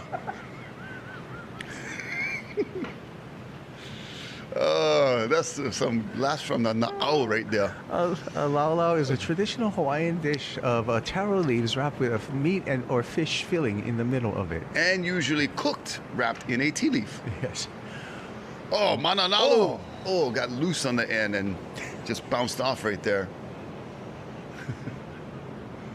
What's so funny about that? No, the Lau Lau call is killing me. Yeah. Oh, that was a good wave, but he came out of one and then he went for the extension, and the 2-for-1 special couldn't happen. But he got the Lau Lau open, but couldn't get to the meat. Bugger was too hot. Oh yeah, bro. Ooh, speaking of too hot, we are still piping hot here halfway through the day. Lau, look at that. Pumping, coming out, and then I don't know if they're going to count that last make or count all as one stretched barrel. What about Mana had it right here, the whole thing, and then just I don't know what fin happened. slip. Oh. The wave was so small, he probably let his guard down just a little bit and then got a little jolt that sent him tumbling and incomplete. Zeke, the incomplete, still a 4.5, but not going to be counting as his top two. He's got a 5.33 as a backup. But a 4.5 non-make, I think they maybe did count the first section made, even though he didn't, announce he made it. He just stayed crouched because he saw the next freight train down the line, and God, he would have made that. Could have been a 10-point Yeah, ride. Lau Lau question. Did you eat the fat, brah? In the Lau Lau, of course. Oh, brah, yep. That's the best You part. drink them. Put them in a shot glass, boom. Jiggle them around a little bit. Shreddy Kruger's on point. Yeah, brah. Manolalu, not on point now, right there. But he's still in second place. Yeah, Luke Tima trying the pipe side backdoor, on his backhand. Not sure what happened. We kind of switched views quickly there. Okay, who's in green in this? Like my computer's down. That's that Cole Smith, looks like, maybe? You're trying to ID it. Oh, IDing from the frame. The hair. If that is, he's ridden different board and different helmet every heat. Well, maybe... I'm going to look. Oh, look at that. That was Luke. He did thread a barrel at pipe, so needing a 5.57, he could be threatening. I think that is Cole. Yeah, you called it. Different board, different helmet in every heat. Keeps us guessing, bro. In this competition. Yeah, he's a witness protection program. That's why you got to change his identity every time. Just joke. He just, wants to mix it up. Yeah. There he is. There, him. Handsome bugger. Mm-hmm. Oh, look. There you go. He heard you. So, yeah. Blue steel. Come on, Luke. Oh, Luke You can do it. Coming around. What's going to happen? Use the force, Luke. Bye-yow. Bam, boom. Oh, nicely that was done. On the good side of the and he gave the eyeball to the judges. Obi-Wan Kenobi would be proud. What did he need? A 5.57? You think he got it? Well, there's still. His previous wave was a 3 something, so he needs a 5.57. Got barreled, got the air. My coined phrase, he did the burial. You get to see it again. The burial. So the barrel, not the most impressive barrel, and a smaller end section for the aerial, but smooth completion. Stuck it. I liked it. You know, I'll give him a 5.58. Ooh, judge is stingy. Oh, they don't like. I should have laughed. He came under the 5.57. A 4. Can't really see the end of the scoring screen, but under something. Under the. Yeah, none of the judges thought it was there, and you know, on the replay looking, the barrel was just more of a quick head dip. Yeah. And the aerial was not that elevated, and it was way at the end section of the wave. He did the best that you could have pretty much done on that wave. Yeah. It's just the wave didn't probably allow that score. Right. Yep. It was not a 5.57 type of wave. Ooh, surf does not look good from this angle. Yeah, the beach angle, that's good from the drone. Everything looks good from up there. Wow. Friendly bunch there. Talkie story, barbecue after. Come my house. Like the termite said to the other termite, hey, we'll go eat your house. I'm stuck in the chat now, so I'm not even gonna look. I like it. Aldo, can't spell Kaipo or Bailey ladders without AI. Pretty witty. What's a Bailey ladder? You don't know what a Bailey ladder is? I do not. Here we go. Oh, look at this. Luke Tima. One more chance. There's a 5.57 there. Yes. He's still going. Bust true. Yes. Oh, yes. Oh. Flexing. We were cheering for you too, Luke. Oh, bro. He's like, no, that's for the judges. Just because it's inspirational when you see somebody come back at the end of the heat. Yeah, it's always fun. All the way to you off always the like wall. the drama. Wow. Oh. Okay, bro.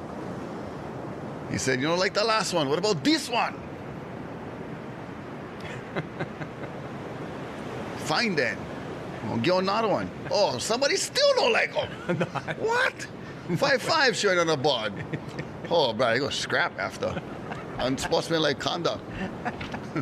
Nah, Luke's a nice kid. Well, it really is on the edge of making the score. Were you guys watching that same thing? I don't know. Oh, 2 don't like them. Wow. We're still waiting. I thought that was a pretty clean shot, they should have turned the heat. Yeah. Oh, my Lord. They got it. He got it. Barely. 5.6, barely. 0.3 tenths. Needed a 5.67. No, 0.3, point, like 300ths of a point. Oh. You needed a 5.57. He needed 5.57, I'm sorry. And got a 5.6. Yeah. Oh, that's 300ths of a point, right? Yeah. I think I'm just horrible at math. Wow. I'm one getting judge, better. One judge for Luke went 4.8. I want names. Nah, only kidding. Only kidding. Hey, that's why we have 5 opinions up there. That's why we throw away the high and the low. Yes. Thank God. Here comes Zeke Lau. Oh, Zeke, the winner, the heat leader, I mean. Oh, he gonna make them, but that's nothing for Iron Leg Zeke. So, but let's not leave out Mana, because Mana just needs a 4-point ride, because he's got an 8.83. Yeah. He's got the highest single wave score in this heat. Right, and it'll be a shame to lose with an 8.33 excellent score. Here's Zeke stalling in there clean, and then says, oh, I got to muscle out of this, bro. That's nothing. That's 2 picks, bro. Boss him. Mana, where are you? You need just a 4-point ride. You got 20 seconds to go. Oh, no. I don't like when I see the guy with the highest single wave score not make it out of the heat. I know, that's always a tough one. And that's what a shame. But Zeke going to pile on another good ride, 7-point range. Somebody chatted, math is a local boy kryptonite. You're right. Like, numbers, get away. Oh, they're hugging, embracing. I like it. Good friends. Yeah, bro. And Gavin Hogan only caught Good one wave. sportsman-like contact. Here is our Blend 5 heat recap. Luke Tima. Yep, getting in the barrel, tucking into another one. Started the day with the 2-for-1 special. Look at the conditions. How it was in the beginning of the heat. And then midway, it just went Wizard of Oz on us. And Zeke, he did a little magicianry right there. And then, what he was doing, a Cheater 5 air, but he won the heat. Regardless, Mananalu had the second place spot for a while. Slamming through that barrel. And Luke Tima had to fight back from third place, nearing elimination. Yeah, this didn't one quite get the score on this one. Yeah. We thought he had to got it, but did not. So had to go back out and try again. Yeah, he kept swinging. He had three shots, and he got it. The third time was the charm. Hey, mahalo to Sue Shin, the president of Hawaiian Telecom, for her support in helping to power the Florence Pipe Pro. Remember, the only 100% fiber optic internet. Also, thank you to Ted Jung for always taking care of us. Also, check out Phi Optics by Hawaiian Telecom, one of our supporters. We're going to be back. More action. Koa Smith, Josh Moniz, Maikai Burdine, Tyler Newton in the next heat when we return.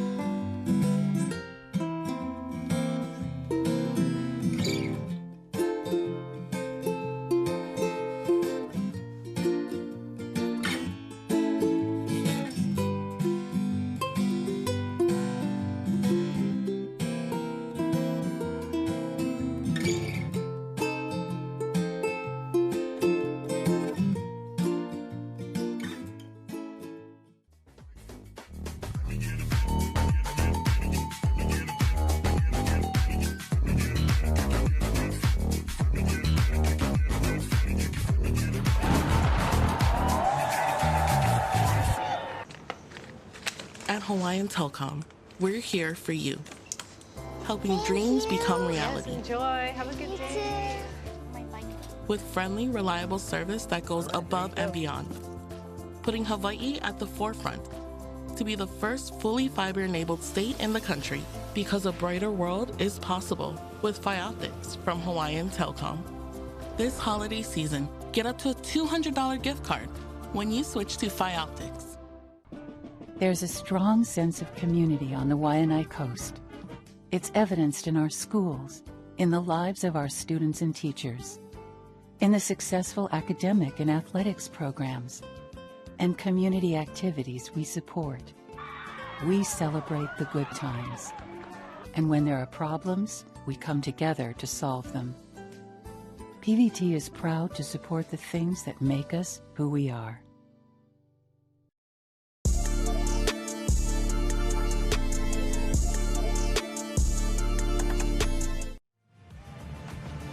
Welcome back to the Florence Pipe Pro, presented by HTA. Look at that heat. Yeah, it is a crushing heat right here. There's Josh Moniz, Maikai Burdine, Tyler Newton, Koa Smith out on the water, Kaipo Girl, Rocky Cannon here in the Salt and Air Studios.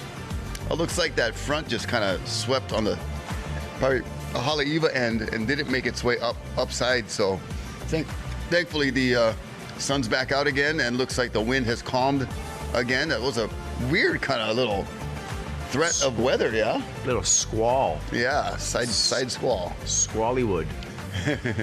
Squallywood go. Okay, this is Oahu versus Kauai. Ooh. Koa Smith and Tyler Newton hailing from the Garden Isle, and Maikai and Josh representing the gathering place. Tyler got it started. Look at that right there. Not able to make it though, 1.93. So, and then he backed it up with a 0.43. Tried to do the Brody sail right there and get the back-to-back 1-2 combo. But he was able to at least catch the waves, but the scores not matching. Well, on the chat, Rockies is pumping. Not Rocky in here, Rocky Point. Definitely just sitting here, not pumping anywhere. Yep. But it is heat number 15, so we are near the end of the round of 64. Started at heat 5 because we got 4 heats done yesterday just to get you caught up. And then we'll have our Wahine quarterfinals hitting the water. I forgot that we did 4 heats yesterday. Yeah. So we're doing 16 heats only today. Only 16 heats. Yeah, right. Yeah. Woo. I got to... Jesse Baxter, thank you for the message. Hope you're good, brother. You got excited when Jesse messaged you. Yeah, just, My guy. Excited to get a message. This guy. Make any kind. That's pretty cool. Some nice maneuverability on the backhand for Mike High Birdine. Take another look at this, and there's a couple pumps there, kind of like a pit ride, but still, you take that. What do you think he's going to get? Like old judges are like maybe a 1. I know. They've been a little on the lower scale. Maybe they better get happy after lunch. You know what they're going to be happy? They need donuts. They need after 7 lunch. brothers is what they need. Yeah. They need a couple. We need to send a dozen Paniolo burgers over to the judges' towers. We can 2 see for them. each. 2. Hey, you see them right there in the tent. We're going to send you guys some Paniolo burgers from 7 brothers, judges. And then it's going to be 10s across the board. Yeah. Or more 9s and, like bigger scale. Yeah, 087 for my guy. I thought that was, He kind of turned. He rode down the line. He grabbed his rail. Like, good lord, that's like a pearl. We call it offers, right? An offer is when you're under a 1-point ride, and bruh, you guys trying to hurt feelings or what? Too late. Wow. Okay. All right. Why don't you tell me how you really feel?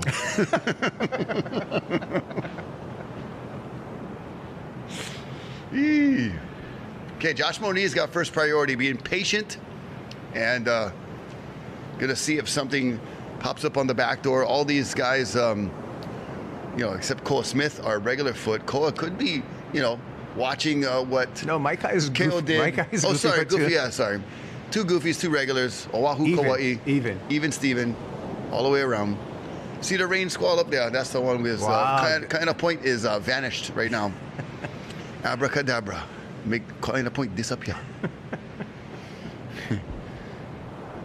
And that's what the little breeze was coming up, and there's the curtains of rain falling down towards Haleiwa. I know sometimes I just get Samoan when I speak, but it's okay. Spreading the Polynesian love all around. And so Maikai and Koa could be maybe eyeballing some of those lefts. They might have saw Kale in the previous heat with that pipe barrel, and then Luke Tima got one in the last heat too. I think if you're in need of a score and you're low in priority, and knowing everyone's looking right now, yes, then maybe you can be sneaky if kind of a wedge comes through. If that one does come through, there's a few and far between, but they are available every once in a while. Just have to be kind of aligning the timing with your positioning. All right, anybody have Jeopardy music on cue? How come? Jeopardy. The waiting music. I thought you. I said why, because I didn't know that you said Jeopardy. I thought you said Japanese. And I was like,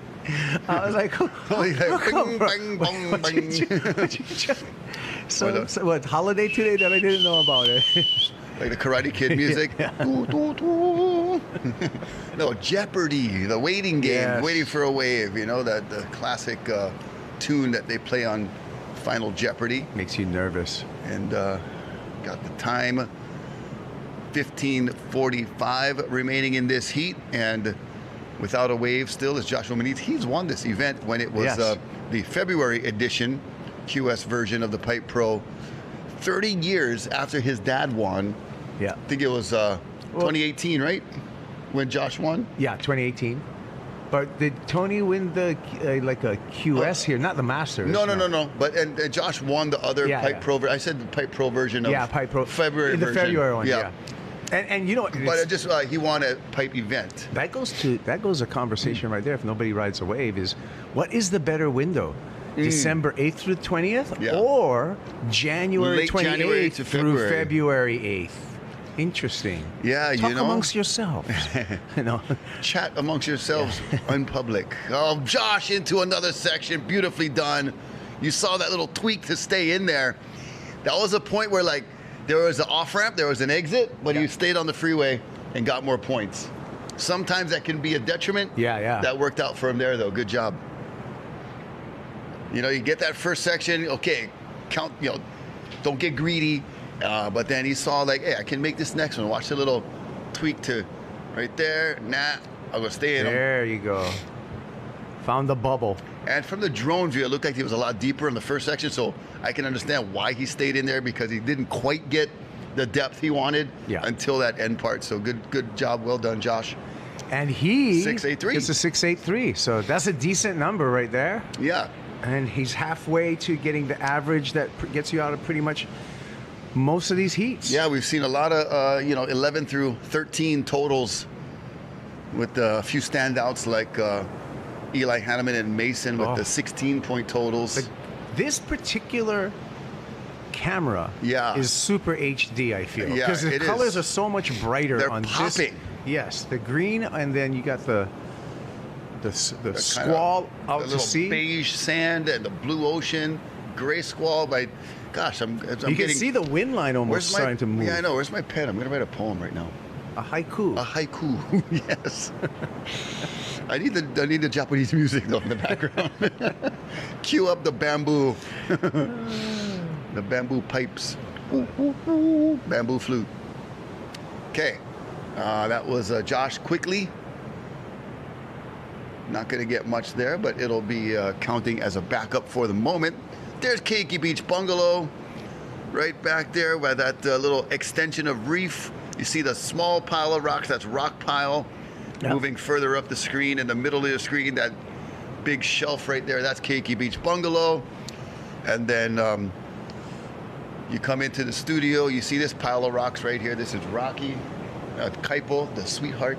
That's what his name means. Haiku poem. A three-line poem, 575. 5 syllables. For the haiku poem, syllables. so we can think about the haiku poem. Okay, the haikus are going to start rolling in on the chat, I'm sure. Yes. Here we go. Up and riding. It is Josh Moniz. Now, once again, just a quick kind of check-in, check-out. Sometimes you never know until you go what the wave's going to do. You can eyeball it all you want, and without priority, you can afford to have those moments where you can actually get to your feet, check it out. It may work out. It might not. No harm, no foul. Mike Kai. Mike Kai got a boost. We knew that. Oh, we saw the setup. Trying to ramp it, but incomplete. Yeah, so many of these guys have such a, it's almost like standard these days as a pro surfer, you have to have an air game. For so many years, it was not part of the repertoire.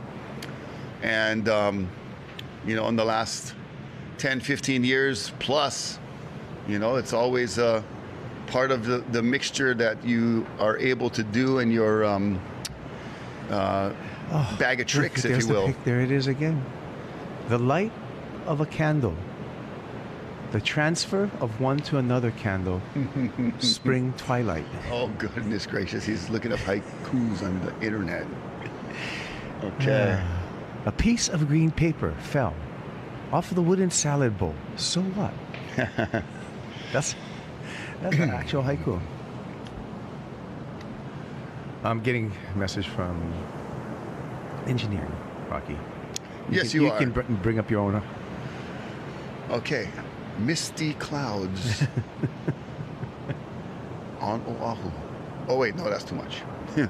Misty clouds are here. As long as you say it in your haiku voice. Keiki Beach Bungalows. Awesome. Oh, wait, no. Cool. Okay, that's 7.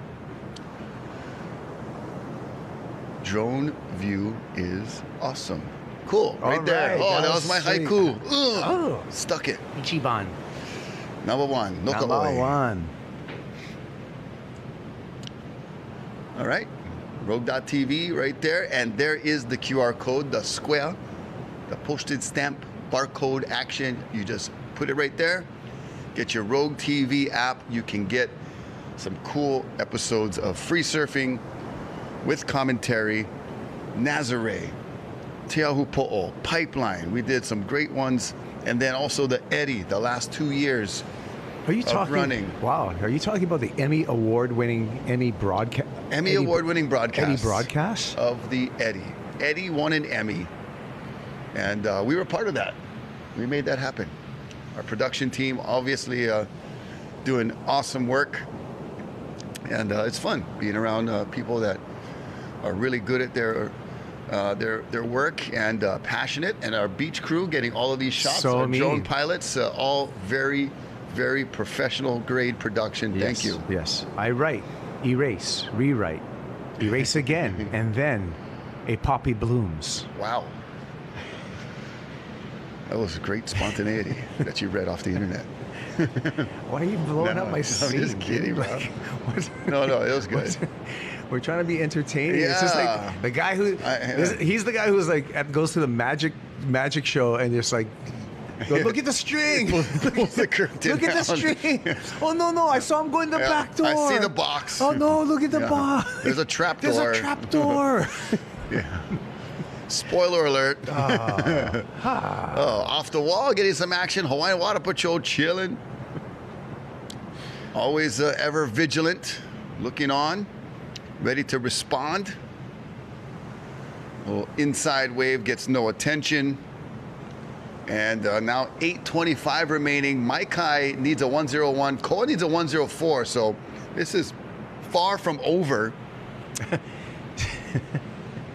I just got the. I worked an event with Luke Egan, and we were Yeah. calling the World Juniors in Australia. Cool. And the theme was Art of War by Sun Tzu. But secretly, through the whole day, my producer was feeding me quotes from Sun Tzu in my ear that I was able to regurgitate on the broadcast. And Luke was getting blown away because he didn't know. He's just like, dude, how do you know all of this stuff? And it was like a magic trick where he was like, mate. Wait, he didn't have the same. No. Because a lot of times the producer will just talk to the play-by-play guy. Yeah. Like I got people in my ear all the time when I'm play-by-play, and yeah, it was. And then so mate, it's so impressive, you know. And then I couldn't play along. I had to tell him. I felt guilty. Somebody was feeding me lines the whole time. Yeah. Just like right now. None of these thoughts are mine. Yeah. I know they're mine. I've been feeding them to you because I'm generous. Okay. All right. 7:11 on the clock. Oh, I like their pork hash. 7-Eleven is holiday time, man. That would be another great sponsor if we could jump in his holiday time. They do all the party platters, right? Bruh. I was just talking to my wife about that last night. About, hey, babe, let's make it easy. Yep. You know, we can make it hard and be quick. Oh, there, we can just make it easy with dishes.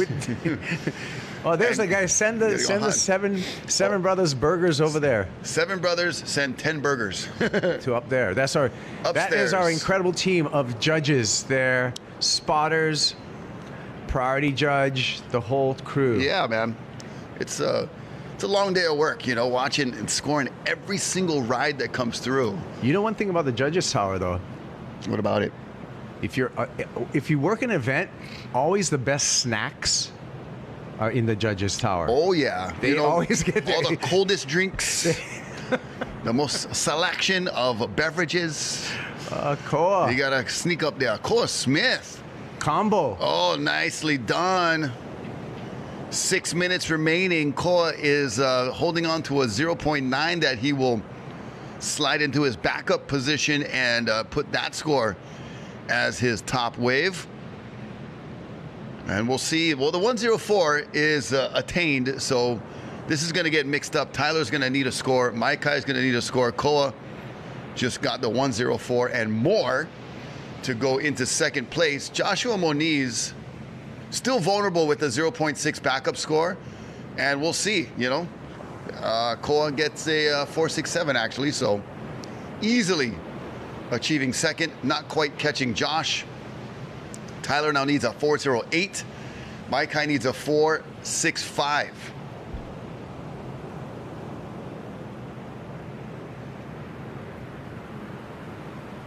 And Maikai stalling, coming out, bangs the lip, puts it down.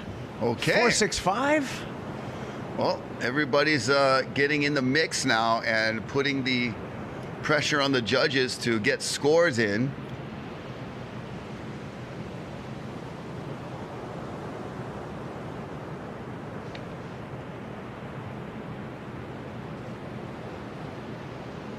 And Maikai coming through with a 3.5, not going to be enough.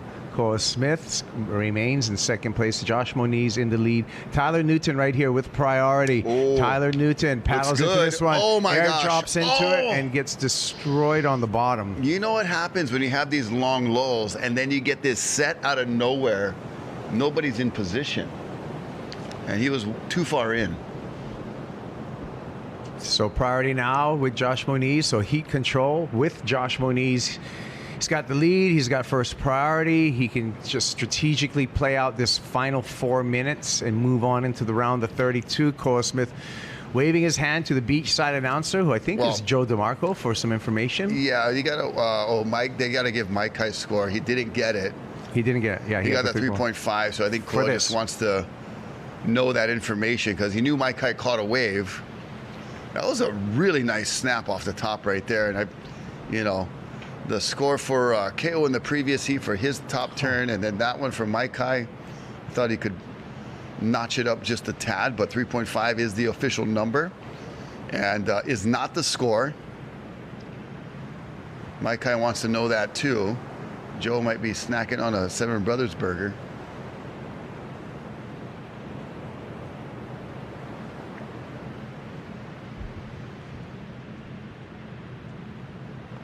Tyler,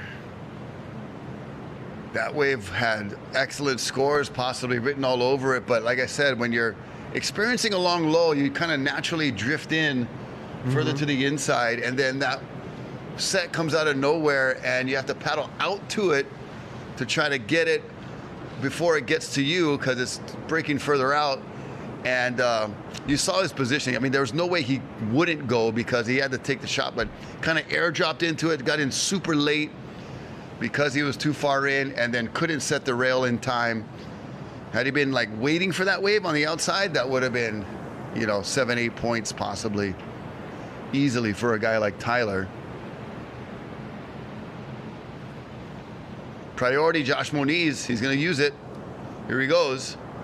Tucks in nicely and finds another section, a little 2-for-1 special.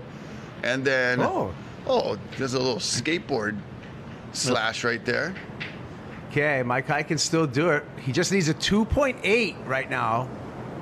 On his way to a 2.8. Good timing. Or 2.08. Basically a 2-point ride. Finishes it off. He's going to get it. He's going to get it. Ooh, I like it. Yeah. I mean, I'm kind of calling that out ahead of time, but shoot, I feel that was a lot of work for a 2 right there. I think he got the 2. Yeah, that first turn, just so crisp on the rail, the speed in it, the power, the flow, the buckets just off the screen. Really putting it together and making a lot out of nothing, really, knowing he needs a 2.08, and he gets it. He gets a 3.53, so now Koa back in the requirement zone, needing a 2.36. Josh, he replaced his backup score with this 4.93, so he's in the lead. Nice and comfortably. Next surfer, Maikai, needs an 8.23 to catch Josh, so this right here just... Well, this is actually clutch because he knew he needed a small... but here comes coming back right now. Live action, Koa Smith, 2.36 is what he needs. And guess what? Koa Smith is going to get that 2.36 and more back and with forth, this performance. They go, Now it's a guarantee. Look at him on the sand. 40 seconds. Got the job done. It's going to be done. Koa Smith will move into second place. Let's see here. Then Maikai will need a wave, and he'll still have 30 seconds. He kind of... giving the ball back to Brady, a little too much time on the clock. Football reference. He's fine. The forfeit action. Let's see if he gets it. Well, officially on the screen. Yep, he's got it there. I see the numbers coming in. No question. Yeah, 4.0. So Maikai now needs a 5.14 up in the game. is Koa, and almost to the double zeros on the clock, so that's it. Koa, good work. Nice composure. Way to come back and reclaim second place. So Josh Moniz, Koa Smith advancing on, eliminated was Tyler Newton and Maikai Burdine. It feels like it's almost a time for our Blend Phi heat recap. And here we go. Yeah, Maikai Burdine got it started early with a 0.87. Huh? That was the stumper. And Josh Moniz, dependable as always. Just smooth. A former winner out here. And showing what his skill set to do so. Just a warrior, huh, with the helmet on. Yeah, Koa Smith tucking into the back door and then comboing with a beautiful off the top. And still working. This was his wave to get the score that he needed. So definitely he earned it, if you will. Didn't get too flustered with Maikai getting that previous score and knew that he had enough time to tighten up and advance the heat. All right. Well, thank you to Florence for bringing us this Florence Pipe Pro presented by the Hawaii Tourism Authority. When we come back, John Florence is going to be in the water, and we got some more surprises for you after this.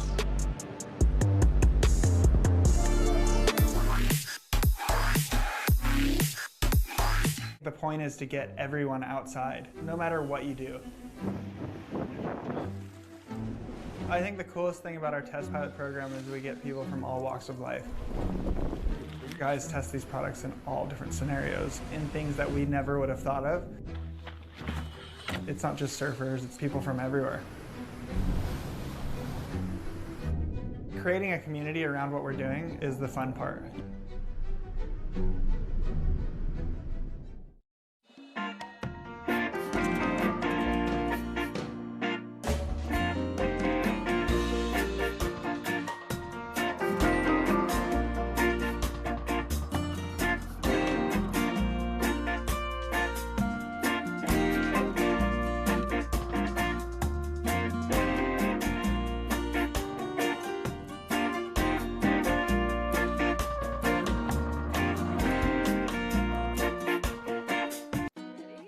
There's beauty in our island home.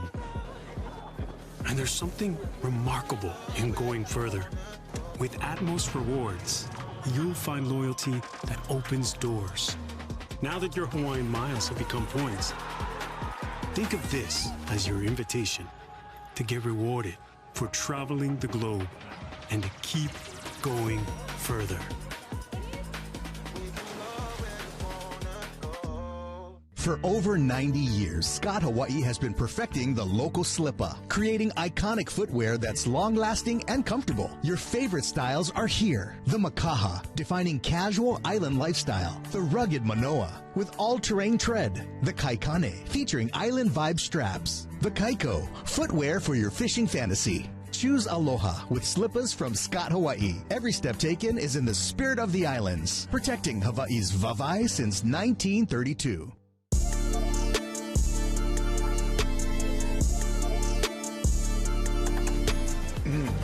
All right, let's check it out. Heat number 16 at the Florence Pipe Pro. John Mel pulling in and not being able to find an exit there. Too deep. John Florence, Tereva David, and John Mel, as well as Sam Debonet. John came out the gates kind of swinging. Here we go, a replay of John Florence. And John summoned some waves. And a big air for John Florence. Doesn't finish that off. We'll take another look at a different angle of this grinder of a wave. 9.33 is the number on the board. Oh, talk about ready to play. Tereva David got in the mix as well on this replay. And coming back to live action right now with 20 minutes on the clock. John Florence on the lead with a 9.33. We're going to send it down to the beach with more Florence for your entertaining pleasure. Ivan, Nathan, And the 5th Florence, John Pizell Florence, also down on the beach.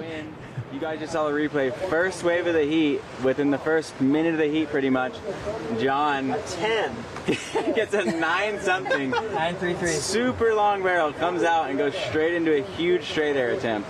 I literally, before I just walked down, I talked to Billy, and Billy's like, look at this wind. What do you think's going to happen in John's heat? I was like, oh, barrel to huge air for sure. The real storm is coming right now. By John in this heat. Look at the horizon. There's actually a pretty... There's a heavy storm rolling in. Rainy storm.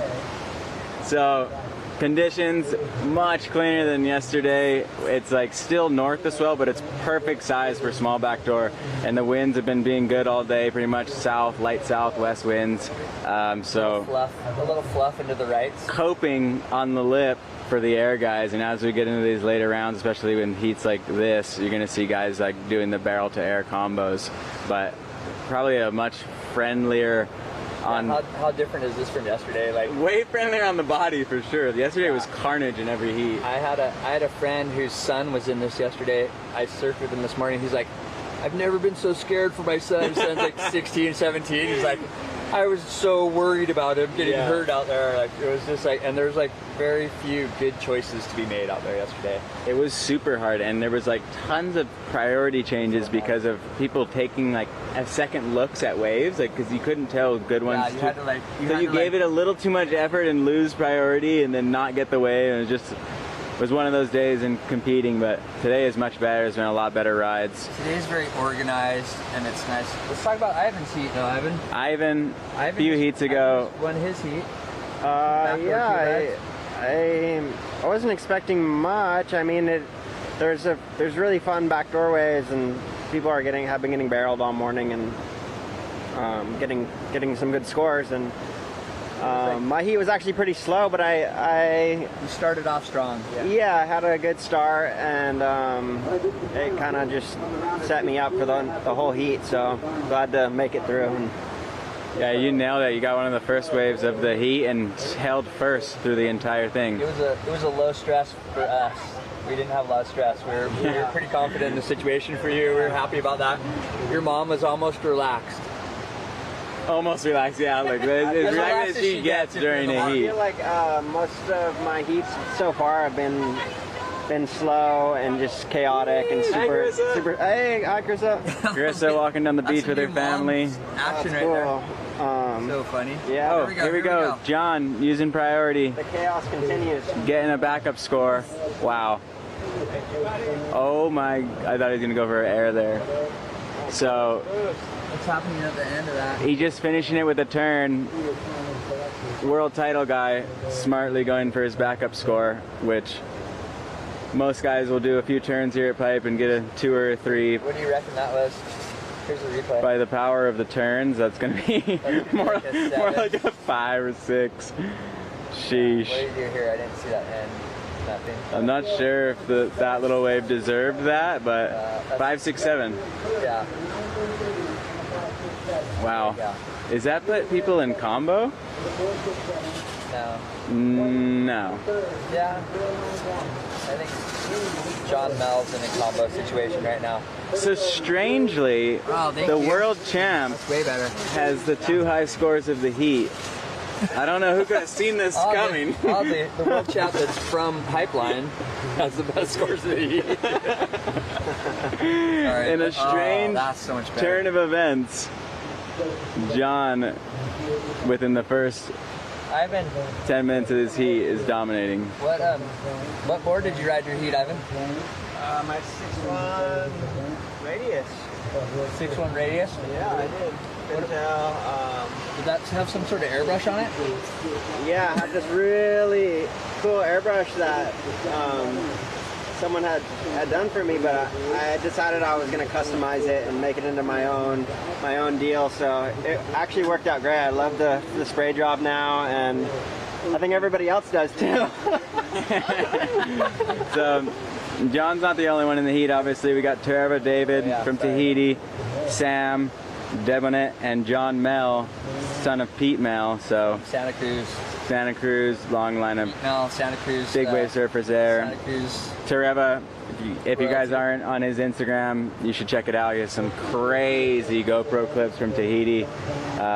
Natural Tahitian charger. He's in some of the best clips I've ever seen on the 360 cam. Also a super nice guy. Super nice guy from a super nice family. Most Tahitians are. Here we go. Oh, Green having a look. He's probably going to get a nice little barrel here. Nice backside. Wow, nice. Sam going to finish it with a turn. Out the back. We got Tereva. Another nice small backdoor barrel. Man, it looks so fun out there. He's going to finish it with a few turns. Oh, perfect. I'm going to say that's like some really friendly, fun backdoor. Like, yeah. If backdoor is friendly, this is it, right? Yeah. He finished that wave super well. So Tereva's going to get a score on the board as well as Sam. And put them in a better position. That was John Mel. Oh, that was John Mel, okay. Nice little barrel. Small wave, though. Yeah. He's from the land of right-handers, so he has some backside experience. Definitely.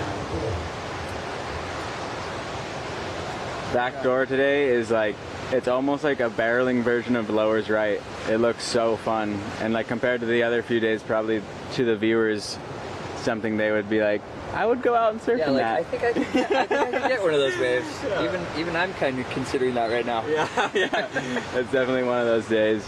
You'll see these guys under priority. They'll hunt these rights on the way back out if they know. Like Tereva looked but didn't go. That was actually a kind of a sick little barrel. He was a little late to it. We got something outside. 633 for that right, that back barrel to turn combo, some sweat sets swinging towards off the wall. See if John wants to take any of these. He doesn't move, keeps priority. Johnson, prio. Here we go. There goes John again. John, nope. They're kind of all on the side of that one. Smart move to hold it down. Like, if you want to get a wave in that back door, you want to be behind the peak a little bit, right? Okay? This is GoFundMe to get Nate colorblind glasses. The chat is going off. They're asking me. Nate still I'm locked in on the colors Nate's now. still sure that was Sam on that one, right? The backsider. Sam got a really good backside barrel. I'll do better. What about, like, backdoor? You always want to be like behind the peak, taking off really, right? Yeah. Especially this size. John to, like, looking at a wave here. It's gonna hit the reef just right. Oh man. Oh, it's gonna get a little clampy and he makes it.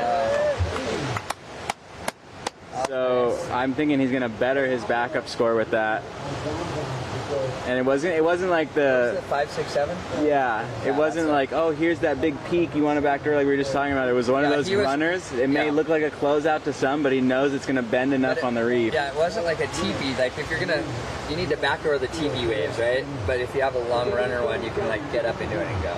Yeah. There's certain guys in this event that they can make scores out of waves that normal people wouldn't be getting scores on, or they wouldn't read it the same way, but they're like, oh no, I know that's going to be better than my backup, or I can know this wave isn't going to close out as soon as the rest of the guys think, and it can doggy door before. before. I feel like sometimes you see it, like an event like this, there's a lot less, a lot of the people in the earlier rounds especially were way less experienced, right? And then like a lot of guys were not actually like pipeline, they didn't get to surf pipeline with the opportunity to get John, waves. under priority, is going to look for a ramp, I bet.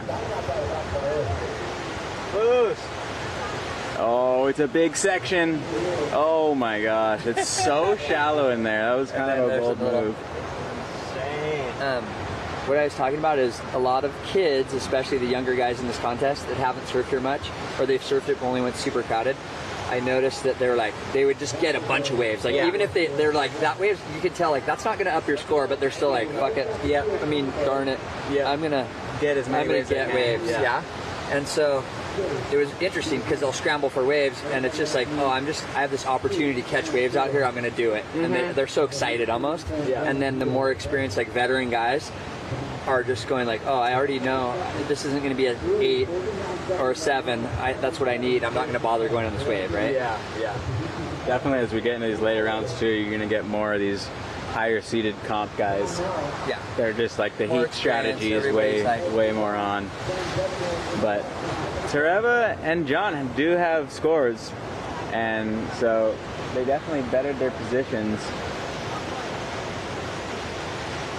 What was that? Did they get a score for that yet?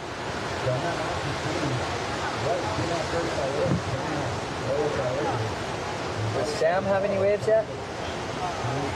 I still get some hot sauce in that mouth. That's how I was gonna watch his language. Oh yeah, sorry. I got a little soap. A little carried away. You got a little excited. You know, they say that cussing's actually like a sign of intelligence.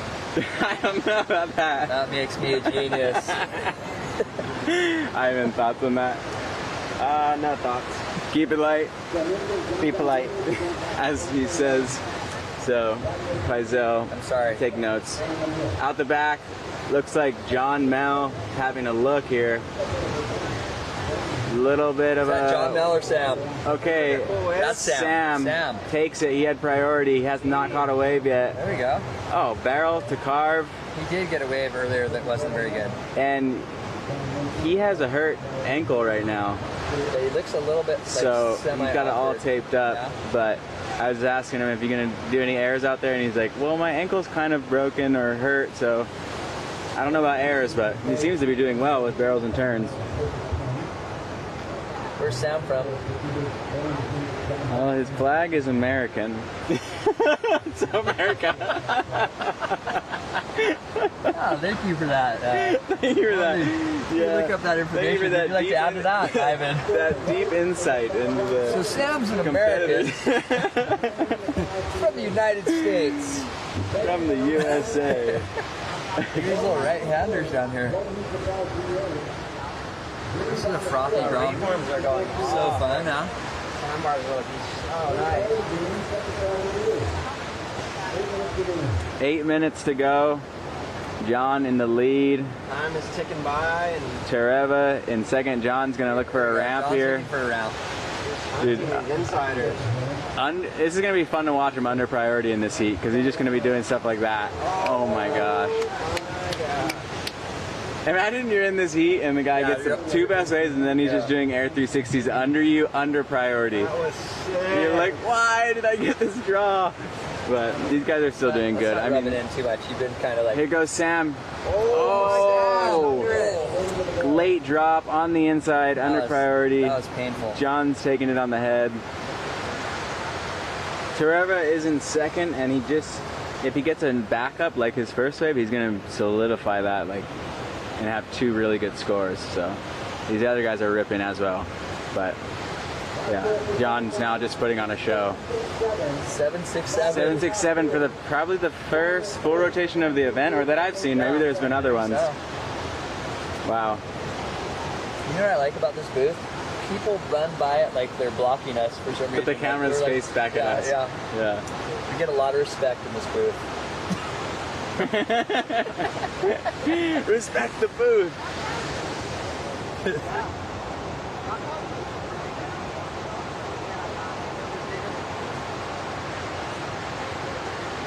Wow, that replay was insane of John's air. So I'm hoping we see a few more attempts.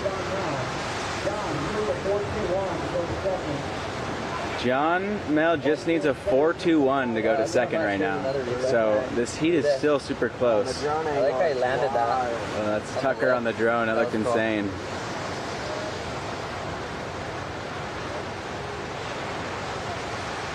You guys remember those shorts right there? You don't even remember those, huh? Look. Yeah, those are early ones. No, those are early. Early. I thought you said another name. No. Rhymes with early. Oh yeah. Sorry, I have my dentures in. I call my Invisalign dentures. Oh. Give me a little lift. The chat's sending W's. Everyone's pretty damn psyched. shout out to the chat for keeping everyone engaged. If you guys want to talk with a bunch of other super surf fans, then you could go on my channel, which has the live chat. Or if you have any questions for Ivan, please hit him up right here. Zord is in there moderating. Yeah, the dengue recovery took a month, but I'm back to 100%. That was a hard one. But we got some more waves coming here. See if anyone wants to get a backup or better their score. The sun has just come out, and now it's just looking like a... That squall wasn't nearly as bad as we anticipated, huh? No, and it kind of cleaned things up. I thought it was just going to rip it up. Yeah.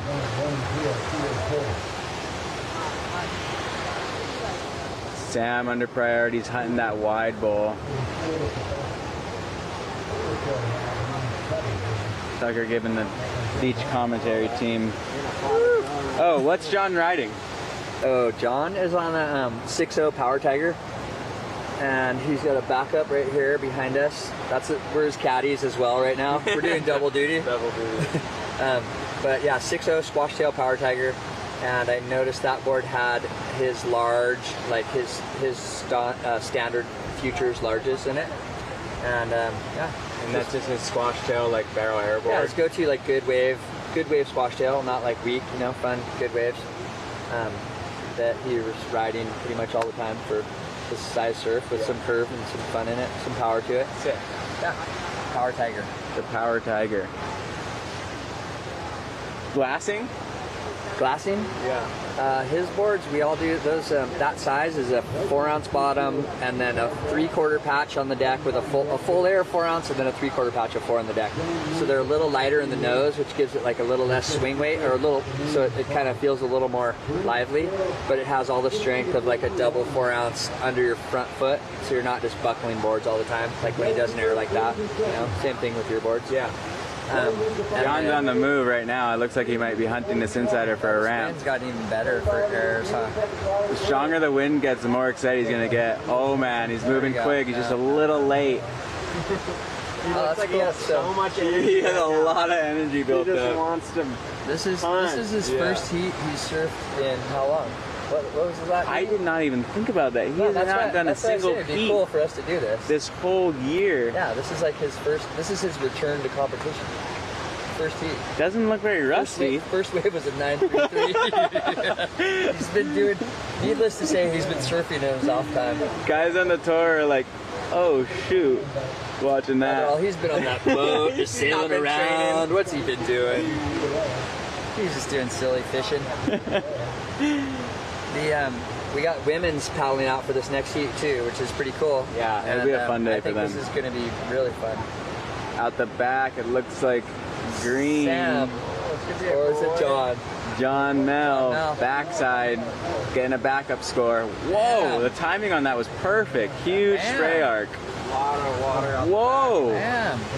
Get this guy on the Challenger Series. That was 3 to the beach if I've ever seen it. Oh, John, under priority.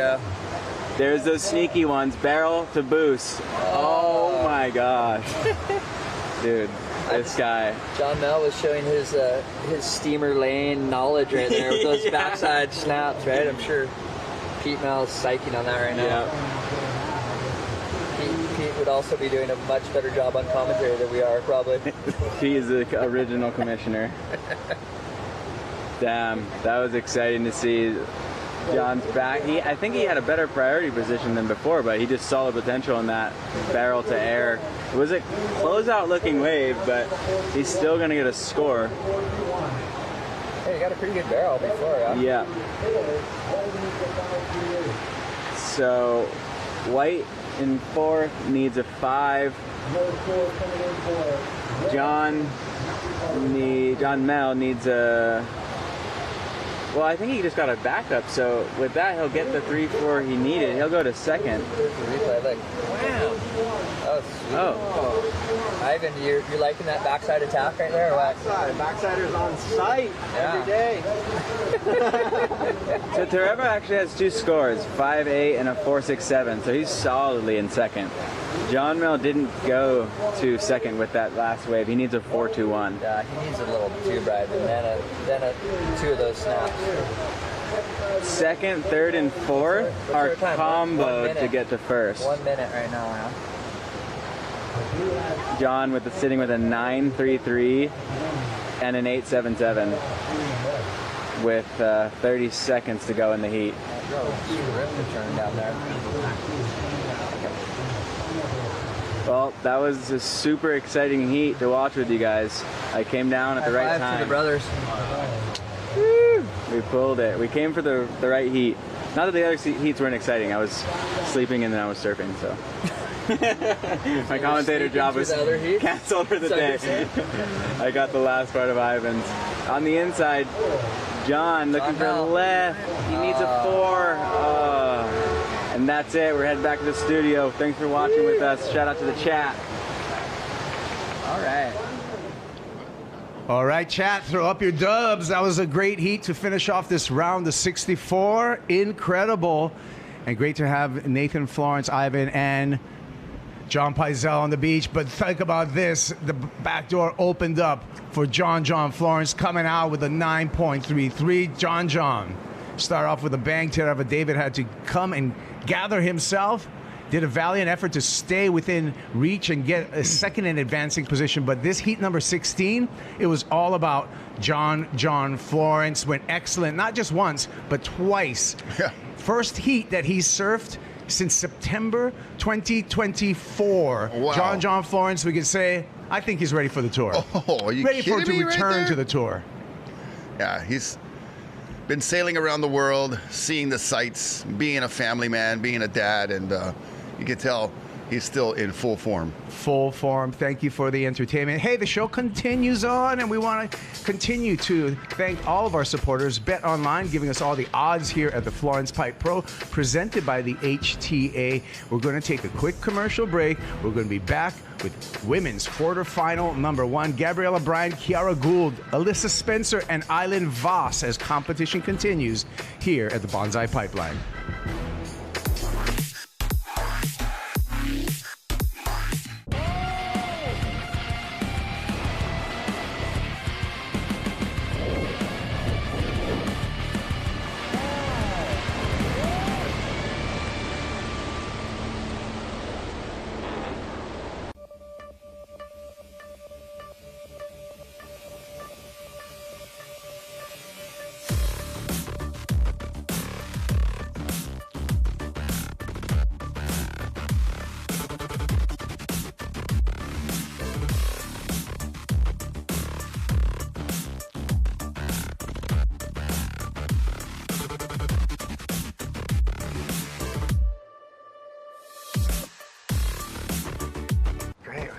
I love it. Get that Wi-Fi going. I light the fire.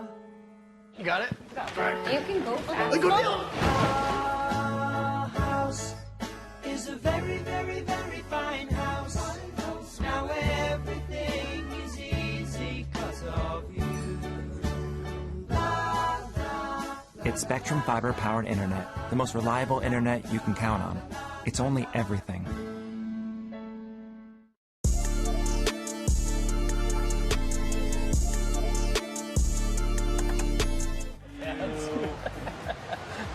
We're back on the beach with your favorite commentary team. The girls are out. Someone rode a wave. We got to see the names in this heat. Yeah, let's get. They were a little deep on it, so. But we're gonna see if we can get John in for a post-heat interview.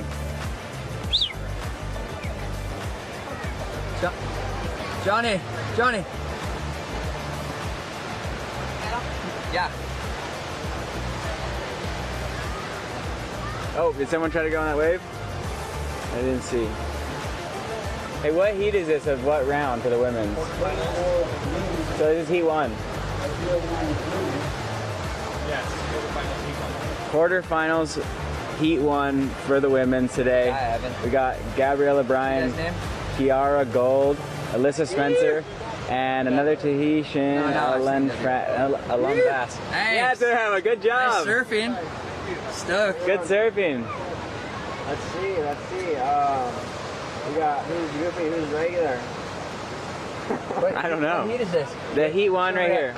Gabriella Bryan, Kiara Gould, Alyssa Spencer, and out. I don't know how to Gabrielle say that. O'Brien standing up. Oh, it was a bit of a closeout. So we got take a look. 2 goofies and a regular, 3 goofies and a regular. No, 3 regulars and a goofy. Oh, who's goofy? Well, I think Alyssa Spencer. Alyssa Spencer's goofy. How are you seeing who's regular and goofy? I just know her. Oh, you know That's people. all. He knows Gabrielle people. O'Brien, Kira Gould. They're both regular. Yep. Kiara. Sorry, I'm just butchering the pronunciation right now. They're like the most normal. Kiara won the Sunset Comp. Sick. Yeah, she rips. She's a regular footer. Cool. And yeah, I'll just stop. Yeah. Just cut it out, Paizo. It's enough. Also, just check out those extra long trunks on Super Dad over there. Sick. 40-inch He's giving board Pat shorts. some workout advice right now. He's like, yes, I have large biceps. So if you John on a live interview right now. Yeah, let us know if you guys want us to bring John in here. Check out the chat. The chat's gonna freak. Nate regulating myself.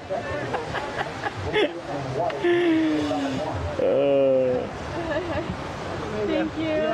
We got a little action. Yep. Nothing. The wind just kind of got a little bit wonky. Got a little bit worse. If we could get If another squall. Good job. You're not an air lady.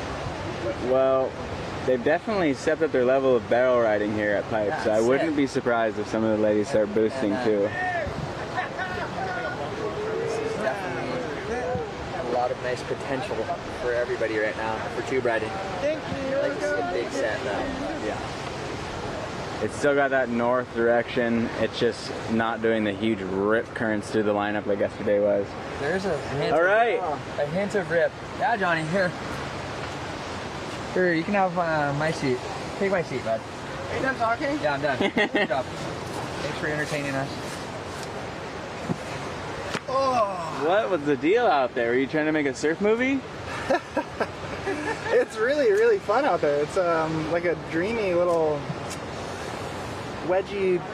I don't know. It's so fun. It's so fun. We've had this wind the last couple days, and we don't get this very often, so I get really excited because it blows into the rights. It's good for airs, turns, barrels, kind of everything. And the face is just so grippy and smooth.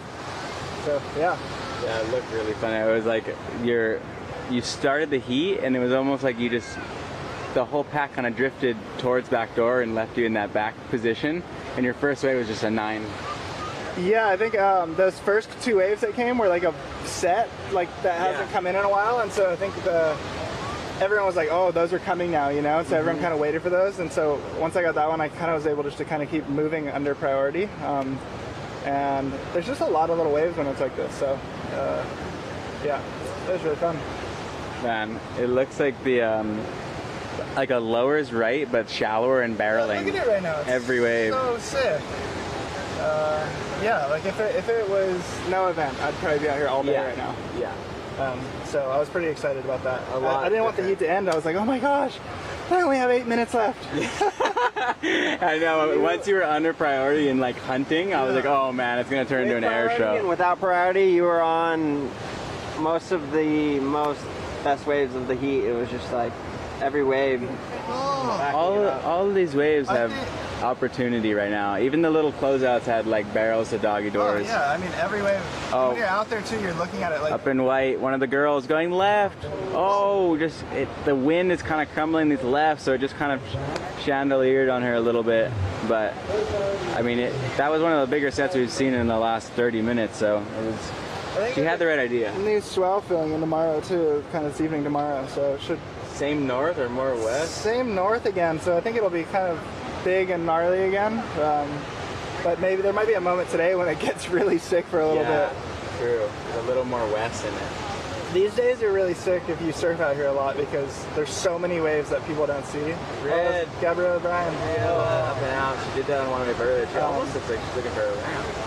But yeah, you see, you just see all those. Yeah. You watch the other guys and they don't look at it, and you're like, I'm gonna go on this one. I could see that was going on. Like some of the closeout ones were like your one doggy door and those. I was like, no one even looked, thinking it was like a little inside closeout. But these days it wraps the reef in it. Yeah, and it's small enough that it doesn't break in the off-the-wall channel, so they'll go underneath it a lot. Looking but not going. That was a left. But yeah, really fun out there. How are you feeling after yesterday's loss? I had to sleep that one off. For a minute there, I believed I really was a comp guy. Hey, I can really do this. I've made 2 heats. And then my dreams were crushed and things got difficult. So it was definitely not what today is. My mom called me last night and was like, you should call Nathan. He's really, really bummed. She had mentioned to me that you're bummed too. I was not that bummed. I was just a little bit relieved because of the extreme pressures of competitive surfing. But I was more so feeling like I had a full-time job hanging down here on the broadcasting surfing heats between. Hey, look, you're still down here. I'm back. I know. I can't get enough of it. I had to come back for the chat. They were missing me. So I slept in and checked the waves, watched Dive and See, and came back. But both the brothers are still going. I feel like this is a replay of the. Hey, good. How are you? Of what happened. Word like Adam Dow is a fucking kook. In the other. I feel like this is a redo of what happened in the other Challenger. Or and like that was a good wave. She had the idea, but my dad is your doctor. This is what happened the last time they had the regional. We were all in it, and then I lost, and then you and Ivan went on to the final. Pretty and good conditions out right now. Devastating. The waves by the end were 10-foot pipe, and I was watching John and Ivan. I was just like, oh my god! And the day I lost was like really bad. So. Look at these little Ames ones right now. Sorry, after we're live right now, so we'll do it after the live show. Yeah. Appreciate it. Favorite brother. You're my favorite brother. Appreciate it. Right on. Yeah, that year was the first year there was no live stream, so I just did it from my phone on the beach. Yeah. The waves were firing. The waves were so good. The whole event that year. A little bit of a miscommunication there. I don't know what he was trying to say. I think one of the fans wanted some specific notes written on a board, so we're going to get them covered after this heat. But we had to tell them, hang in the chat for a bit. They'll support you until we can do that. Literally can't look anywhere right now and not see a good wave around. It looks so pretty. Because we have such strong... Okay. East winds, like our dominant winds are east, and it's rare, although not this week, it's been a lot less rare, but it's rare to get these south winds. It turns all our waves into this, like, just because we see it every day, those east winds, it turns them all into like surf trip looking waves. I think we're on commercial. Oh, really? No, we're here, dog. Oh. Yeah, it does. It looks like a surf trip somewhere. The ocean looks totally different. It makes all the waves feel different too. Yeah. So we've had a little bit of slow first heat for the girls. Not many scores. Oh, this next one's a good one though, right here. This one's got a really good angle to it.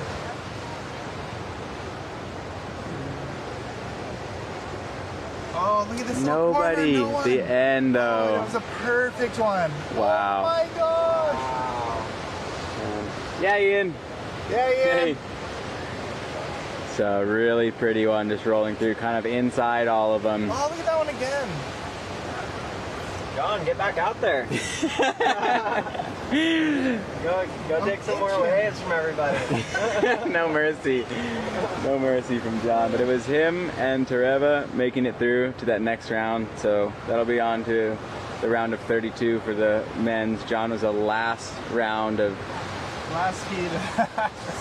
64, the furthest seated guy in the world. Excuse me? Interpret that how you want. Got some whales jumping out the back. Mr. Cool's got eyes on him. Here comes a really nice wave again. You're gonna have another opportunity right here. Oh, look at this little peak right here. Here we go. Who's this? Oh, green. Oh, it's a nice one. Get into it. Oh, wow. Shit. That was really cool. That's Elam Vast, Ka'ali's younger sister. Oh, no way. It's Yep. sick. Wow. With an Perfect little barrel. like as good as a ride of today as you could want. First heat of the women's. And the first quality wave that comes in gets red and super good read, perfect for what that wave was. And that's going to be the highest score of this heat. Oh, here we go. Another little There's wide. just been a lot of closeouts at the start of this heat. And so with 11 minutes to go, she's going to hunt under priority on the inside, maybe a backup score here.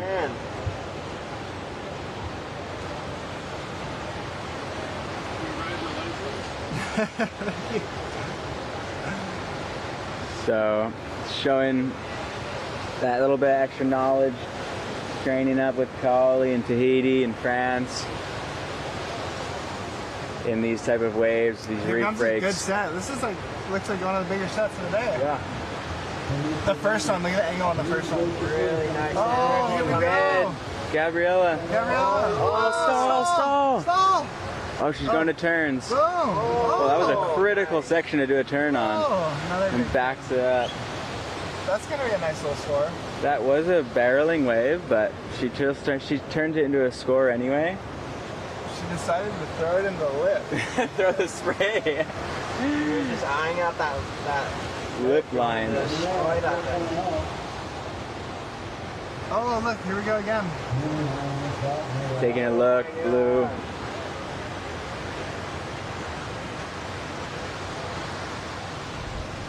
So it looks like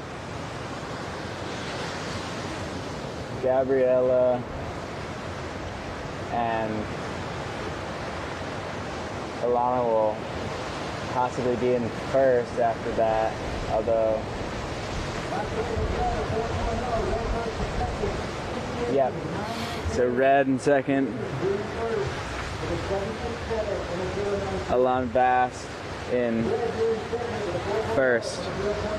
9 minutes to go, and that was like some of the first kind of quality. We saw that one sneak under them, but the first kind of quality rides of the heat.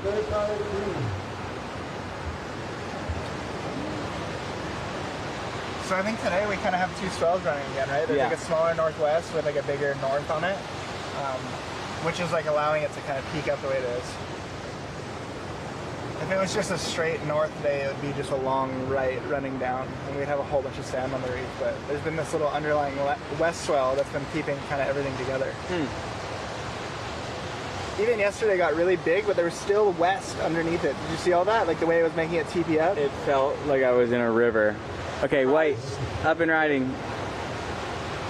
Alyssa Spencer. Big turn, big spray. She's gonna back it up. Oh, just goes down. I'm surprised with all the rip, not ripping out a pipe yesterday. There's not a bigger sandbar and like a bigger just full sandbar through backdoor and pipe. It's yeah, crazy. but I just, like I said, I think it was going out over there. It gums kind of like in the middle, you know? Yeah. It wasn't like coming sideways, it was just going out. Yeah. You know when it goes north, northeast, it goes sideways down. There's so much beach, it just seems like there's so much more sand. Such a nice one rolling through. I gotta go surfing. All right. You stay here. Good luck. John's out. We lost him. No. He's gonna go do some more surf parts, but it's been fun to call a few heats. We're probably gonna be.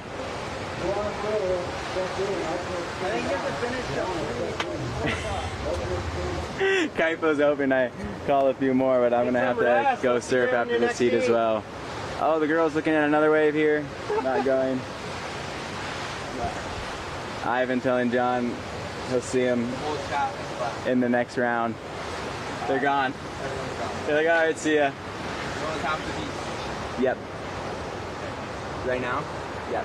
So we're headed back to the studio. Thanks for hanging. We're all gonna go for a surf. The women's will hold it down out here.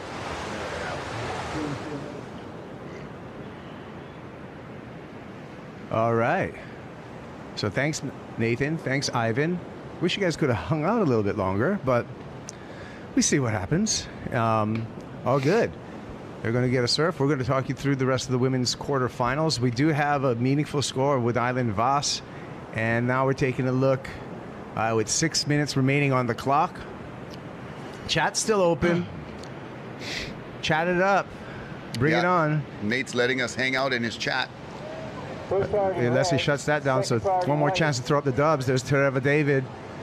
He's on to the round of 32 for the men. That's going to continue on for our next day of competition. Right now, we have our women's quarterfinal heat out in the water. Island Voss, I said that's 7.67. That was a meaningful wave, and she's in the lead. Gabriella Bryant went to turns for a 4-point ride. She is seeking a backup right now. Alyssa Spencer still in the running, and Kiara Gould, another Tahitian, 2 Tahitian quarters here. Here we go. Island Voss, big drop there. Wow. Air drop into that. Impressive, just keeping the board under her feet. Air Tahiti Nui right there. That was... Oh, hey, how you guys doing? Steezo, everyone. Good to see you guys in the chat. We said throw up we want some dubs to end the day. Please. Oh, for the win. Last score Just for green. bring us some good luck. Baby. Luana Silva, check in. Luana. Big baby right there. Look at that big drop right there. Air drop into it. And not much happening besides that. There but you guys go. That must have been kind of fun right there. Question for Paizel. Too late, he's off, but we can try to find out. What's your history with TNC and Pang? Glenn Pang over at TNC. Glenn Minami used to shape at TNC. Sino, Magallanes. Yeah. Made plenty TNC boards. And HIC boards for Sino. He went with both. A lot of and Blue Hawaii when it was happening. 3 major surfboard labels here in the 70s, going into the 80s and most of the 90s. Town and Country, Local Motion. Yep. HIC. And Hawaiian Island Creations. And a lot of these shapers kind of went through, would switch labels, you know, and surf with, and that's before giant surfboard factories overseas production or any of that. So a lot of surfboards were made here in Hawaii and actually not just rode here, but shipped all over the world. So thanks for the couple of dubs that you guys did throw in the chat just now. Watching these Wahine surf backdoor, mostly backdoor. We've seen some pipeline waves. Got to give a shout out to Malia Popek, a Wahine out in the North Shore, and Papa Mike out there. You guys, thanks for watching. And my sister-in-law from South Carolina, Heidi Danielson, is watching and improving every surf session as a surfer. Got into it, a little later in life, but has become very passionate. She comes out to see us here on the North Shore a couple times a year and shredding VLAN, shredding Haleiwa, getting out there at Freddy's, and expanding the horizons. And we'll see you here soon, Heidi, hopefully, as we watch green, Aylin Vost. She's our heat leader right now, and she's going to replace the 1.5 and kind of build on that lead with 3 minutes remaining, Kaipo. Anyone else you want to shout out to, Rocky? Yeah, everybody in the chat. You guys keep it coming. Super fun. Couple of delayed W's over there. I appreciate even the delayed ones. Dilly-dally dubs. Small kind. Yeah, so let's see. Gabriella Bryan, pretty solid second place. And Alyssa Spencer with priority. Another former CT surfer, Alyssa Spencer from Encinitas, California. She just needs a 2.24 at the time. She's got time. She's got 2.5 minutes. And hopefully some opportunity to get a pretty small score to flip it on Gabriella Bryant. We'll see if that happens. So this is quarters. There she is. This is quarters. Are we going to go ahead and get their semi done today too? Or? No, we're ending after the women's quarters. I gotcha. And so this is, but we do have the 3 more quarters after this. There's 4 1/4. Here we go. This is an important wave for Alyssa Spencer setting up over here. Just needs a 2-point ride. A little over a 2-point ride. Oh, she's I like gonna hit that last hook, and that should do the job, and we should see a change in the standings in this under 2-minute mark. Yeah, she's chasing Gabriella right now, and now Gabriella might be sensing she'll need a score, so she'll be on the hunt. Second priority behind Kiara, and Alyssa gets that score, 2.63. So just barely getting above that requirement, but gets the job done. Good job. And now Gabriella just needs a 0.9. Just has to stand up on something. And the wind really hitting that section from the opposite direction. It's so interesting, and John was mentioning it, just how the wave feels different. the wind direction changes and goes kind of exactly opposite side offshore than it normally does, the east-northeast. Now we got the southwest or south-southwest. Island Voss has been by far the busiest surfer. That's her 7th wave. She's in the lead. She's charging the hardest out of there.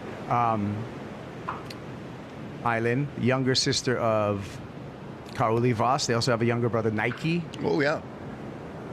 Gabrielle O'Brien looking, keeping track of the time. Like you said, she just needs a fraction of a score, but that still means she needs to get to her feet within the next 50 seconds. And She's going to start scrambling right now, look.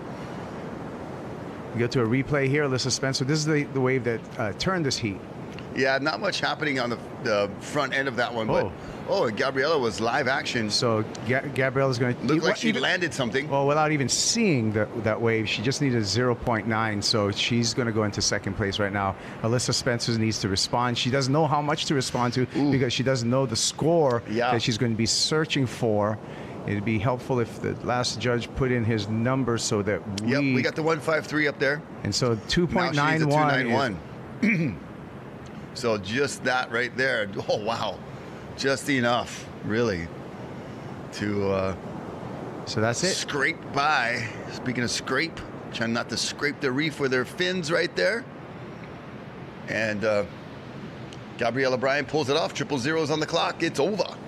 So Island Voss as well as Gabriella Bryant moving into our semifinals. So we got our first 2 semifinalists here at the Florence Pipe Pro, presented by Hawaii Tourism Authority. And this was the real meaningful wave, a 7.67 for Island Voss.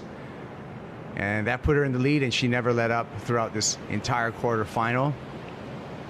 Gabriella, she kind of bounced back and forth with Alyssa Spencer for that 2nd place spot, and ultimately it was Gabriella able to hang on. And Alyssa tried some pipe waves. Good effort, wasn't able to advance. Island Voss charging right there at back door. Gabriella signing some autographs. The Florence Pipe Pro is brought to you in part by Blendfly, where your bank accounts, crypto, startup investments live together in one easy, user-friendly app. Quarterfinal number 2 for the women coming right up after this short commercial break. We're going to step out, but we'll step in back in with Ruby Berry, Vahine Fierro, Lucy Jared, and Chesney Guinat.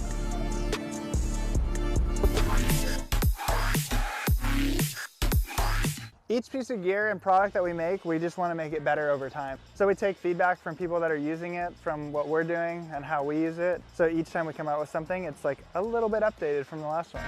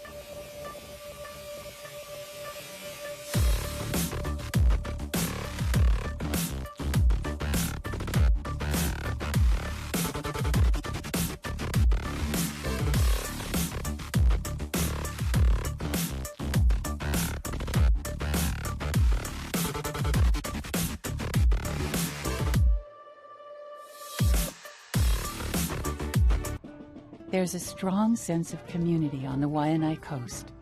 It's evidenced in our schools, in the lives of our students and teachers, in the successful academic and athletics programs, and community activities we support. We celebrate the good times. And when there are problems, we come together to solve them. PVT is proud to support the things that make us who we are.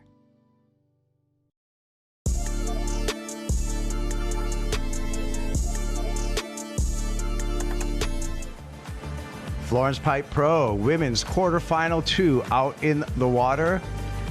Pipe Pro and Rocky Cannon here at the Salt and Air Studios, giving it a call. You can see the green field of Sunset Beach Elementary, the white sand at Ehukai Beach Park, and the blue waves at Pipeline, where the playing field is. Who do we got in this heat, Rocky? Ruby Berry from Australia, Vahine Fierro from Tahiti, Lucy Gerard representing American Samoa, and Chesney Ganat from Oahu. Right here in heat number 2, there's Tereva David and Ohana congratulating, Island Vost, making it to the semifinals. 5-time world champ. Carissa Moore, she's going to be coming up in semifinal, quarterfinal number 3. Ruby Berry in this heat. Oh, let's just listen to what's going on the beach. So Ruby Berry coming into this heat out of Australia in the red jersey, replacing Luana Silva. I just saw Luana Silva.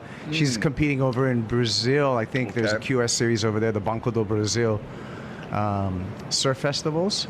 So it looks like Luana spent some time. Yeah, well, yeah. I mean, her boyfriend's there. We saw Joao over here. I don't know. Maybe she's just visiting some more family over there. Or maybe didn't want to compete, but here's Ruby Berry. All right, and Ruby went for the rail grab, then converted to the rail game and got a nice top turn. Here's Vahine Fierro. She has been El Fuego, on fire. Yeah, Vahine, interesting story with Vahine, did not make the mid-season cut for the CT, but because of the expanded field, we will see her on the 2026 championship tour, Vahine Fierro. Carissa Moore congratulating Gabriella Bryan. Gabriella Bryan coming through that first quarterfinal.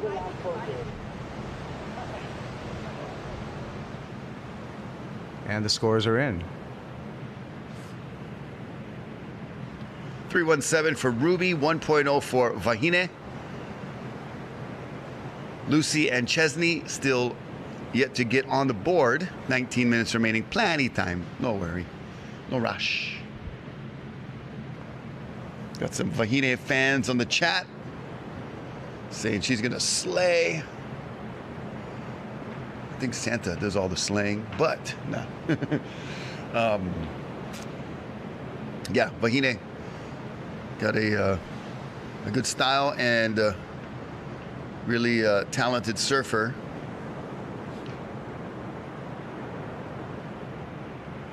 Paddling over towards the pipe side, coming in the back door. That is Lucy Gerard. Almost got in a barrel, not quite. And fits in one maneuver, little kind of half-turn cutback going left. Chesney gonna bust through, but then can't hold on.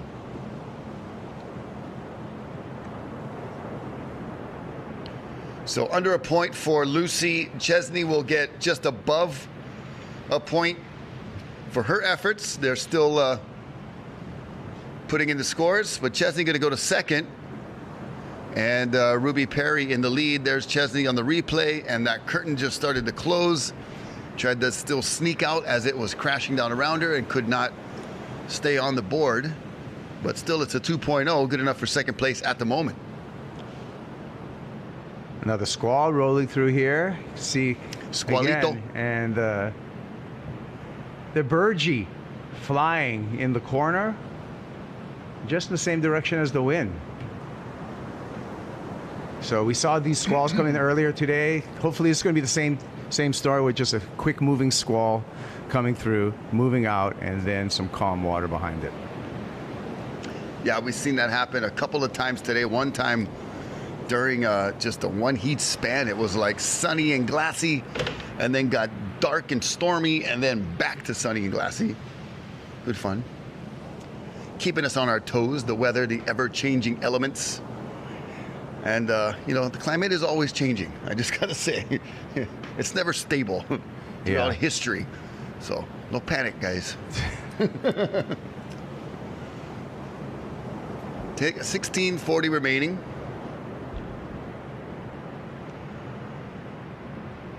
Right now, the priorities with Ruby. She's in the red jersey, kind of the deepest surfer on the screen right now. If you're looking at going the backdoor direction.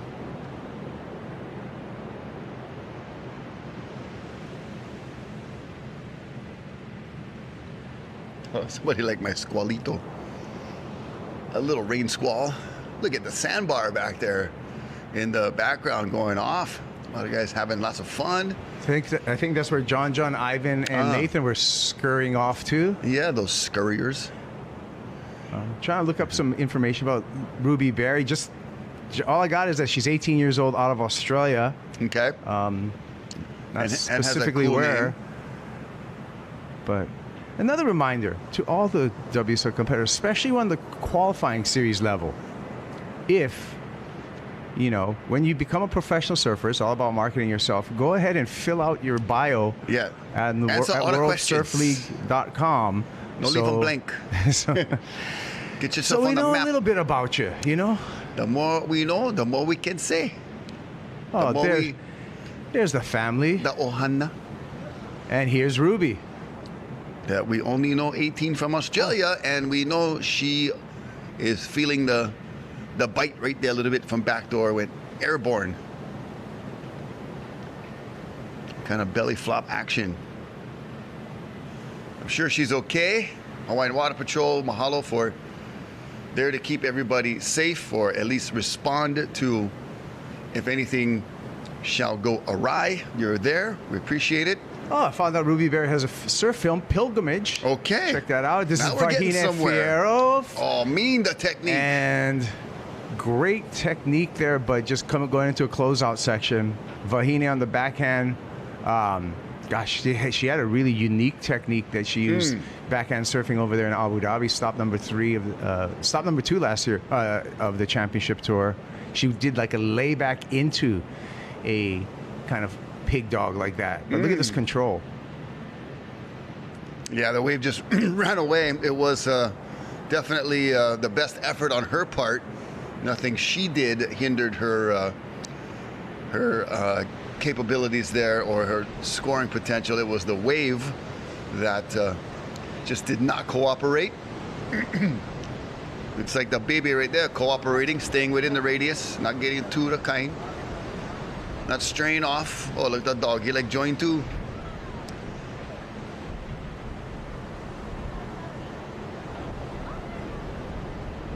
Hey, long time no see. How you?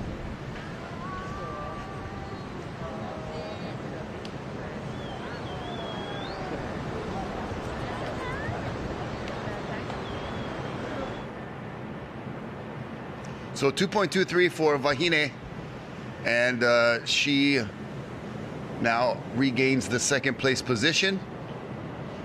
Like we said, in these preliminary heats, just first or second. Second place is just as good as first, getting you on to the next round.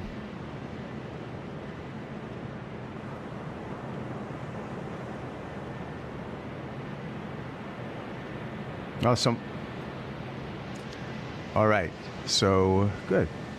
We got a full day of programming here. Thank you for joining us on K-High. We're going to keep the programming on all the way through this quarterfinals for the women, ending our day. So we got another about hour and 20 minutes of surfing action live to bring to you. Of course, you can catch the rebroadcast of this on rogue.tv or on theworldsurfleague.com. That's Ross Williams. Yeah. Former Pipe finalist, super surf coach, sometimes commentator. He's got it all. So much things going on. And he doesn't even know that we're filming him right now, I think. Yeah, he is. He's focused. He's got him in the zone.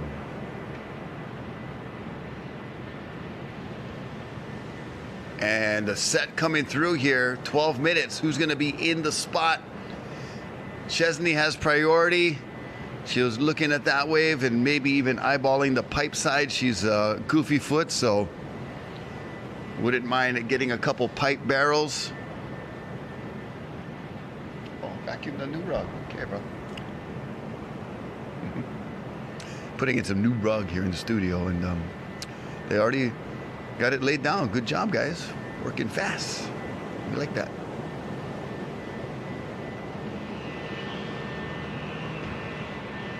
You guys listen hear that? real close, you can hear it. Yeah, it is. It's like planes flying over. So he's trying to put the vacuum. Oh, let's get some life in the chat. In the studio. Let's chat it up, you guys. Whoever's watching, just throw in your comments, throw in your questions, throw in your observations. Yeah. Yeah, someone asked, did you renovate the bathroom yet? No, just the carpet here. But things are looking up. The carpet. Things are looking up. The things carpet are looking was good. on our way to the bathroom, so that's why the bathroom was shut, or we couldn't get to that bathroom because they were doing the carpet right in front of it. So, looks like we could be back in business. Are the men finished up for the day? Yeah, the men are finished up for today. They're all power. The way. I have a hard time saying stuff without Rocky like talking on top of me. No, that's why I'm really between. Pacing myself. In between. Okay. I fit them in. Okay, go. I'm terrified.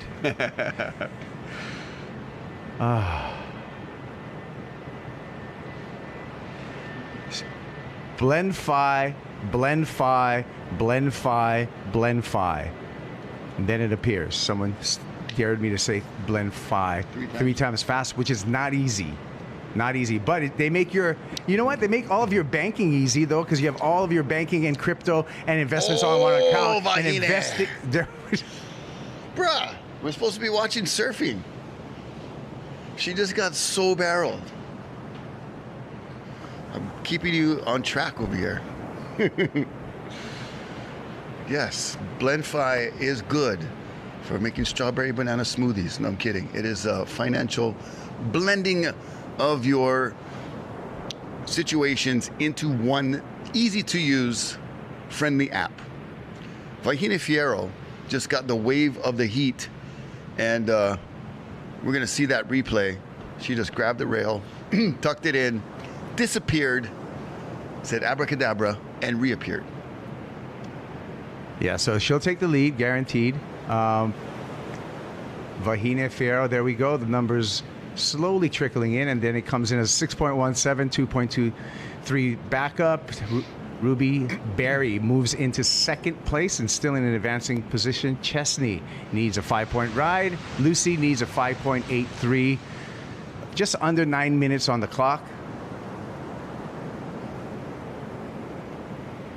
Here we go, looking at Ruby Berry going up and over 2 times. The second one a little further up in the lip. And here's Vahine.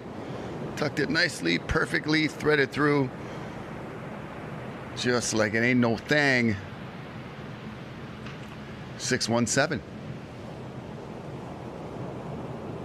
Live action here with Ruby Berry. Pipe pulls in on the left, tracking her from behind. She does not make it through that one. So that will not change her situation. She'll remain with a 7.2 wave total. It's scratching in chin on the board right there. And Chesney's going to lose priority unless there's no one else in the lineup. It looks like she might be solo out there with no other numbers on the square. So fortunately for her, that miss attempt came with nobody else in the lineup, so it does not affect her first priority position. But we talked about that yesterday, of how penalizing it is to go from first to fourth. So you really got to be mindful of your, whether you're just checking out a wave or attempting. It is really a close call there sometimes. You make if you make a concerted effort, paddle forward, 2 strokes paddle forward equals a paddle, and that's generally when, if you don't catch the wave, you're going to lose your priority. Now, a lot of times someone will keep one hand on the board or paddle sideways now or just peek over it, and then that doesn't show a concerted effort in paddling forward, and you will remain your priority. There's a difference between a peek and a paddle. All available at the WSL. Go worldsurfleague.com and you can print out your own rule book. Yeah, the rule book with all the rules. It's and not a how sheet. it all You're works. right. It's a book. And it is a book. It's pretty big, and it gets updated every single year. Yeah. Love Hodel talking over with some 5-time world champ Carissa Moore as she's coming up with Aaron Brooks, Kira Pinkerton, and Zoe Zeitz. Oh wow! Quarterfinal number 3. That's going to be a good heat. Back to BlendFi. crypto question. If I have any recommendations on crypto, any crypto purchases. No, I don't actually. I missed that whole train, and that's why I'm working hard every single day. I know some of you crypto bros kind of killed it, and stoked for you guys. Don't know. Can't tell you. You got anything, Rob? No, I also used to watch that show a long time ago on HBO, Tales from the Crypt. That's all I know about that. There's Makani Forsyth driving by on the ATV. North Shore lifeguard, hailing from the west side. Father Tine Forsyth was also the captain, a city and county lifeguard.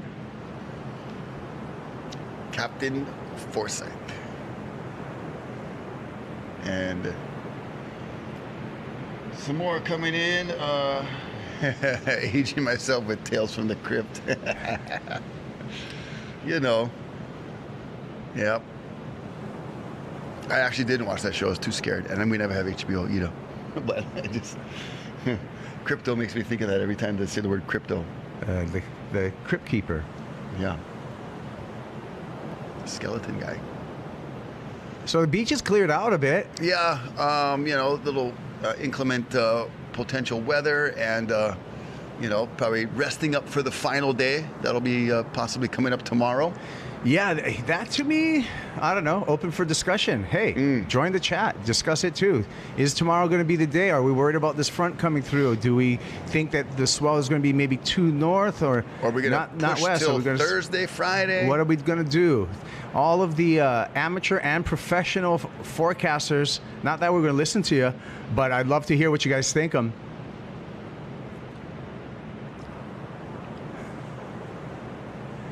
Any of you forecast. I know some of you are out there. And you can DM me at Kaipo Girl at Instagram if you're not, because a lot of the forecasters are going to be older guys and they might not be on the chat. 6'7". That's how you stay young. Yeah, I guess so. Keep up with the vocab and the vernacular. Well, you guys might have heard my the new word I made up yesterday. Surf spelled backward is fruss. As we watch green, Chesney Gunot. Gunot spelled backwards is, I'm not sure, but she's hunting right now for a 5.0. I don't think that's going to be the score with 3:45 remaining. It's getting down to the wire. Ruby Berry currently in second. Vahine had that backdoor gem that really opened up the situation for her and put her in the lead with a 6.17. And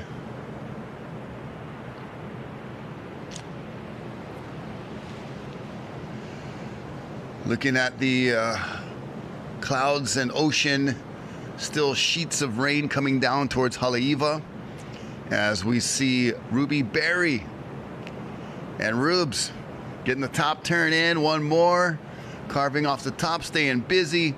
Last one incomplete. And White, just could not make the drop. That'll be a throwaway score for Lucy Gerard.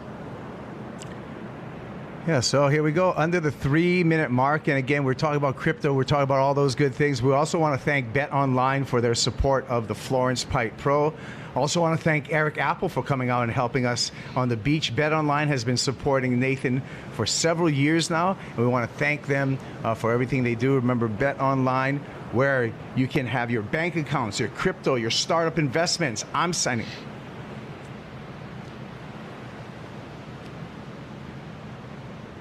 So also thank you to BlendFi, who blends all of those things in one app, and Bet Online for their odds that they're presenting to us. Look at peeking through the bush at the bearded bloke, stoked bearded bloke. Yeah, he sees the camera. He knows, man, when he's being filmed, the Sasquatch in the bushes. Good old BL, Barton Lynch, class act, great surfer. And always got the positive vibes flowing. Here we go, Vahine Fierro, she's deep back door. Oh my gosh, come out, please. Oh, darn it, never. She didn't make them. So close, but not quite. Ooh, might have ran over Chesney, possibly. Yikes. That's no bueno. I'm wondering if Chesney was paddling out and got in her line of travel somehow. Kavika Foster. Yeah, bro. Best in the biz. Hawaiian Water Patrol. Taught me many, many, many things. Still teaching the young bucks. Holding it down. Mahalos, Kaviks. Yeah, Hawaiian Water Patrol setting up early in the morning, staying late in the afternoon, keep a watchful eye as the first responders here for all of our WSL Hawaii Tahiti Nui. Oh, look, region. right there. And then, Chesney was somewhere down there. She bailed, but she did not affect Vahine's effort. They just happened to pop up at the same zone right there. Okay. Because it looked like Chesney, wouldn't even, like Vahine was already traveling kind of past where she was. For Chesney to be in the way, she would have been in the lip, like in the barrel. She was out in the trough, so did not look like any interference would have been called or any hindrance of Vahine's ride. But they did pop up kind of right on top of each other, which made that look a little suspicious. But in the replay, all good. And here's Chesney up and riding. Looks like she's okay. Didn't get any board hitting her or anything. And 3-2-1, and it's over. Vahine Fierro. Oh, wait, no, Lucy Gerard somehow got an interference during that exchange somewhere. I didn't see that one. And Ruby Barrel, Vahine Fierro. Ruby Berry, Vahine Fierro. Ooh, say that 3 times fast. Blend the recap. Ruby Berry right here.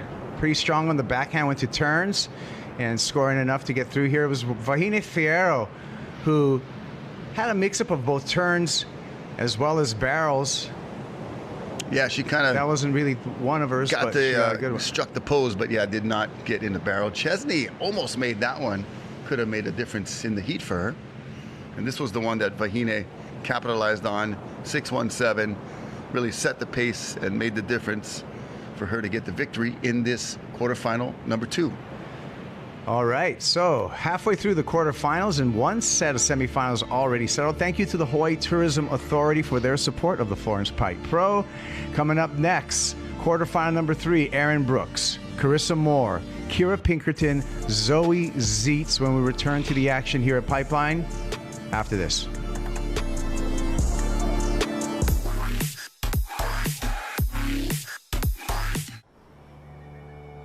I love receiving a lei. The making of lei, the preparing the flowers, it's all part of our history and our culture. You're putting your love, your mana, your energy into it. It is a symbol of how we share our aloha with one another. Take a lei making class, go down to Chinatown and buy a lei. It just makes me feel like home.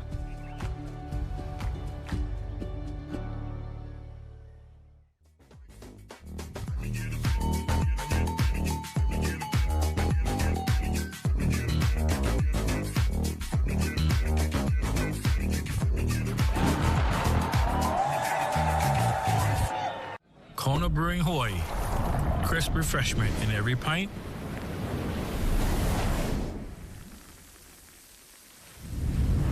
Island pride in every pour. Born here, for here.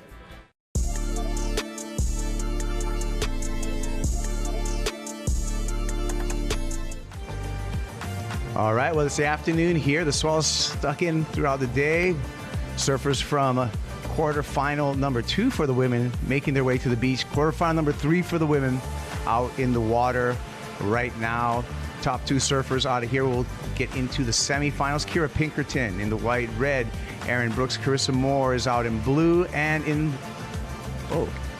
Zoe Zeitz in the green jersey. Here goes Zoe just to kick it off. Yeah, nice bottom turn, drone view looking down. Gets a second top turn in there. See how the board kind of falls through the lip with that drone view. Really good perspective to watch these surfers ride waves from. And her first score still on the way. Kira's got a 1.17 and a 2.5 in the white First of Zoe is a 4.33, so that'll be tops in the heat right now. Aaron Brooks, Carissa Moore standing by. There's Kira Pinkerton. Yep. 2.5, I believe. Yeah, it could have been the 117. She got 2 waves, yeah. 117 and a 2.5 for Kira Pinkerton. That was her start for the surfer from San Clemente. Zoe Zeitz with this 4.33 on the replay. Yeah, nice little extra influence on that first turn, tweaking the tail a little bit just for a little more emphasis. And got the 4.33, which is a decent score for today. And being in the quarterfinals, it's likely that, that could be some kind of a good backup score. Surfers head off the wall. There's Doug Silva, Raymond Shito. So Doug hearing out, our beach marshal. Doug, the coach for Eve Leula Wong, that you can see there with her back to the camera, and Moana Jones Wong. No relation. Also in the heat. Yeah, there's about, I don't know, maybe 5 million Wongs. I live next door to a Wong. There's Jamin Wong, the musician on the Big Island. There's, Planny. Choke Wongs. All right, so open priority right now between Aaron Brooks and Carissa Moore. We saw Carissa take a peek there, but further down the reef. Ouch. Oh! And pokes the nose, goes down.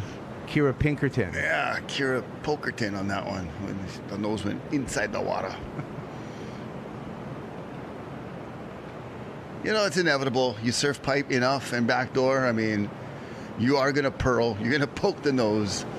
It is such a steep wave. And, broken board. Oh, no. Oh, gosh. That's a time cruncher.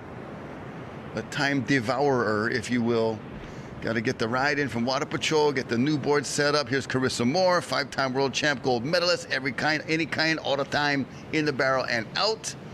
And a smooth, just operational cutty right there to get a turn after the barrel. And the Hawaiian Water Patrol on the pickup here for Kira Pinkerton. And they're going to bring her down back to the beach, where hopefully her backup board is ready. And I don't really see anyone on the beach right now for Kira Pinkerton. So she's going to have to scramble to find a backup board.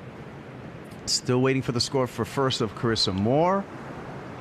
And Aaron Brooks sitting out the back with priority. Wow. Cruise them. Not a lot going. Yeah, she's just a little confused. Here we go, Carissa Moore. We're waiting for this score. Okay, nicely slotted there, and really good barrel. Got to be 6-7 range. Uh-oh, I said it. Okay, there we go. Kira Pinkerton finds the backup board, and Carissa Moore finds a score of 6.83. And the Groms are going to find a souvenir. There they go, chasing it down the beach. And they got it. Oh, got him. That is just a funny little subset of a scene at every surf event at Pipe, is the Groms scrambling for the broken boards. It's a pleasure and a joy to watch. Surprise, right? Oh, yeah. Everyone keeps the back, but the front, it's like, give away. Yeah, it's like, after they take off the fins, the leash, and the traction, then you can have them. Fins, leash, I don't know. Traction, not these you're pretty days. stingy taking away the traction. Right, I know. Like, just get a new pad. Yeah, I know. That's only a couple times I've seen that. I just make the joke. But yeah, fins and leash for fins sure. And leash, yeah. Unless you're feeling extra generous, leave the fins, take the leash more easy. But you got the pop-ins these days, so they can just pop them right out.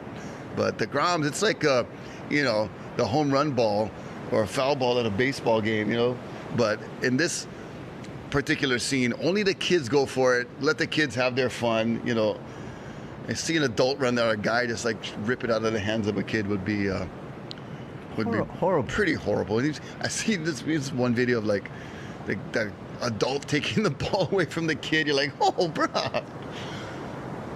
That's like, should be criminal. Now, well, that could be a crime right there, stealing the leash and the fins, running away. Yeah. Where's Kira Pinkerton's backup right there? Was she riding a twin fin?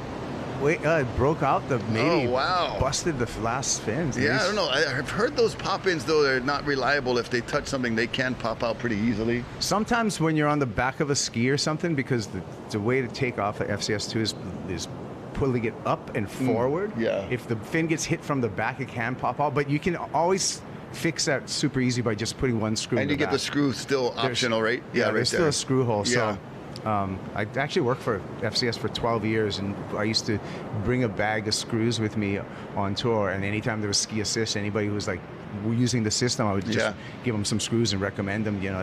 I would just do it as a recommendation. Yeah, insurance. I did see a fin come off in a semifinal with Owen Wright, or a quarterfinal. I don't know. It was way up there. He was like on his way to the final at Margaret River, and it popped out on a bottom turn, and it was a beautiful wave, and he definitely would have got the score. So it was one of those tragic moments. Yeah. Speaking of moments, it's a moment of patience right now for Aaron Brooks. Many moments. The 18-year-old, now North Shore resident, also spends times in Oceanside, California, but Aaron Brooks holding priority, but still not pulling the trigger, not going on any of the waves as of yet. And she's also one that claims Canada, going back to her heritage roots, probably for, like you said, Olympic-itis. Yeah. Well, parents are Canadian. Yeah. But she's born in the U.S.? Born in Boerne, Texas. I think Dad was, Jeff had a lot of different kind of work and stuff, so he's probably working in Texas at the time. Yeah. Here goes. Carissa takes a look at that one. Quick paddle. And that's definitely a paddle. Ooh. Aaron Brooks takes a look at this one, uses priority, drops in, wants a barrel, stalls through, not getting too deep, but wants to make sure she gets the completion because she's a smart competitor and knows that what she needs to do. So this is going to be interesting on what the judges are going to give Aaron Brooks for that ride. Yeah, they didn't get covered completely. Was visible the whole time. That's a lot to do with the scoring. Disappearing is definitely a good thing, and surfing backdoor and pipe and getting barreled. But maybe just a little shred of coverage. Yeah, and the judges let it be known, a 2.33 for Aaron Brooks. Yeah, and now chips away at that 5.83 she was needing before, needs a 3.51 now. So it's going to be good. We're going to see Aaron Brooks back on the championship tour next year for her sophomore year. Okay. And then we're going to see Carissa Moore back on the championship tour also as a surfing mom in 2026. All right, yeah.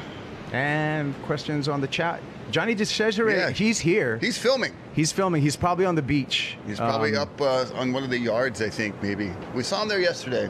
Yeah. He was posted up. Who was up there with him now? I forget. It was Johnny and somebody. The Cesare. Angelina, his daughter, surfed in the earlier rounds in this event. But he was on camera yesterday filming from one of the yards up there. It was someone he was next to. Gosh, it's like... Let's go O-side in the chat. Yep. Oceanside, California, the home Put your O's up. The O-side. The home of the West Coast's longest wooden pier, Oceanside, really? California. That is a bit of nice trivia there.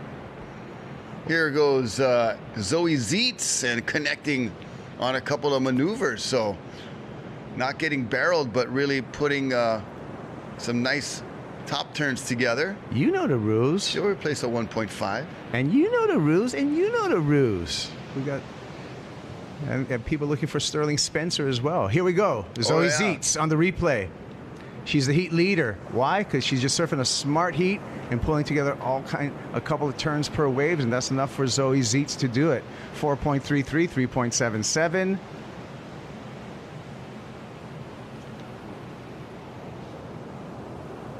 Nice hat.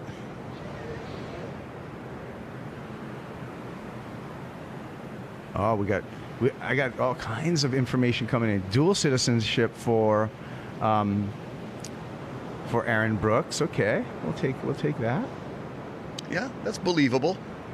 And there's still a lot. I don't know what's going on in the chat, but there's a lot of Sterling Spencer. Pinch my salt. STSP, which which is one of my favorites to watch on YouTube, because I like the way that Sterling talks like this, man, because it sounds cool. And Sterling once called me a core lord, which is a term of endearment. Okay. Are you a core lord, Rocky? I'm a chord lord. Oh, Aaron, now, like this, I hope the wheels don't come off for Aaron Brooks right now, because that showed the body language on that turn right there was not good. Not committed. Well, she just looked like she was over it. Yeah, that's what I mean, yeah. Just kind of the giving up look. But still got time.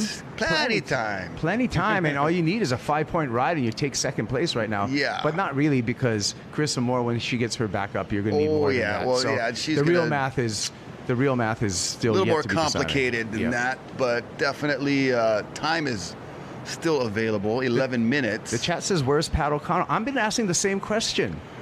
He should be our POC, point of contact. I think Pat O'Connell. He's actually probably manning the Florence pop-up shop at Ehukai right now. He's running retail. He's giving change back to tourists. I probably tap your Apple Pay there. Yeah, I know. No, they got the little cash box. I'm kidding. It is Tapple Pay.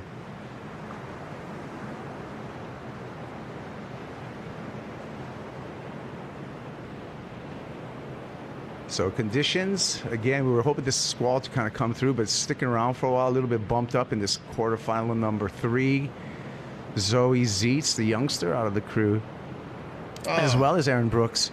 But Zoe Zeitz is actually the one out in the lead. Carissa Moore with the single highest wave score, that's 6.83. Carissa Moore with her comeback to competitive surfing, I believe happened over there in Haleiwa at the QS, the regional QS over there, where Carissa Moore had a runner-up finish to Sakura. Yes. I saw a chat line.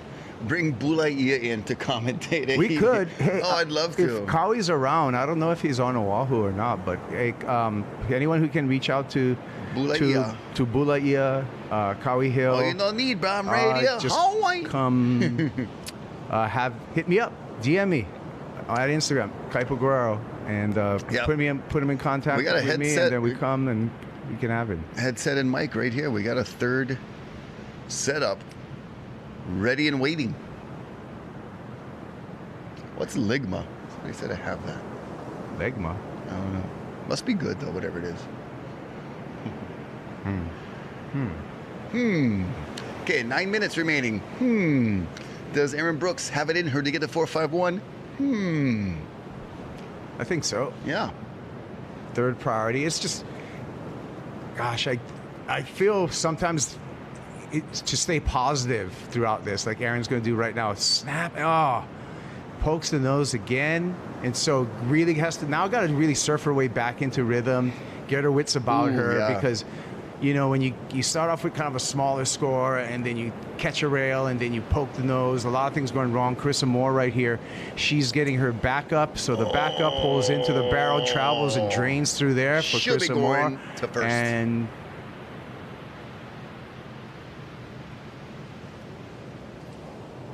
I'm going to test this right now. See how this works. Okay, so Carissa on the paddle back out. And 6.83 is what she already has. So she had a strong start. She's going to get a similar score for her backup. Or will it be her lead score? It will be her lead score with a 7.1, 6.83, 13.93. That is a strong lead for Carissa Moore. And like so many heats that we've seen today, in the 4 surfer heats, it turns into a battle for second advancing position. Replay here of Carissa Moore really tucking in there, finding her way through a pretty compact barrel, and then backed it up with a beautiful carve at the exit. Drone angle looking in, and nice power turn there. Good style, well placed after the barrel. Good old B&C combo, barrel and carve. And right now she is comboing the field nearly. 9.6 is the nearest competitor, Zoe Zeitz. Oh, look, the backdrop right there, the mountain, Mocha side. Yeah, the Ahapua'a of Pupukea, as we see Zoe Zeitz slash there. That was a beautiful turn back up into the lip there, looking quick, sharp. Oh, and unfortunately catches a rail. Aaron Brooks catches, just get caught up at the bottom there and goes down again. So I was expecting a lot from Aaron, and he's just not going her way. Little bit off the game, it looks like, and we talked about that earlier. You know, Baron Mamiya had the similar kind of heat, but was able to kind of scrap and scrape for second. But yeah, look at that beautiful view all the way up the Ko'olaus in the background. Pupukea neighborhood off to your right-hand side. You see that sprinkling of houses there. You know, I got to say mahalo to the North Shore community. They once wanted to build houses like Malibu on this cliff right here. That was the Save Sunset Beach days. And we're able to stop that, thankfully. North Shore Community Land Trust and all of those organizations that do great things to preserve natural and raw land. We got to save as much as we can just because we enjoy it. I know growth is inevitable, but controlled, mindful, logical growth. Here we go, up and riding in white, Kira Pinkerton in third, looking for a 5.23. And she is going to give the judges something to think about, that's for sure. That is kind of a hefty score in these situations and this kind of a day. Oh, love that close-up of the puppy dog. Hello, puppy. Would you like to be a surf dog for Hawaii Surf Dogs and North Shore Ocean Guides with me? That's Carissa's dog. Oh, she chilling while mom is out there doing her job, guarding on the beach. Doing exactly what a dog should be doing, chilling. On the sand, on the beach, living a good life. My dogs, they get to be on surfboards and canoes. They have a lot of fun hanging out with people at the Ritz-Carlton. Check us out, Hawaii Surf Dogs, NSOG Hawaii. So Kira Pinkerton did not get to the score she needed, 3.67 for that last one. Kira Pinkerton still looking for a 5.23. Pinkerton in third. Aaron Brooks needs a 6.57 to go into second place. Zoe Zeitz in a strong second position currently, and Carissa Moore running away with this quarterfinal number 3.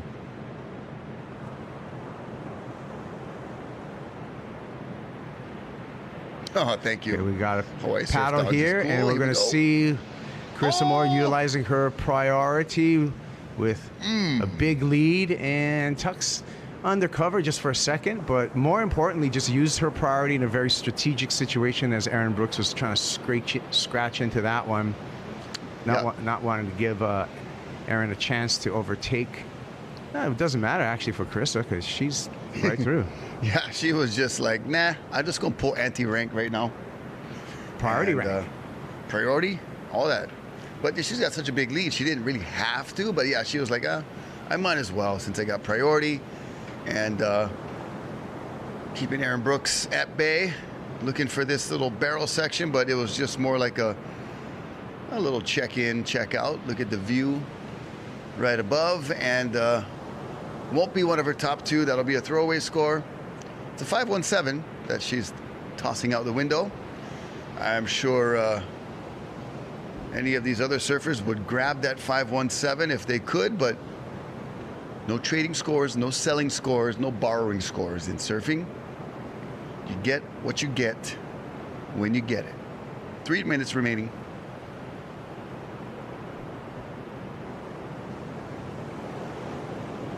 Chat says it's time for Aaron Brooks to boost, and I agree with you. That's one thing that Aaron does have in her skill set. She's got a mean aerial game that she's developing year after year, getting stronger, and bringing some of that innovation, one of the most innovative women's professional surfers. Hey, you can park at the skate park. I just got a question here. He must be watching from his phone. No, can find parking. Can I park at the skate park? Chargeable. You can? Yeah. There you go. Priority with Zeitz Plays a little defense there. Offense now, trying to look for a barrel. Not going to find that, but she's been brilliant on rail so far in this heat. Couple of quick snaps off the top and punches out the back. We'll see. Needs to improve upon a 4.33 if she wants that score line to grow. We're at the 2-minute mark. Priority now with Erin Brooks. And Erin Brooks now has a chance for a clutch performance to come through. Take a replay look. There she uses her priority. It's a little pocket ride there, but then she's been really loose on rail. And great quick feet for Zoe Zietz. Yeah, it looked like that last one, her foot kind of slid almost off the board, but she was able to keep it from moving too much. But good balance, responsiveness there, and nice score of a 4.43. That ups the requirement for the two surfers below.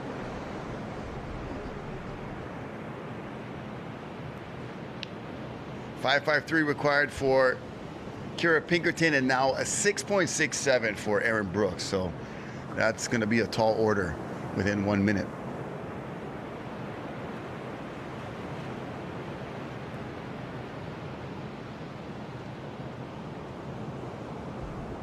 All right, well, this one's going to come to a close in 50 seconds. We got one more heat of competition for day number 4 coming up next. That'll be quarterfinal number 4. And maybe Betty Lou is not surfing in this event. We saw her with a taped up shoulder. I don't know. I don't know if she was she in the draw? No, I was just, there was somebody asking. Oh. And I saw her on the beach, and I thought, you know, I think she was just here supporting Brody.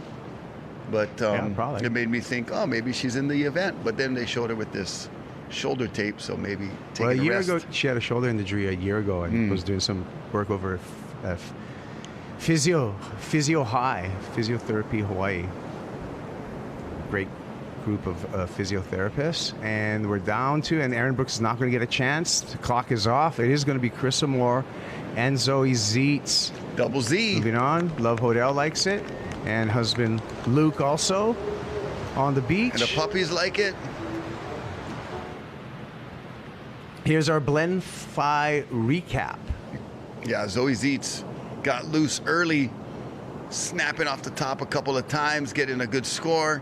Carissa Moore, she was bound and determined to have some moments, and definitely did, putting together a nice scoring campaign of a 7.1 and a 6.83. Erin Brooks tried her hardest, just did not look like she was on her normal game, and bowed out of the event. But Carissa stayed busy with just enough on that one to get the 7.1 and take the heat. Thank you to Bet Online, who's helping us with all of our odds. Thanks to Eric Apple and crew. Eric coming down to the beach. Thank you for your support of this broadcast and this event. The Florence Pipe Pro continues. After a couple of these commercials, we'll be back with quarterfinal number 4.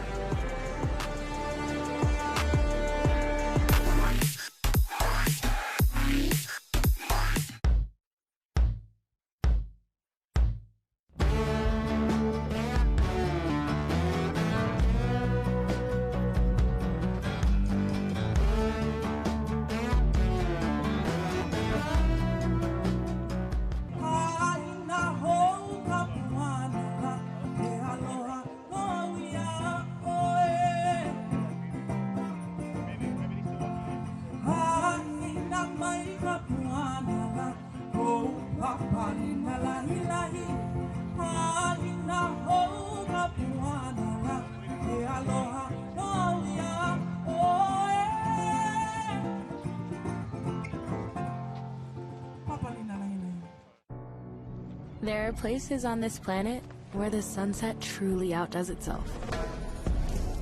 Where music is as constant as the urge to be barefoot. Where you're welcome with love, respect, and a soundtrack.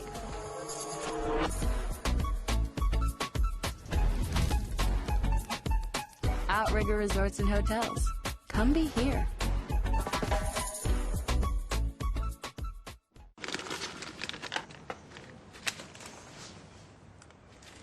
At Hawaiian Telcom, we're here for you, helping dreams become reality. Yes, enjoy. Have a good day. With friendly and reliable service that extends to each and every one of us, putting Hawaii at the forefront to be the first fully fiber-enabled state in the country, providing internet access for all. A brighter world is possible.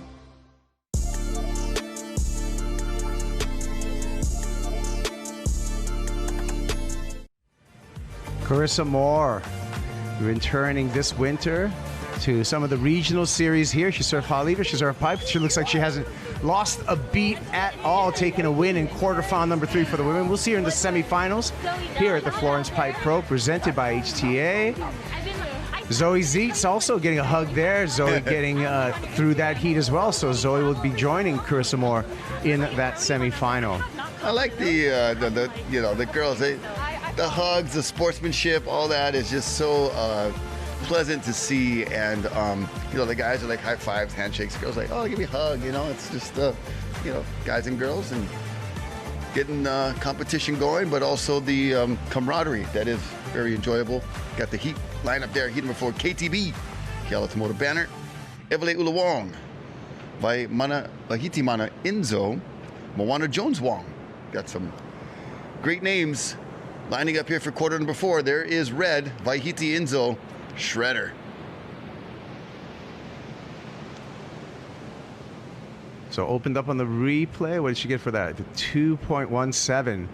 And priority 2, Moana Jones Wong. Moana Jones Wong has, through the regional series, has now qualified for the 2026 Challenger Series. So it's going to be great to see Moana Jones Wong on the 2026 Challenger Series. Also, Moana, if she is to make it to the semifinals, meaning if Moana moves out of this quarterfinal, she will be the regional champ, Moana Jones Wong. So this is some implications to this, but congratulations already for achieving that.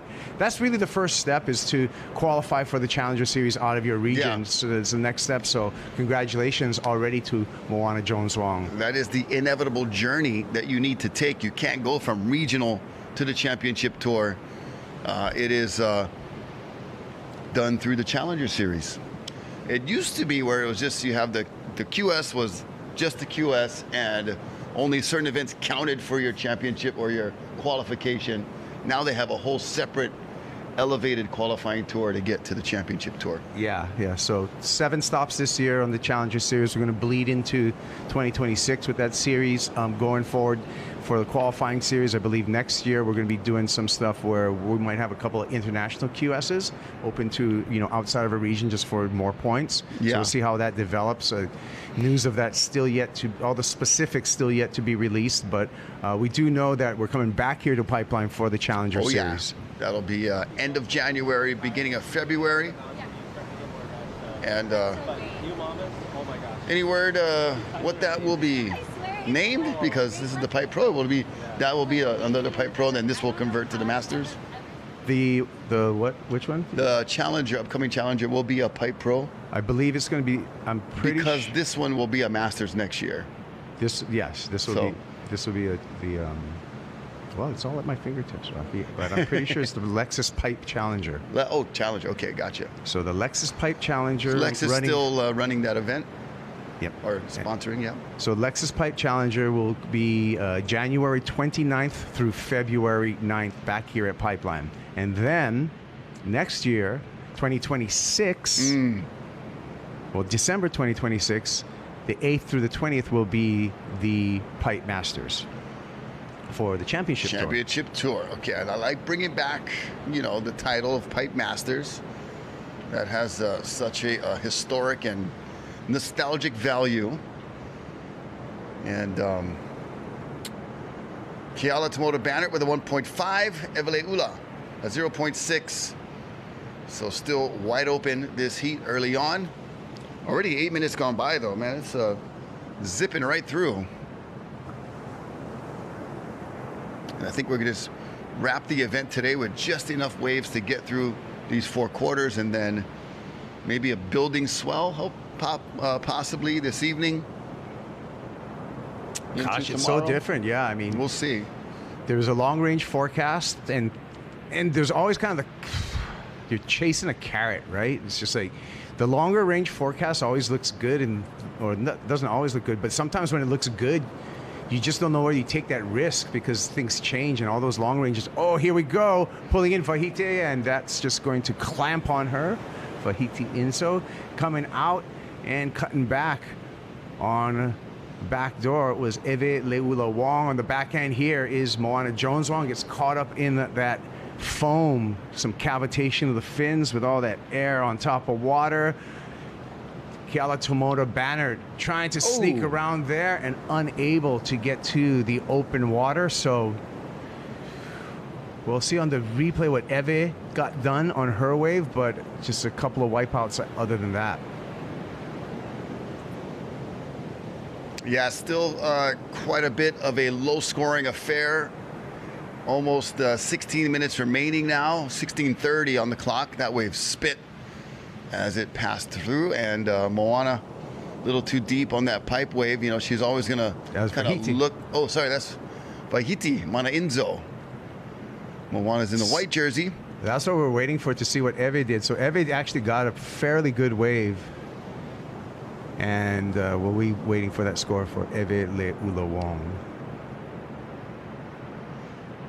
And Moana Jones Wong continues to search for a quality wave out there. Afternoon conditions just deteriorating just a little bit. See what happened here with Moana. Off the bottom, looks for it, and just gets a pocket ride before spitting the fins out. Yeah, Eve Leula. She was working on that forehand, and a nice snap in the pocket right there was, she's going to get a good score. Yeah. This is going to set the pace here. So coming out of the barrel, hitting the lip like that, that is going to be a great combo, and she'll elevate to first place. Nice hack there for Vahite before she bails out. The previous wave of Eve Leula Wong, an 8.77. Her backup just checked in at a 2.43. 11.2 two-wave total for Eve Wong. That should send her to the semifinals. Moana Jones Wong right there getting caught up behind and unable to find open face again. So struggling a little bit with the conditions is Moana Jones Wong. Like we said at the beginning of the heat, she makes it out of this heat, and she's going to be the regional champ. Not to say that she can't still win the regional title. It just depends on what the other surfers do. Yeah, so she would, kind of control her own destiny by advancing. And here's Eve Leula tucking into another barrel. So she's finding a little bit of luck here with the right waves. Not as deep on that one as before, but still really slinging together those some good maneuvers. turns. Yeah. So nice maneuvering by Eve. Eve, working on her surfing in between events. Took a trip down to El Salvador with Doug Silva. Did some coaching over there. The region super rich in waves, so really got to work on a lot of her technique. Yeah. And just her biomechanics. Get a lot of reps in. Yeah. Easy place to go surfing. Warm water? Yeah, warm water. A lot of waves. A lot of different waves. A lot of swell. Surprisingly, a lot of swell. Replay of Eve.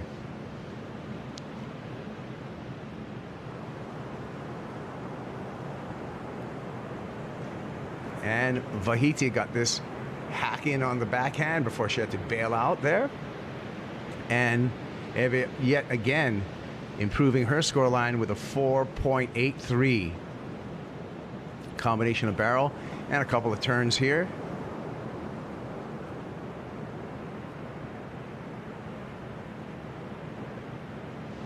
Oh, chat's requesting some. I don't know. You would know more. What's the? Well, we're gonna get back to the chat because we got live action. Evie just can't stop. Deep in the barrel comes out of that one. That was incredible. Got a second one, and Ev is just having her way with backdoor today. Come in already. 8.77. She's going to improve upon the 4.83. Eve Leula Wong. Wow. Oh, brah.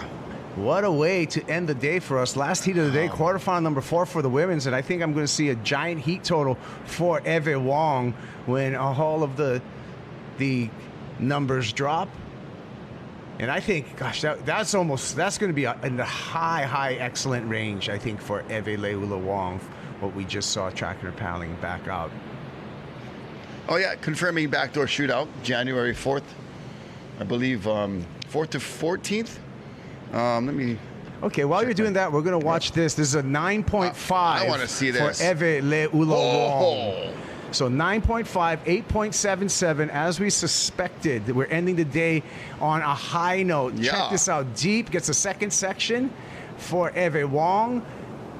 Little out, and then a 9.5, 8.77. Eve Leula Wong, an 18.27 heat total out of a possible 20. Highest heat total, I believe, of the comp so far. I forgot what John John's was.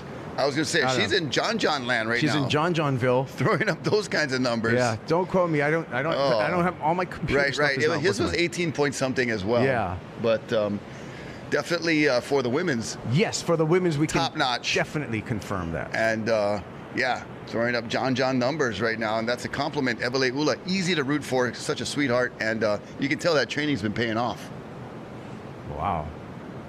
Okay, John John was 18.1, 18.27. Eve wins. Okay. Yep, there it is. On Peppa. On paper, John. Eve's got you today. But that was a way to end the men's round of 64. So that was a great crescendo for the men's round of 64. All right. And this is a great crescendo for the women's quarterfinals. So we're getting lucky over here. Yeah. Throw up the W's. I want more W's in the let's chat. see it. Let's get it, because we've been bringing good luck every time we throw up the W's. Eve Leula Wong. With the W. But yes, confirming backdoor shootout January 4th to 16th to the folks who are inquiring about that. So that'll be kind of in between this and our Pipe Challenger event. And I'll be back on the beach commentary, I believe, for the Challenger. Unless you guys get the petition going, then we'll see about that. Keipel's like rolling his eyes like, no problem. No, I think they're hiring. I think they're hiring all local talent for that. But, yeah, let's see who's in the barrel right there. That is Keala. Yeah, Keala Tomona Bannert. So Keala with a 2.9 will go into second, and I believe that should be enough. I think that's going to be enough. We'll see. Meanwhile, with priority, Moana Jones-Wong just needs to be in the top two. Just needs to be in the top two, but actually, we're all fighting for second in another heat. Just to fight for second. Battle is for second. Right now, Eve Leula looks uncatchable. I know anything can happen, but I'm going out on a thick limb, bet online odds, everything. And Evele is going to win this heat hands down. The battle legitimately is for second. Yeah. She is just having a field day. She goes again. Oh! Another little tucking under. Wow. So that last wave for Keala was enough. Keala Tomona Bannert went to second. Vahiti Inso, who just paddled over that wave right there, has dropped down to third. Vahiti needs a 3.28, and Moana Jones-Wong is not out of the conversation. A 4.27 for Jones-Wong to go into second in advancing position. And these waves look like they might be pulsing a little bit right now. As, Keala. Oh, wow. Yeah, Keala. Oh, my goodness. Keala. There you go. Nicely done. Oh, and the slash, too. So kiss that 1.5 goodbye for Keala Tomona Bannert and add to her scoreline. Yeah. So that'll be a big improvement. Vaihiti now is going to need quite a bit larger number. As will Moana Jones-Wong. Correct.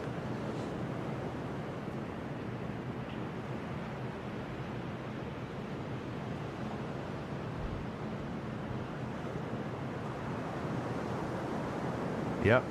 Eve is ripping. Here we go. Moana Jones-Wong also wants to get into the conversation and advance out of this heat. Pulls in, traveling. You saw the whitewater just gobble her up. Eve Leula Wong on this replay here. And remember, she just got another quick bubble. Cruising. But she's not even going to count that one. Back to live action with Vahiti with a big ejection. She went parallel to the ocean. And Moana. Come on. Oh, my goodness. Oh. Hang on. Oh, man. Oh, no. Oh, she was getting just left, right combos from the whitewater was really making it difficult for Moana to stay on the board. Finally had to succumb to the ocean's power right there. Yeah, I agree. Moana breakout party. I agree with you on the chat. Yeah. Eve, too. And I'm sorry, Eve breakout party. I didn't mean Moana. I was having Moana on my mind just because Moana is just rode the wave. And surprisingly in 4th place. Another replay of Eve Ulawong in her breakout party right here. Party! Paina. Oh, Keala's wave. Look at that view. Just beautiful. Right in the eye of the tube. Yep, 6.33 for Keala Tomono Banner. And then Moana just trying to fight back here. Waited for it. And just was right there before it just got swallowed by the whitewater. It was like smacking this way, that way. It was really not letting up. Relentless. Go Eve, yep. Throw the dubs up. Throw the dubs up in the chat. And they're asking, some people are asking, I don't know. Tomorrow, I feel if we wake up and it looks good and the wind forecast is good, then we're going to go. Be hard to walk away from. But I feel like long term, there might be some other swells, but you're kind of chasing your tail at that point. You're putting a lot of trust in computer models. In long term. Yeah. In the immortal words of Keone Downing. Yes. Whose father used to run the Eddy, George Downing. Yeah. Keone would always say, it doesn't mean anything, son, until it hits the buoys. You can talk about it all you like. Yeah. With all of your chatter, young man. Yeah, and all of your, numerical models. Your chatter and numerical models are hurting my ear, Kaipo, because you talk too much. It doesn't mean anything until it hits the buoy. Then we can talk about it. Yeah, it's all numbers, predictions, models. The European model, the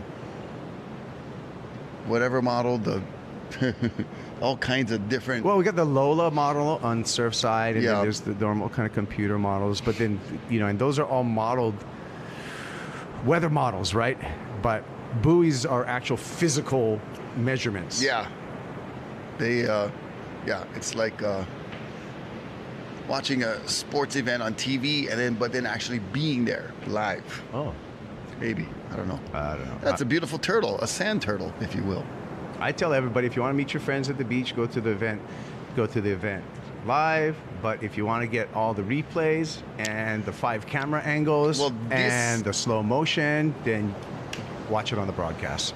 And not have to find parking. Yeah. But this day and age, you can get that dual spectator experience by being on the beach. If you got connection on your phone, watch both at the same time. Yeah. Oh, or like some of the monitors on the beach and stuff. Yeah. We do it a lot. You're watching it on the beach and then something spectacular happens and everybody runs back in to watch the replay. To watch the replay. Because it's always fun to see it live, on the first take. I used to always trip out when I go to like UH football games as a kid, and you see the uncles there with their headphones on, listening to the radio broadcast at the same time. They're listening, yeah. But for real, radio sports broadcasting is becoming a lost art, and it's one of the most. Sometimes it's absolutely incredible how descriptive guys can go over they're not counting on any of your vision. They're counting 100% on all of their words audio to describe what exactly is going on. And there's some brilliant radio sports broadcasts. And it almost seems like the older the ones they are, kind of the better they are, actually. Yeah, they got it down. Because they had the best of the best. Yeah, they're basically your eyes on the court or the field, delivering it to your ears, and you can just visualize, even the kicking off from left to right, all of the little details. Like old school baseball you can visualize radio, it. Yeah, out of control. You know? Bit low and outside. Yeah, just a bit outside. Little major league reference right there. Okay, 3 minutes remaining, and things are looking pretty dark, just like the sky for Moana Jones Wong. Yep. Oh, looks like it's raining by my house. Inso. Yikes. My house is just around the point up there in the top of your screen. And, we're getting some rain over there. Keiki Beach Bungalows, the Ottaway. They're a sponsor. I like to get personal. No, I just we're in the middle of wrapping up the heat and telling everybody like what everyone needs. So let's. Yeah. I'm going to let you tell everyone what the situation is. You guys knew the situation for a long time already. Combo Nation, Eveleula is the El Presidente of Combo Nation. But the battle for second, Rocky. And that's still a way long shot for Vahiti and Moana. 7s and 8s required. 2 minutes remaining. Might as well tell people where I live. So 8.1 for Vahiti. She did not get that on that last wave. She's still chasing at 8.1. And Moana Jones-Wong chasing a 7.33. And the tough part for Moana right now is that she's under the priority of both Eve and Keala. And not going to quite wrap up the regional championship if she does not get the score. So a lot of, weight on the shoulders of Moana at the moment when speaking about the part of her pro surfing career that I'm sure she'd love to go into the rest of this event carrying that regional championship banner. All right. Thank you. And back to the chat. Kaipo, do you ever ride a Pipo? Yes, I actually have a number of Pipo boards in various sizes. So the answer to that question is yes. And my favorite Pipo is made from Ronald de Soto, which is it's a more modern one that has more of a blunt, boogie boardish type of nose. And I mean, goes fast. Your name can't be Kaipo and not ride a Pipo. That would be a shame, wouldn't that? Oh, man. All right, 45 seconds. Can Moana Jones-Wong do it? Can Vahiti get a wave under the priority of Eve and Keala? I don't think they're going to let them have it. Here comes a wave right now. Moana trying to escape them. Paddling up. 30 seconds. That means she would have to spin around on the very next wave that comes through. And I think the defense is too hard against her. Here we go. I'd be surprised if anyone lets her go. Yeah. And nobody even wanted that one. And especially Keala is going to be very attentive to Moana's presence. Okay, what about this? Here we got 10 seconds. Hands have to leave the rail. No. Well, if you paddle over that one, you're never going to get that one. So, it's not going to make it. All pow. Pow play. Day 4. All pow.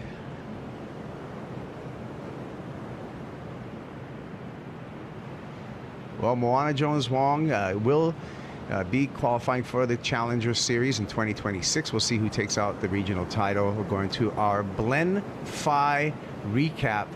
Vahiti Inso got some turns done, but just couldn't accumulate enough points to move to the semifinals. It was all about this young lady here, Eveleula Wong, going big in so many ways. Yeah, just finding those barrels that were super deep, really proficient in the carving as well, mixing it up nicely, coaching, training, all of the things working, coming together here, and she can pat herself on the back for a job well done. This was the highest wave score of the heat, the 9.5, and cruising right through. Highest heat total of the day, 18.27 for Eveleula Wong. Keala Tomona Bannert, she found a couple barrels on her own, 6.33, a 4-point ride. Keala's also into the semifinals along with Eveleula Wong.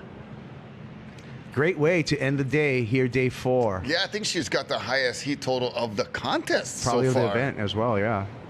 So, good job. All right, mahalo to Salt and Air Studios and Rogue TV for this broadcast. Here, day number 4 of the Florence Pipe Pro, presented by the Hawaii Tourism Authority. We'll be back with a little more to wrap up the day right after these commercials.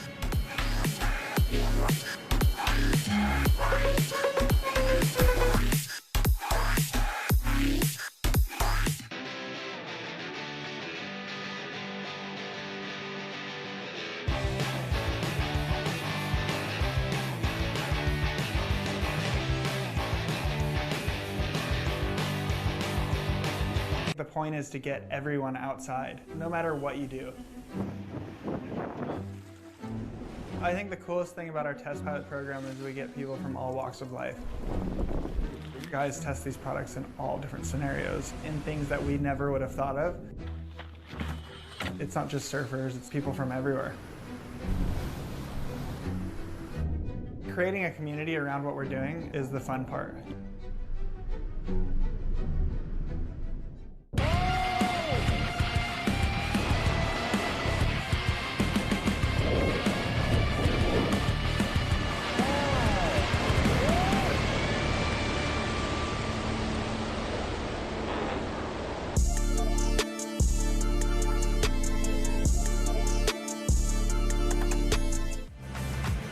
What a way to wrap up the day here at the Florence Pipe Pro, presented by the Hawaii Tourism Authority. That's Eve Le'ula Wong. She's coming in after quarterfinal number 4, and she's coming in with a monster heat total of 18.27 to move on to the semifinals. Kaipo girl, along with Rocky Cannon, and a happy, joyous, and one with a lot of momentum, Eve Le'ula Wong.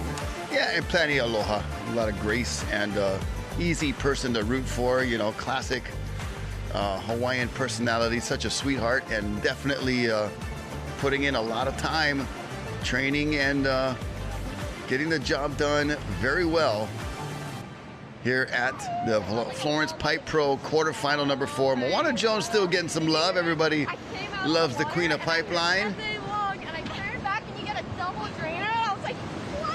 Oh, double drainer. I like it.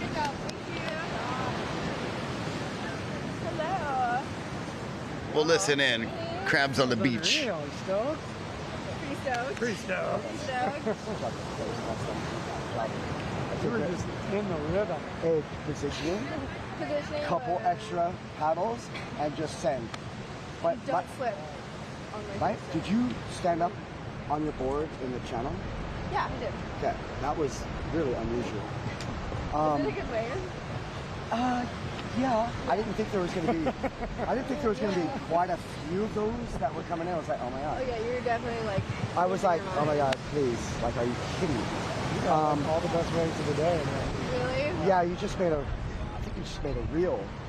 So, I think it was 9.5 and 8.77. I did fantastic position. That was amazing. Also, that was really good. See you upstairs.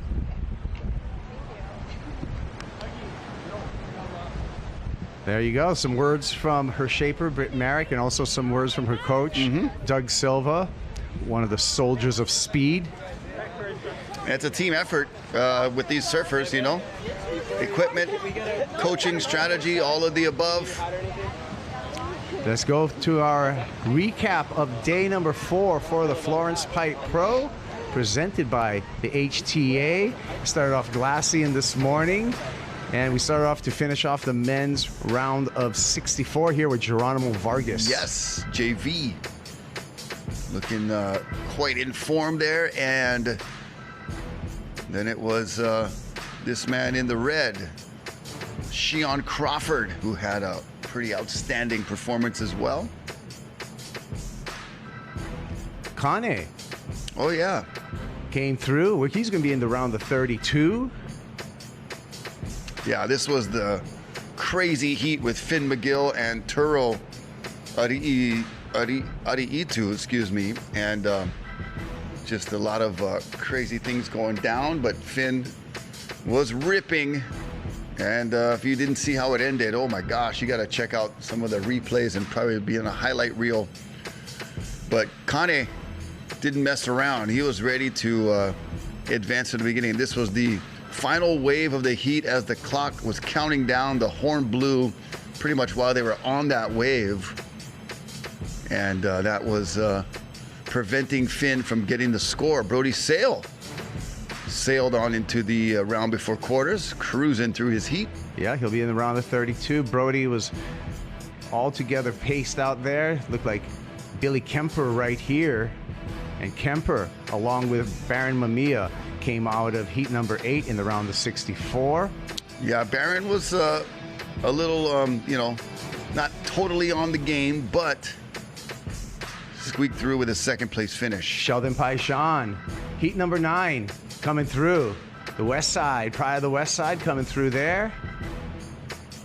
And Who that? I don't know. Not forget already. Ooh, it's been a long day, guys. Oh yeah, Cayano Costa. That's What am I thinking Cayano. of? Cayano Costa. Wish we had a script for this. Here, Eli Hanneman. He went big here. Boosting.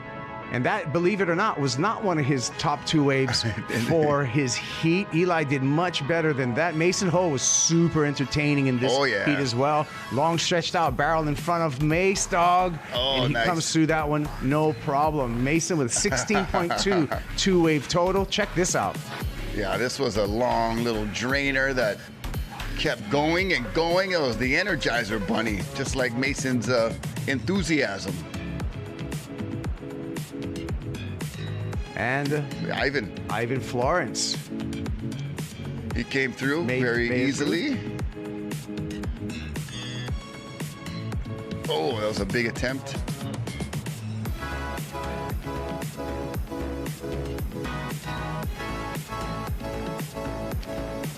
I think that was Legend Chandler.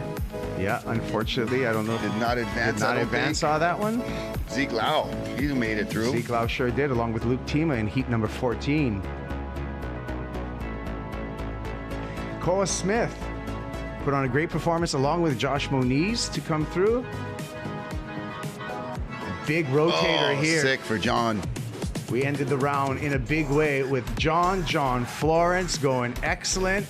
Not once, but twice. 18.1 2-wave total for the 3-time world champ, John Florence. And then the women. It was the women's quarterfinals time, Rocky. Yeah, that was very well done right there. That's Island Vost. She was on her game. Gabriella just missed out on advancement, I think. No, Gabby made it. Oh, Gabby made it. Yeah, she was actually going back and forth with one of her other competitors and was able to get that 0.9 way late in the heat.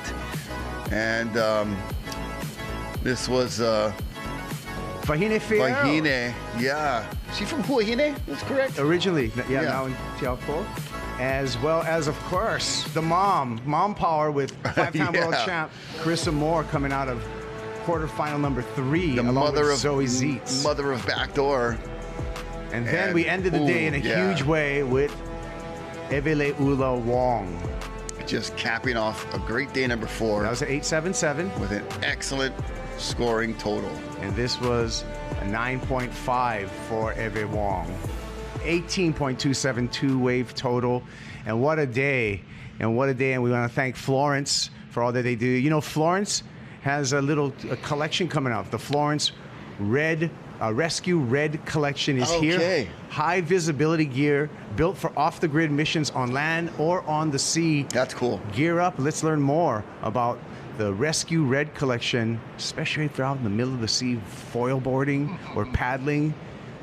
That's what you want to be wearing. It's a special collection from Florence. There's a new thing called foil courtesy. John doesn't have it. He literally, the first time he fell, he made a point to paddle to me and start yelling at me, splashing me with water, going, "What are you doing out here?" It's pretty much trying to send me in, and I was like, "What are you talking about right now?"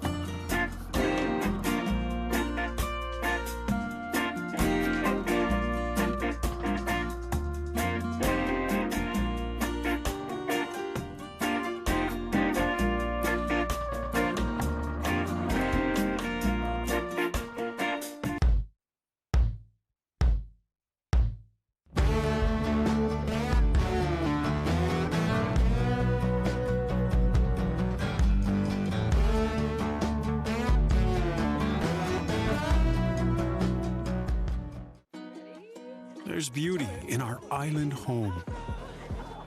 And there's something remarkable in going further. With Atmos Rewards, you'll find loyalty that opens doors. Now that your Hawaiian miles have become points, think of this as your invitation to get rewarded for traveling the globe and to keep going further.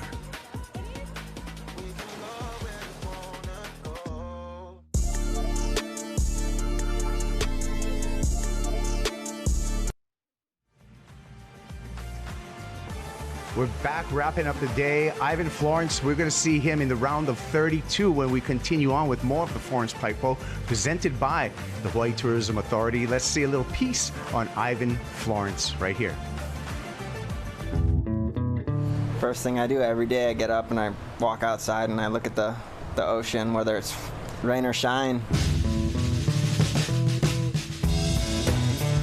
I like to keep busy when I'm home, skateboarding, surfing. My brothers are screaming through my window, "Get up! Let's go! Waves are firing!" The North Shore. It is all barrels and just beach days, but there's a lot more to it. The respect that you have to have among the community, the land and ocean, and your mental, your physical, everything to do the stuff that we love to do. And keep doing it.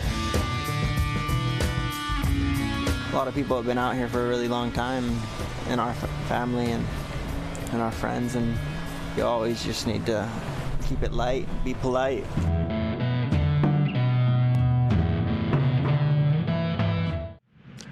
All right, well, that wraps up the day number 4, setting up a potential finals day tomorrow. We're down to the semis for the women, round of 32 for the men. Yep. Thank you, everybody, for watching online, chatters, fans online, staff. Mahalo. See you later. See you tomorrow.